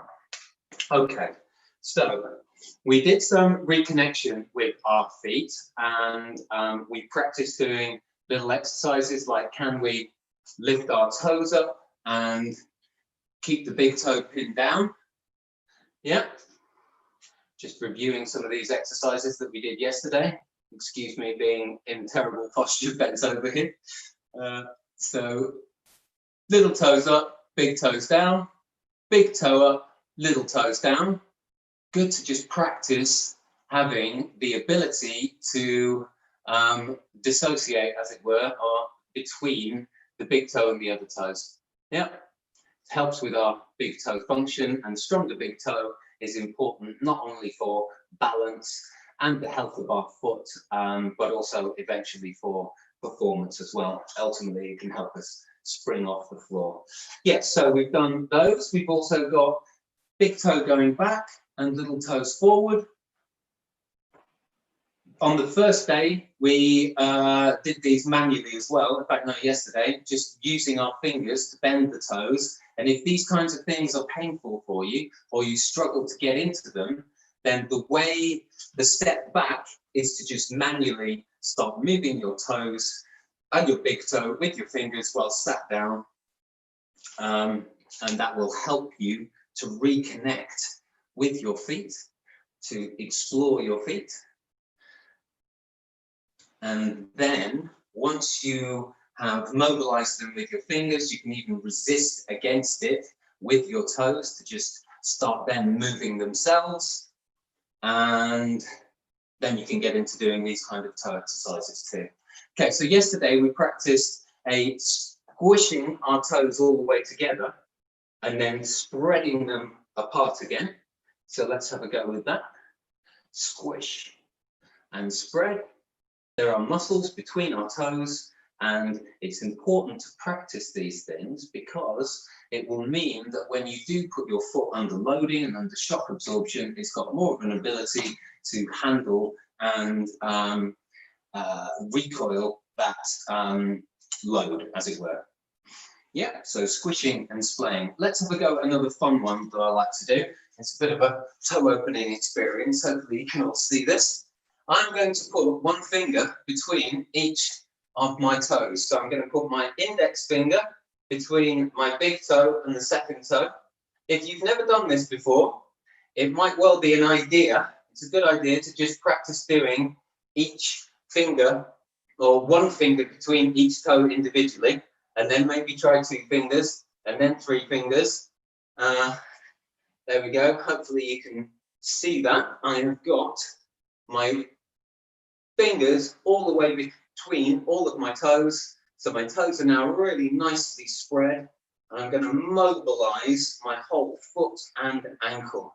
I'm going to move my ankle around. You can do this in both directions. And really just moving the midfoot. And get some mobilization into the arch. And yes, as I said, it's quite an eye-opening experience if you haven't done it before. But these things, you know, shouldn't be too taxing for us if we've got mobile, healthy feet. Okay. All right, that's good. Let's slowly release your fingers from your toes. Let's do this one. I bashed this little toe. I caught it on something walking the other day, so it's a little bit bruised, so we'll see how we go. Ooh. There we go. Okay. And again, if I've done this many times, so I quite enjoy the feeling. If it feels excruciating to you, then just go easy and just do 1 or 2 fingers between your toes. Okay. Let's pop that one down. Get those in, push them in a bit further, and bending. So you can move your whole ankle around, or hold your ankle and be mobilizing your midfoot, as it were, just twisting the forefoot diagonally. The foot is a mobile adapter, so a shock absorber, and a rigid lever for propulsion and spring off. And here we are tuning in with that mobility in the foot, and that is a lovely experience. Okay, standing up, I may have to just adjust this slightly so you can get my whole body in. Okay, there we go. Right, now what I would like to do is let's tune into our feet. So we've done some exploring, we did a bit of massage and thought about the shape and the function of the foot. We've done some embracing of our feet. We gave them a round of applause first thing yesterday, which is a wonderful thing to do to the sole of your feet, just to give it a slap and wake it up. And now I want to think about evolving. So we talk about reconnect, relearn, regenerate. In many ways, explore, embrace, and evolve is a similar way of describing how, by reconnecting with our feet and strengthening them, mobilizing them, feeling the ground, we can then move forward to thinking about how we actually move. So relearning the skills of natural movement. We're going to talk about standing and walking, maybe a little bit of jumping, hopefully. And then by doing so, by walking more softly and naturally, you know, walking as if we're kissing the earth, we can regenerate our body into a healthier, stronger posture. Yeah, more connected. Okay, so quick. Let's feel the weight distribution in our feet. I just want you to move around from just moving at the ankle and feeling how the weight is distributed throughout your feet. How far do you have to move forward to feel the weight come into your toes? Have you got more weight in your heels? Have you got more weight in one heel than the other heel? Just move the weight around. And of course, it's important when standing to have fairly aligned hips. So we're going to have, you know, you can do a little test with fingers on either side of your thigh bones. And often it'll bring us back slightly. Yeah, we don't want to be in an overly military posture with flared ribs, ribs down, even hips. Okay, head back, and then we're feeling that weight move through our feet. Yeah, and I'm going to have to speed up here because I want to make sure that we get into the skill of natural walking at least today. So walking, the cues are this nice upright posture, even hips, shoulders down, head back, but not too stiff, relaxed, combined with taking a short-ish stride. So the stride, the cue is to walk with approximately 2 steps per second, perhaps slightly quicker than you would do normally. And certainly when in scientific research is done on children who've never worn shoes before, when they're put into cushioned shoes, they immediately walk faster with a longer stride, which will, you know, cause them to lean forward. So it's going to destroy their posture, increase the impact forces going into the body. So when we're barefoot, when we want to walk consciously and mindfully, a shorter step, thinking about a heel stroke, rolling through the foot onto the ball and the big toe and through and off the big toe. And the 120 steps per minute coaching cue generally helps us to move from a big heel slap out ahead of our body to a more smooth heel stroke underneath the body, feeling our body weight travel through the foot onto the ball and the big toe. And one thing that you can just practice is taking short steps like this, where on the back foot, you're feeling the weight get onto the ball and the big toe, and you're loading the big toe, and on the front foot, you are feeling the weight travel around the outside of your foot, across the balls, onto the ball and the big toe. And perhaps you can practice walking very slowly like this around your house and just feeling, tuning into how that weight is transferring through your foot. When we walk, it's natural to have a slight pronation when the heel lands. That's just a rolling in towards the inside of the foot. And then we go around the outside, back to the inside and off again. But all of these things are quite complex to think about, certainly at normal walking speed. So slowing it right down and taking a few conscious connected steps is really the gateway to being able to practice that in everyday life. As I said yesterday, what did we take? I don't want to do the maths again. It was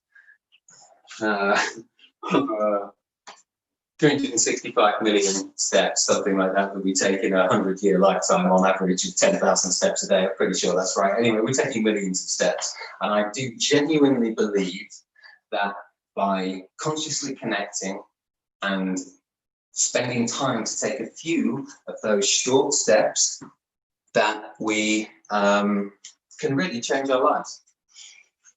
And that is the goal and the point of reconnecting with our feet and going barefoot. Yeah, it's a joy, and actually all of those things that we've been led to believe help us, as in heel cushion and arch support, you know, and I don't think anyone has ever been led to believe that narrow toe boxes in shoes help us, but we're given all these things, and we haven't questioned them. So here we go. Yes, we've got some questions, have we? Those short steps that we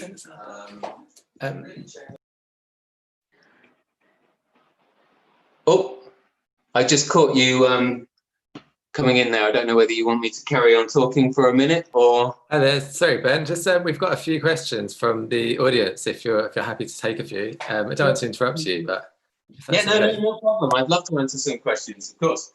Okay. So one of them is about if you have got any learning about the foot function of other animals as well as human beings. The second one is about, is there an age when we should or should not do these exercises, or can you do them at any time? Yes. Okay. Let me answer. Let's go one at a time. Sorry. Yeah. So what was the first question? First question is about the function of other animals. Yeah. Animals. Well, it's interesting. I mean, you can look up hilarious videos on YouTube of what happens to cats and dogs. I think predominantly dogs when people put shoes on them. You know, just for a laugh, and they forget how to walk ultimately, because despite us making it normal to walk around in shoes, it's obviously not normal for the animal kingdom of which we are part. On another note, when horses get injured, often they will take the shoes off the horse in order to rehab the horse. So they will rehab the horse barefoot.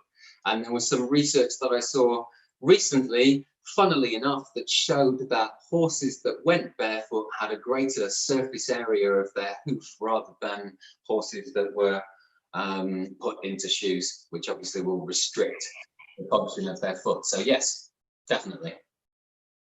Great, thanks. And then the second one is if there's an age when we should or shouldn't do these exercises, or if we can kind of do them at any age. Any age. I've done these exercises with you know, kids a few years old. My kids are 4 years old, although, you know, they're kind of okay, but kids that have come to me with let's say some developmental issues, then absolutely great to practice these exercises, to practice squats, to think about how you're walking. It's very rare for someone to encourage children to walk with their feet straight forward. They might want to give them an orthotic or something else for their foot, but actually all they really might want to do is just walk in a slightly different way, and their foot and the issues that they're being perceived to have will correct themselves. Yeah. And sure, I've done these exercises with people in their 70s, you know, even up to 80, let's say, and many people in their 60s, 70s have transitioned straight into wearing the barefoot shoes and not even particularly built up the time in them. They've been able to go straight into it, although our recommendation is always to slowly build up time barefoot. Right. Okay, and the last question is just about if there's anything that's made you so interested in reconnecting with your feet and kind of developing all of this knowledge when so many of us ignore it, even though they're massively important and we use them all the time. What kind of spurred your interest in it? I mean, I definitely, you know, pain's always a great motivator. I had a bad back for many, many years. I used to work in the city. I was a part qualified accountant, sat down most of the time, had a really bad back. When I started working for Vivo, I had a more of an active job as a salesperson. I already had for a few years before that. But when I wore the barefoot shoes, a lot of my back problem went away. And, you know, it could be timing. It could be because I moved more. I certainly then learned to move better and improved my squat. And it was life-changing for me. So since then, of course, I've wanted to share it. I also was very lucky to have a phenomenally well self-educated biomechanist who inspired me to want to help, really. Great. Yeah. Thank you. I think that's the end of our questions, but I found that really fascinating because I'm thinking about the move to that type of footwear myself. So it's really interesting to hear about all of the logic of it. So you know what, on the one hand, you can give it a hard pitch and all the rest of it, but almost everybody who puts these things on says, geez, they should come with a warning. You don't want to wear anything else. My feet feel alive. They're joy. You know, it is what it is. So yeah, they're wonderful things. And if you can't get some of those, just take your shoes off as often as possible. Yeah, which is actually much easier in lockdown than it was before. So yeah. It is. You know, a lot of people, whether they have consciously done it, have started a journey to being more barefoot during this lockdown, because for sure, you know, you spend more time without the shoes on, and perhaps when you try them back on again, they feel a bit tighter than they did before. It's not necessarily because they've grown, it's just because they're getting back to a more natural state. They haven't been schooled. Anyway, there we go. Thank you so much for inviting me on the weekend. I hope it was great. Yeah, it was great. Thank you so much for your time. Really insightful. It was really great to have you with us. Thanks a lot. Thanks. All the best. Cheers. Bye. Thank you. Thanks. So we're just going to move into a short break now, and then after that we're going to be moving into a session about kind of entrepreneurship, really, and how you can kind of communicate well in corporate settings, and again, a kind of another shift of gear. But I found that really great to listen to. Yeah, and I'm seriously considering what I'm going to do myself. So thanks again for that session, and we'll be back after this short break. Thank you.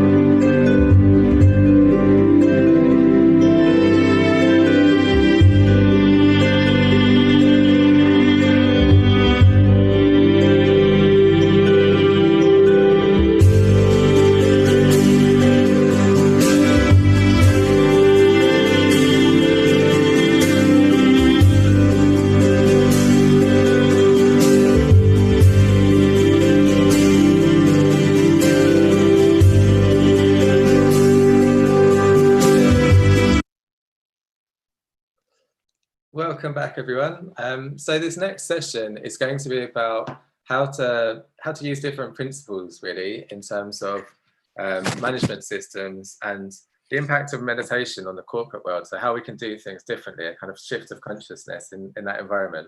And we've got three speakers I'd like to welcome. So we've got Eva Vandest, who is an expert in public law and solar energy and yoga.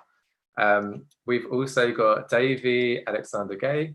He's been really passionate about humankind since young. He's studied sciences and civil construction, civil engineering, and he's also now leading a major transportation project in Montpellier in France.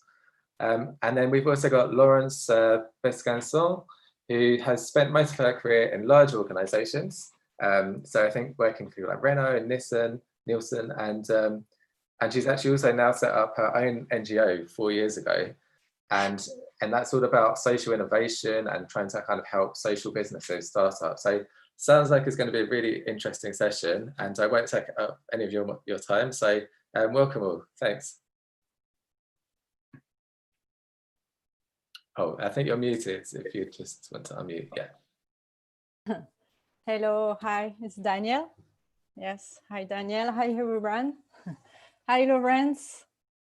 I don't see Davy. I don't know if the video is working. Yes, you're here. Okay, hi, nice to meet you. Hi. Hey everyone, good afternoon all. Good afternoon to all. So we are very happy to be with you. I can say it will be a challenge to do it in English for us, but we like the challenge, as you will see. So it's really a pleasure to participate to this huge event, and bravo, and thanks to all to organize that. It's amazing.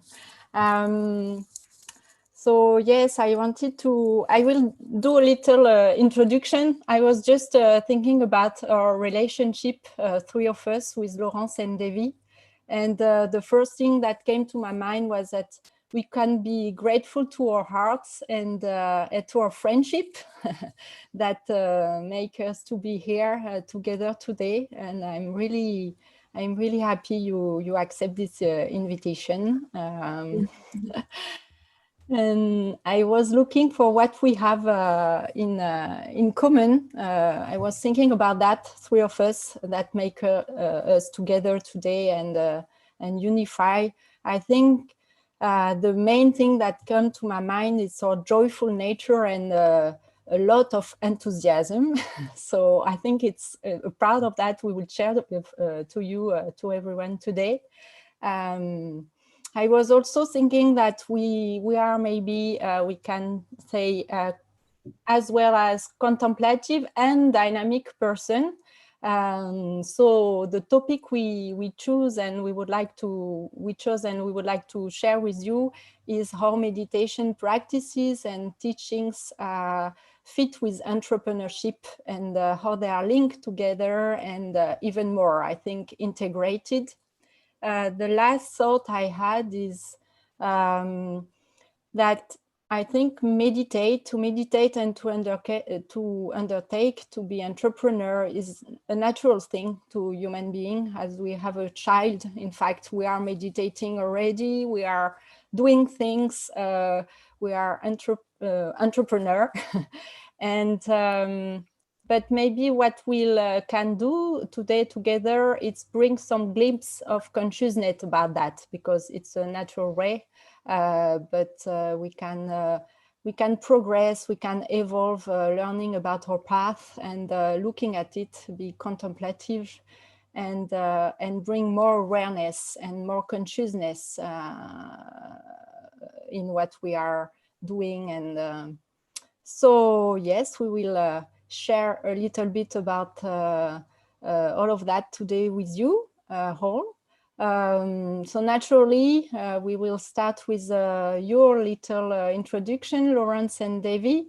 And I think you should share with us through your own path, personal and professional path, some glimpse about these two topics, meditation and entrepreneurship. Okay. Laurence, I go, it's okay for you? Yeah? So, the beginning. So I'm Davy. I will say I'm 20 years old with 26 years old of experience. That means my body is 46 years old. But I think I'm more than 26 years old of experience. I have a brother younger than me, two children, 10 years old and 15 years old. And I'm married since 18 years old. It's a long time. I live in France when I spend all my life for the moment, and I work there. At that time, I'm deputy director of the project management department of a French engineering firm in transportation and mobility projects, or light rail, subways, high-speed train. And we work all over the world. About 60% of our activities all over the world. What I'm going to share to you, it's what I've experienced. It is not true, it is not false, just a share of experience. I've spent all my whole life to do what I like, so it's quite cool. With guidance above me that was always very caring. My childhood was with parents who give me love, but maybe my way, my path, was to do the experience of a kind of loneliness. First lesson for me, I understood at the adult stage, so later, what being responsible of his thought, was. Each time I think that the other is responsible of me, what I'm living, it's like giving me or her the remote control of how I feel. For me, it was a huge discovery that have the power of changing things of my life in accordance with being able to find strategy for that. And the second lifelong learning process was my lack of strategy. Sometimes one strategy or zero strategy. Then I got my bachelor in biology because at that time I was passionate by biology, and I go to the university to learn theoretical physics. And I understand very quickly that I will not be the next Albert Einstein of the 20th century. So I decided to choose civil engineering at the university and then a civil engineering school to get my graduate in civil engineering. During my studies, I go to work in a hospital, emergency hospital, and I understand a lot of how people are when they are hurted. And it was very interesting to me to just observe for 7 years old, 7 years, I think, 7 years and 80s, how it was to be with people in a very difficult position when we are in emergency hospital, and to be at school with young people like me in the French country. That I think I was quite of very how can I say that? Comment je le dis en français? Déjà, j'ai de la chance. Disappointed? I was lucky. I was lucky to be in this country. Okay. What's for me? Well, I will share only that at the moment, and maybe I give the for Laurence for next, and we continue. Okay. Good afternoon, everybody. So my name is Laurence, and I'm 52 years old. I grew up in Paris, and basically I was my childhood and teenage time was quite different from Davy, because I was never asked by my parents, what I wanted to do, but I was placed in boarding school, very boring.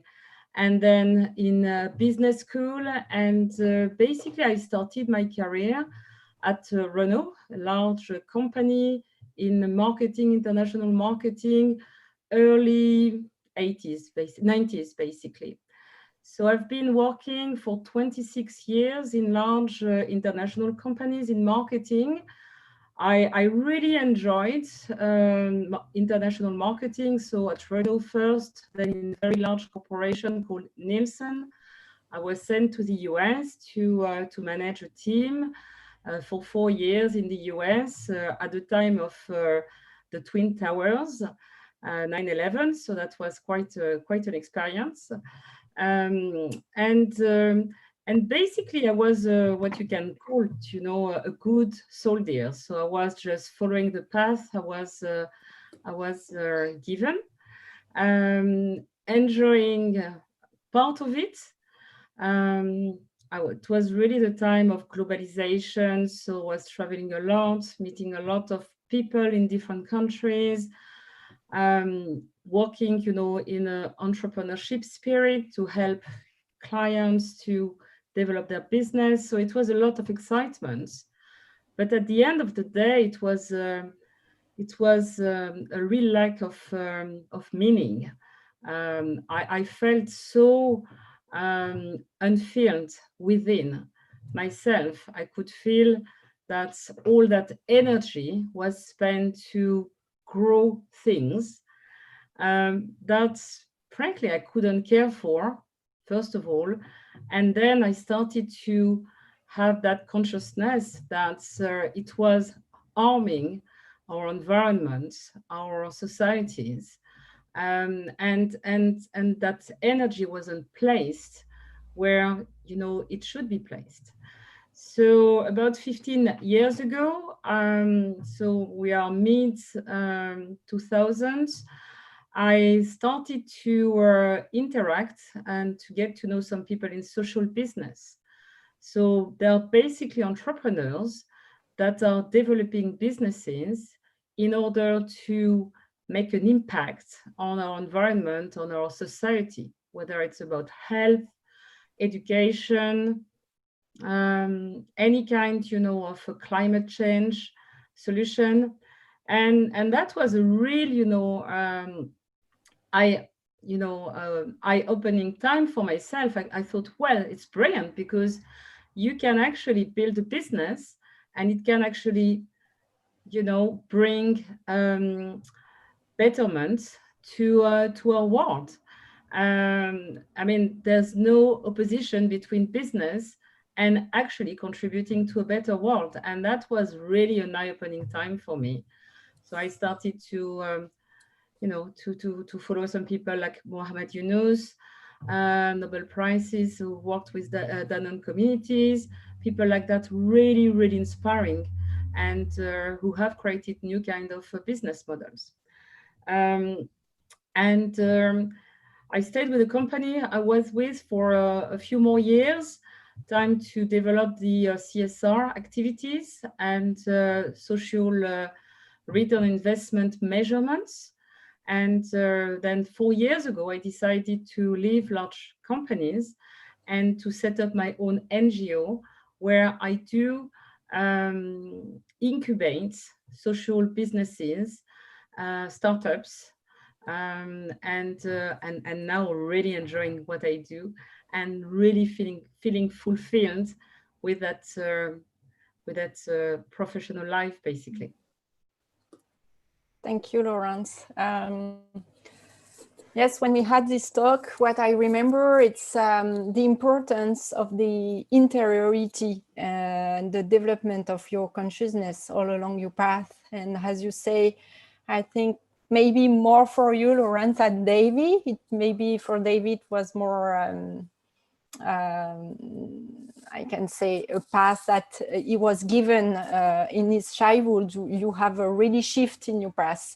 You really move forward and move far from what your parents gave you as an education. And what I saw, it's how you reconnect to yourself naturally, and you find in your path all the tools, all the you needed for that. You was mentioning the need for meaning. You were searching meaning in your. You have brilliant career, finance, but this we see that it's very important. Heart, it's at the heart of everything.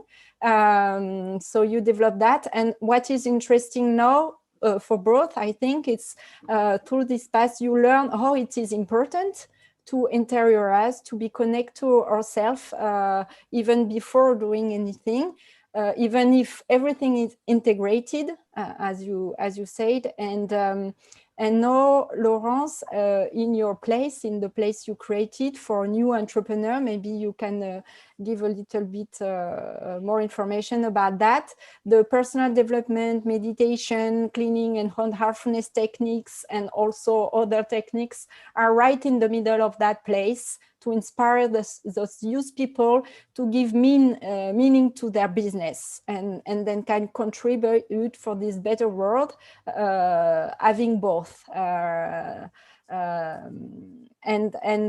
Davy, you are developing a program, and through your own tools, and now also with the Heartfulness Institute, working on bringing this consciousness, this connection to the heart right in the middle of your management and your enterprise. So maybe both you can give insight about that, because in France especially is not that, but I think everywhere we have this tendency to separate things. We have professional, we have personal life, and some people even doesn't have spirituality and connection to the heart, but even when they have, it's not easy to aggregate it and integrate it with the choice we do as a professional.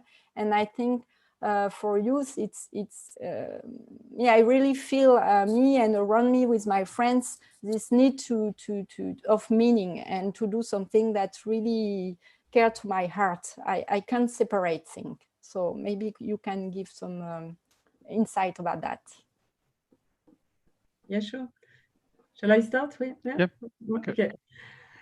To me, it's so I haven't told you about all the different experiences I've made, but also basically for a couple of years I was a film editor, so trying to find meaningful things into artistic career, and I faced the same thing. I worked with people with huge ego and not connected, and so in my professional life, in large corporation and in more artistic things, I found people at the top that were using either, they were not aligned with themselves, basically. They were driving things, but sometimes with a lot of hate, for the others, and violence. And what I wanted to do in that play that we've developed, this incubator, is really for people to feel 100% or as much as possible, aligned with who they are. And the only way to do that is to apply techniques like, Heartfulness is teaching us to really listen within yourself,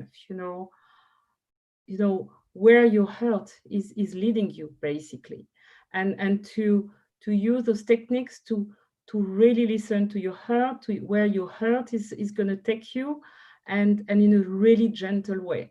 And you were referring to the cleaning techniques. It's so important also when you spend your whole day working hard on a project and having troubles and being rushing for this and that, to try to leave all of that behind before you go back to your family. So those techniques that we are implementing in our incubator are really important for people to find, peace within themselves and alignment with their true nature, and to be able to separate, to your point, Eva, so importantly, separate, what you do at work and who you are and with your family. I think it's absolutely critical. So we do that whenever we do conferences and we organize, big meetings. Like yesterday, just yesterday, we had a big recruitment day, and we started with a meditation. We started with aligning our energies and intentions for the day, and that's absolutely critical in everything you do. Thank you. Thank you for that. Davy, Thank you, Laurence. Yes. Maybe I will share a lot of things as the same as Laurence. In my job, I work with politics, and I will say with huge ego. It's not a judgment. It's people that I work with, and I feel the same as Laurence said. I need to be connected, and for the past few years, I've just see that people were disconnected.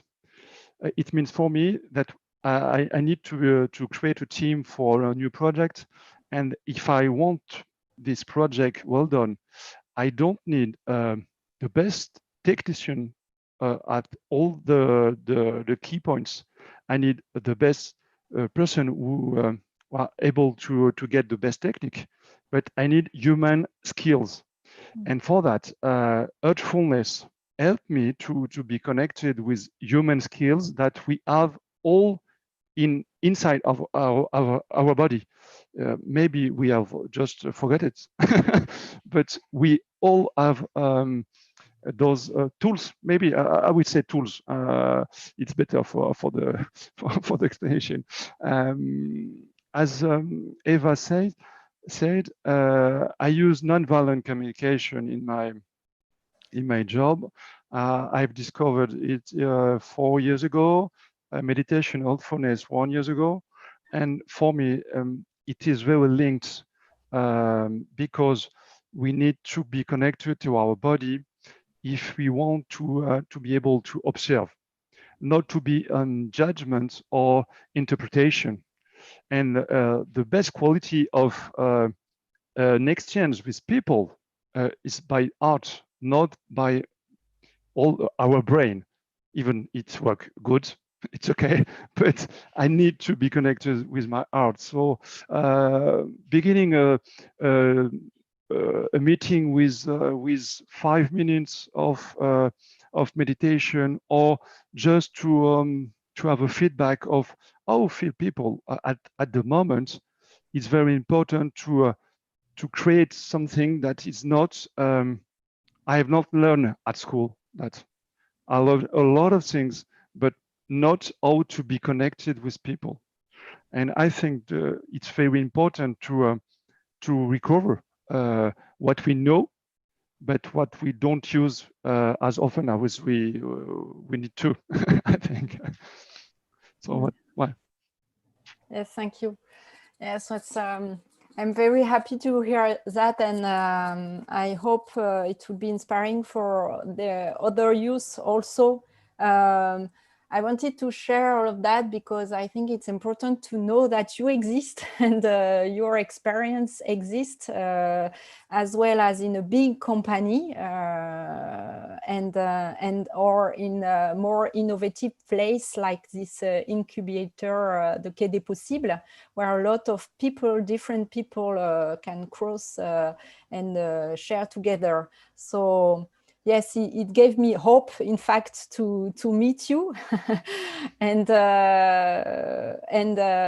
see it's possible or to find a place like Laurence's place that is an incubator that offer you the opportunity to develop yourself, because I think a lot of the people that came to you, Laurence, sometimes they don't have this consciousness. They just come to develop their project, and through the way at Quai des Possibles, they discover meditation, and the other way is also possible. It's like you have this meditation skills or non-violence communication skills, and you bring them in a big company, and you, Davy, find the place and the way to share that with the people you work, and bring the awareness of the importance of this relation, good relation with ourselves, but also good relations with the others for the success of the project.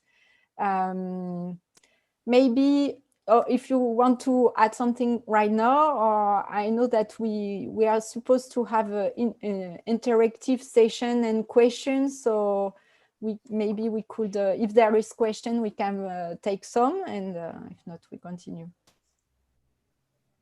Yes, Reshma, we are open to question now, if there is some.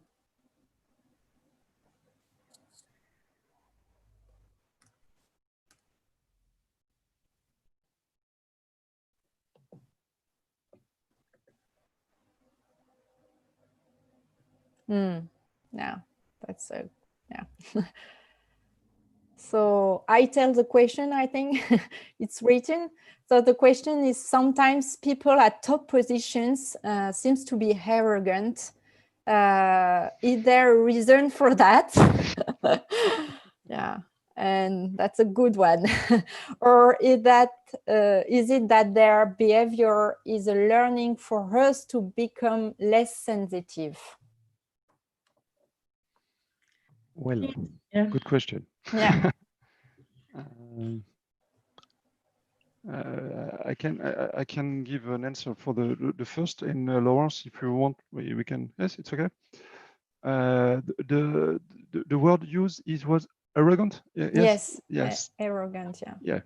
Yeah. First of all, if I told to my boss, he's arrogant, or you are arrogant, it's a judgment. It's a judgment, and I will try to work of why, but better why you are thinking that is arrogant. How do you feel? Because when you say he is arrogant, maybe your needs is to be more linked, or being more écouter, listened, yes, listen, to be listened, and I think it's important to be connected to our needs, because I'm not sure your boss or the boss is arrogant.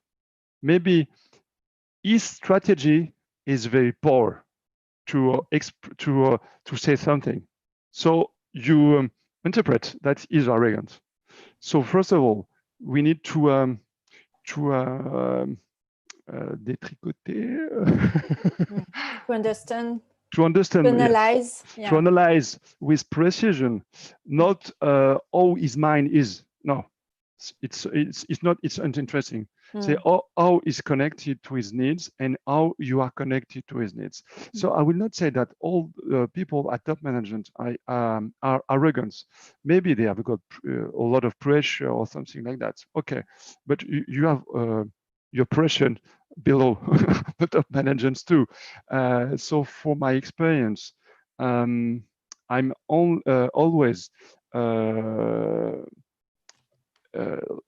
thinking of my needs, how I feel, how my needs are fulfilled, and if they are not fulfilled, what strategy I can use for that.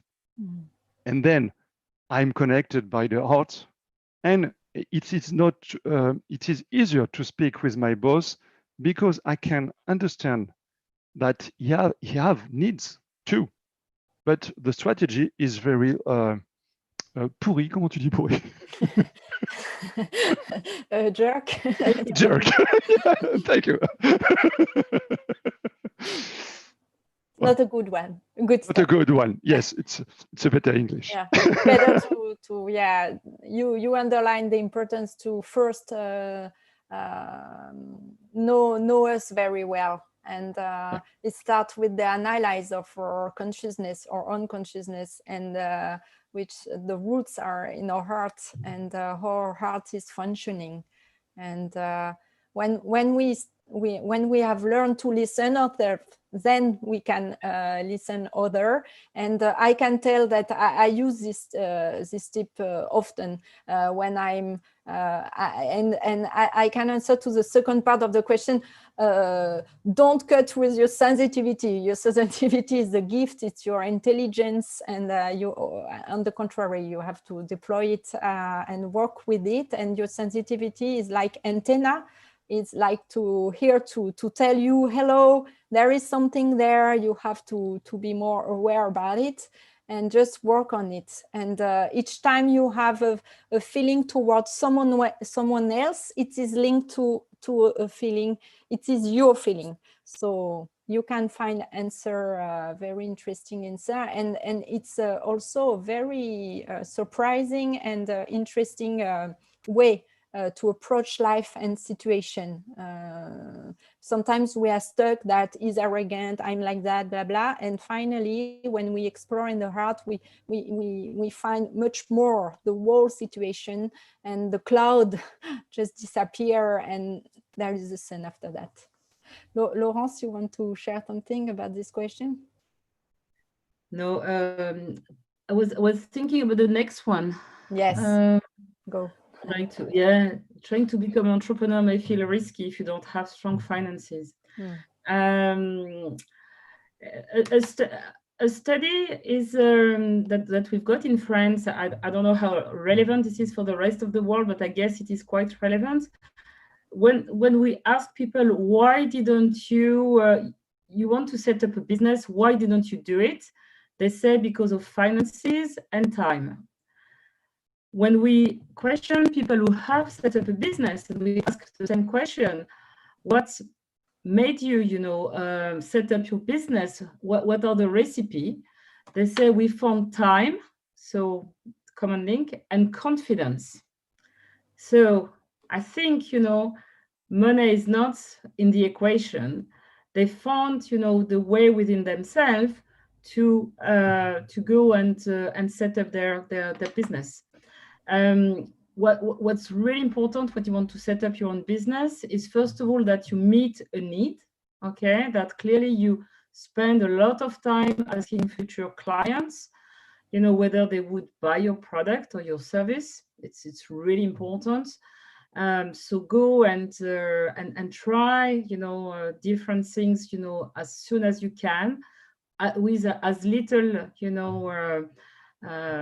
ways as possible, and you're gonna fail, and you're gonna fall, you're gonna fail and fall, and you're gonna learn, and you're gonna fall, and you're gonna learn, and you're gonna do the small steps to finally set up your own business. And you'll find along your path, you'll find some money, you'll find some people, some associates, you'll find some business angels, you'll find some help, but you need to be very much aligned with who you are, what you really want to do, and you need to make sure that what you're bringing to market will be meaningful to the people that you are going to address. Last but not least, and Eva's gonna like that one, work hard, work bloody hard, and again.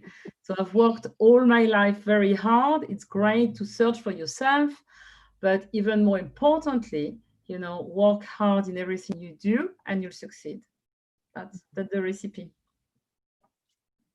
Thank you for that.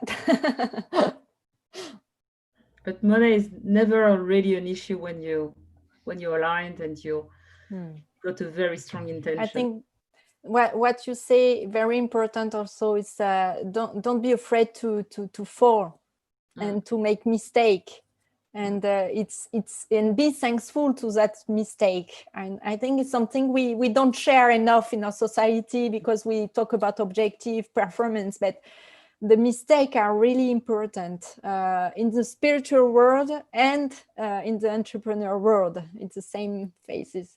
So yes, because you can learn, and but the most important is the resilience. So you can accept these mistakes, learn from them, don't repeat too much to progress, and then you move forward. And also we can share that this is normal. This is natural path to have up and down, and because sometimes this society with the marketing, we always find, people champion star who succeed and blah, blah. People on Facebook won't share their depression all day. They share the success. But the down are also part of the path. So you take it all, and you do your best with it. And above all, you progress and you walk and you move forward, I think. If I've got 2 minutes, yes? we'll just share something. Thank you, Laurence, because it's very interesting what Laurence said. I will share something for you with you. Even if I'm deputy manager in a big firm, I'm working with a startup, and money is not the issue. Money is not the issue. Money is a resource, okay, but it's not the issue. The issue was to get the good partner, to be confident, to work hard. I really work very hard, but not alone. It's very important to be with people and to be connected. I've beginning the experience with them 2 years ago, and I've done what Davy Alexandre wants, not what my boss wants, not what my financing team wants, but what I was in my mind. And it's very interesting because in my studies at school, the principle of fail or not fail was not very easy for me because to put the hand up and saying I don't know was not what I was learning. And for the first time, I was not very easy because it was a startup. I'm in a big firm, and I need to put my mind to set up my mind differently. So you really need to be confident, and money will come. And life is very beautiful for that. You have a lot of experience, and if money don't come, it's not because you are not good. It's not time. It's not time. And maybe I will share a reading I've just finished, a book from Otto Scharmer, The You Theory. Very interesting because very interesting. Just read it and test and learn are the two words I use more in my film. Say don't do big specifications, just test, learn. Sometimes you fail, but fail it's a judgment. It failed for you. It's not a fail for another. So test and learn and work hard. Thank you. Thank you, Laurence. If I knew that before, life is beautiful. I won't miss so much time. We'll not be at this place if you know it before. It's perfect. I'm very happy to be here today, and yeah, confident for the future. We have 9 minutes left, and the third very interesting question. So maybe we can finish that. Have you encountered resistance to incorporate meditation and awareness-based tools consciously into everyday work culture?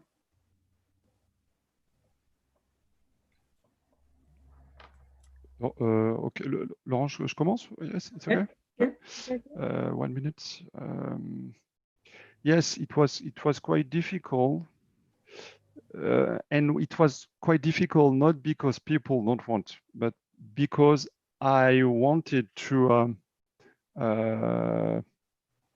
oblige. It's not a good word, but you can understand.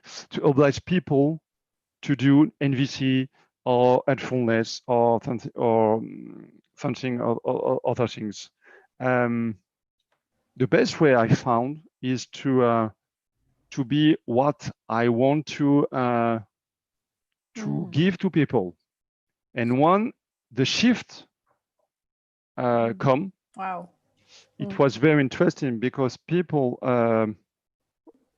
gave me a response of what I was, because I was aligned. Just I was aligned. So it was not because people don't want. It was my brain that say, well, my boss don't want, so I need to go strategy, very interesting.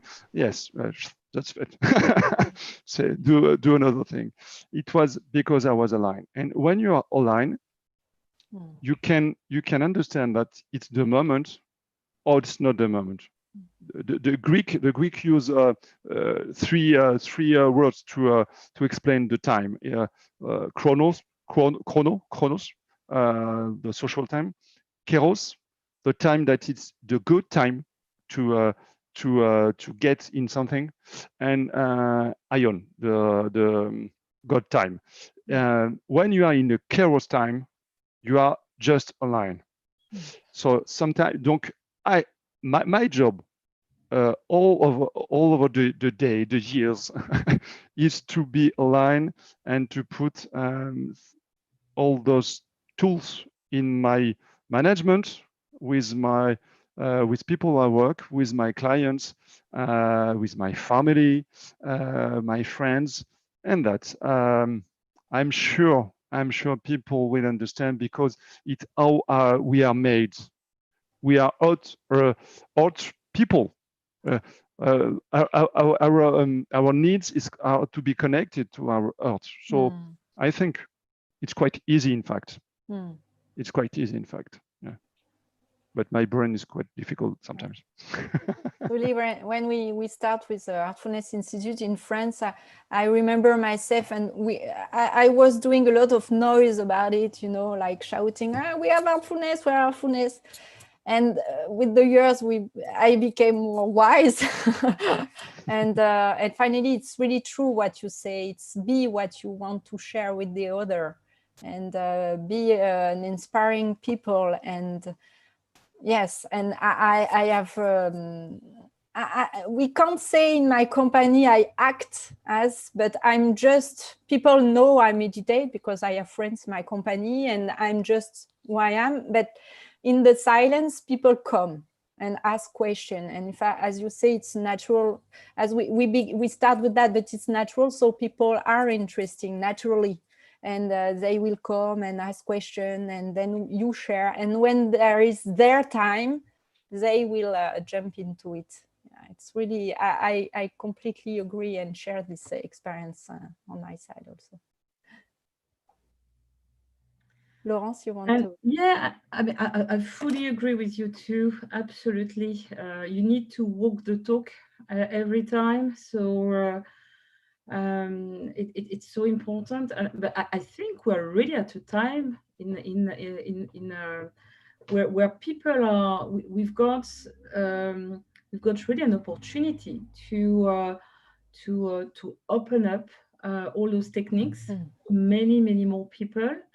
I would say where we are, there's about 10-20% people resistant to it, 10-20 really into it, and the rest, maybe 60%, you know, not sure, but that you can, you know, basically not sure, but interested, you know, eventually. So I think it's time has come to me to open up all those techniques, especially during the COVID period. People started meditating much more than in the past. Zoom has opened up a lot of, I mean, like today and yesterday and the day before, it's opening up all those techniques to wide audience. So that's great, I think. But there's still, to me, there's still that 10-20% of people who are really resisting. They think we are a sect, you know. It's still quite they don't feel at ease yet, and that the people, to your point, that we need to just you know, take it easy and don't force anything. Just come along whenever you're ready. That's your call, not ours, basically. Yeah, it's maybe we can conclude also with the idea that this is the glimpse you gave is the idea that it's a collective things. We work as individual to our own connection, own being, and that the evolution and our own evolution and the evolution of consciousness is shared with everybody. And one day we will, it's like when you introduce in a society a new thing, at the beginning it's strange. The creative one, the people who like to be leader, they jump into it. It's a new thing, and you have the people who are afraid and those who don't know. But finally it become a norm, and it become natural. And I sometimes share with the students with who I had a Heartfulness session at law school. I said, it will be like brushing your teeth, you know, meditation on the morning, and just look at it from the future, and the generation after, they will look back. They were not meditating, just getting out from their apartment like that, without taking a mental shower and be pure in their heart. Let's have a dream about that. We collectively share this idea and make this future happen. Absolutely. Absolutely. Yeah. Thank you so much to all of you, to Eva and Davy and Laurence. It's a really nice discussion there about, you know, this mix between our values and work and meditation, and how we can kind of connect them all. I really enjoyed it a lot, and I know our audience really enjoyed your presence. So thank you so much, all of you. Thank you. Thank you, Daniel. Thank you. Thank you. Bye. Bye-bye. Hey, thank you. Bye, Laurence. Bye, Davy. See you. Thank you. Thank you, guys. Nice opportunity. Thank you. So for this next break, we're just going to ask you to, or remind you that we've got the Padlet to give some feedback really about how you found today, how you found yesterday, Friday, any of the sessions, just to really just tell us a bit about how you found it, and any inspirations that you want to share. And then also just remind you that we are going to have all of these sessions available on YouTube as single sessions. So if there's something that you've watched and you thought that was really interesting and I really want to think about that again, you will have that opportunity to go back and watch things again. So you can look those sessions up on YouTube, and they will be available online. So yeah, I'll just leave you to explore the Padlet and contribute to that, and have a short break. And then after our break, we're continuing on a similar kind of theme really, and this is going to be about heartfulness and leadership and heartful leadership. We've got some really interesting speakers, and I'll tell you more about those after the break. Thanks a lot.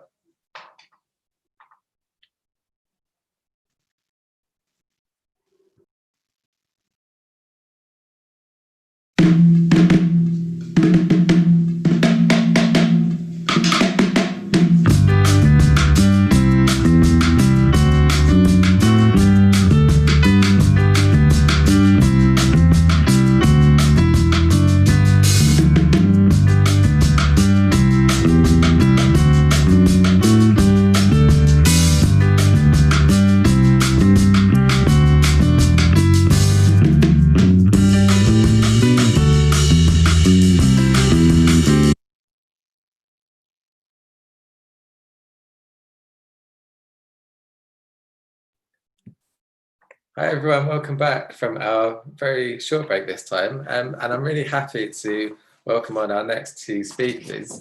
And we've got Katherine Randel, who is the CEO of CEO of Spangle X Mate, which is a hybrid production and creative agency, and they really focus on trying to amplify brands and emerging talent. And alongside Katherine, we've also got Sunil Dovedy, who is the director of the professional part of the Adizes Leadership Institute. So really amazing speakers. I'm really looking forward to the session. So welcome to both of you. And then alongside you, we have also got your colleague Halli, who I believe is going to be helping you out. And Halli is a second year at Yale and is going to be kind of helping to lead the discussion. So we're looking forward to hearing from all of you. Thanks. Hey there. So starting off, once again, thank you for the introduction. My name is Halli Watson, and I am so excited and honored to be here with Katherine and Sunil, two people who I've gotten to know a little bit in the past week, and I'm excited for you guys to meet and hear their amazing stories.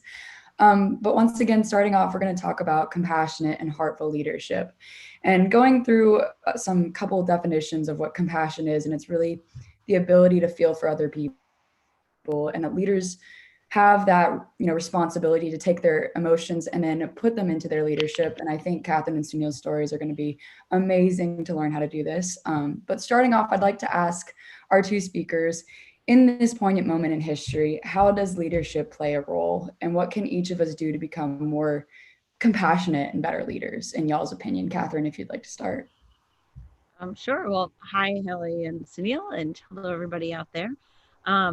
So for us, we've been discussing, like Halli said, over a couple of days now, various different stories of our own personal journey through how to be more heartful with our leadership, but also the journeys of what's going on in the world today. And so one of the things that for me, I'm actually not right now, I'm in northern New Jersey at my aunt and uncle's house, which is very lovely and has mountains in the background, but I live in Brooklyn, in New York City. And so I'm currently in the heart of both the COVID experience. My zip code is one of the highest death tolls for COVID in the world.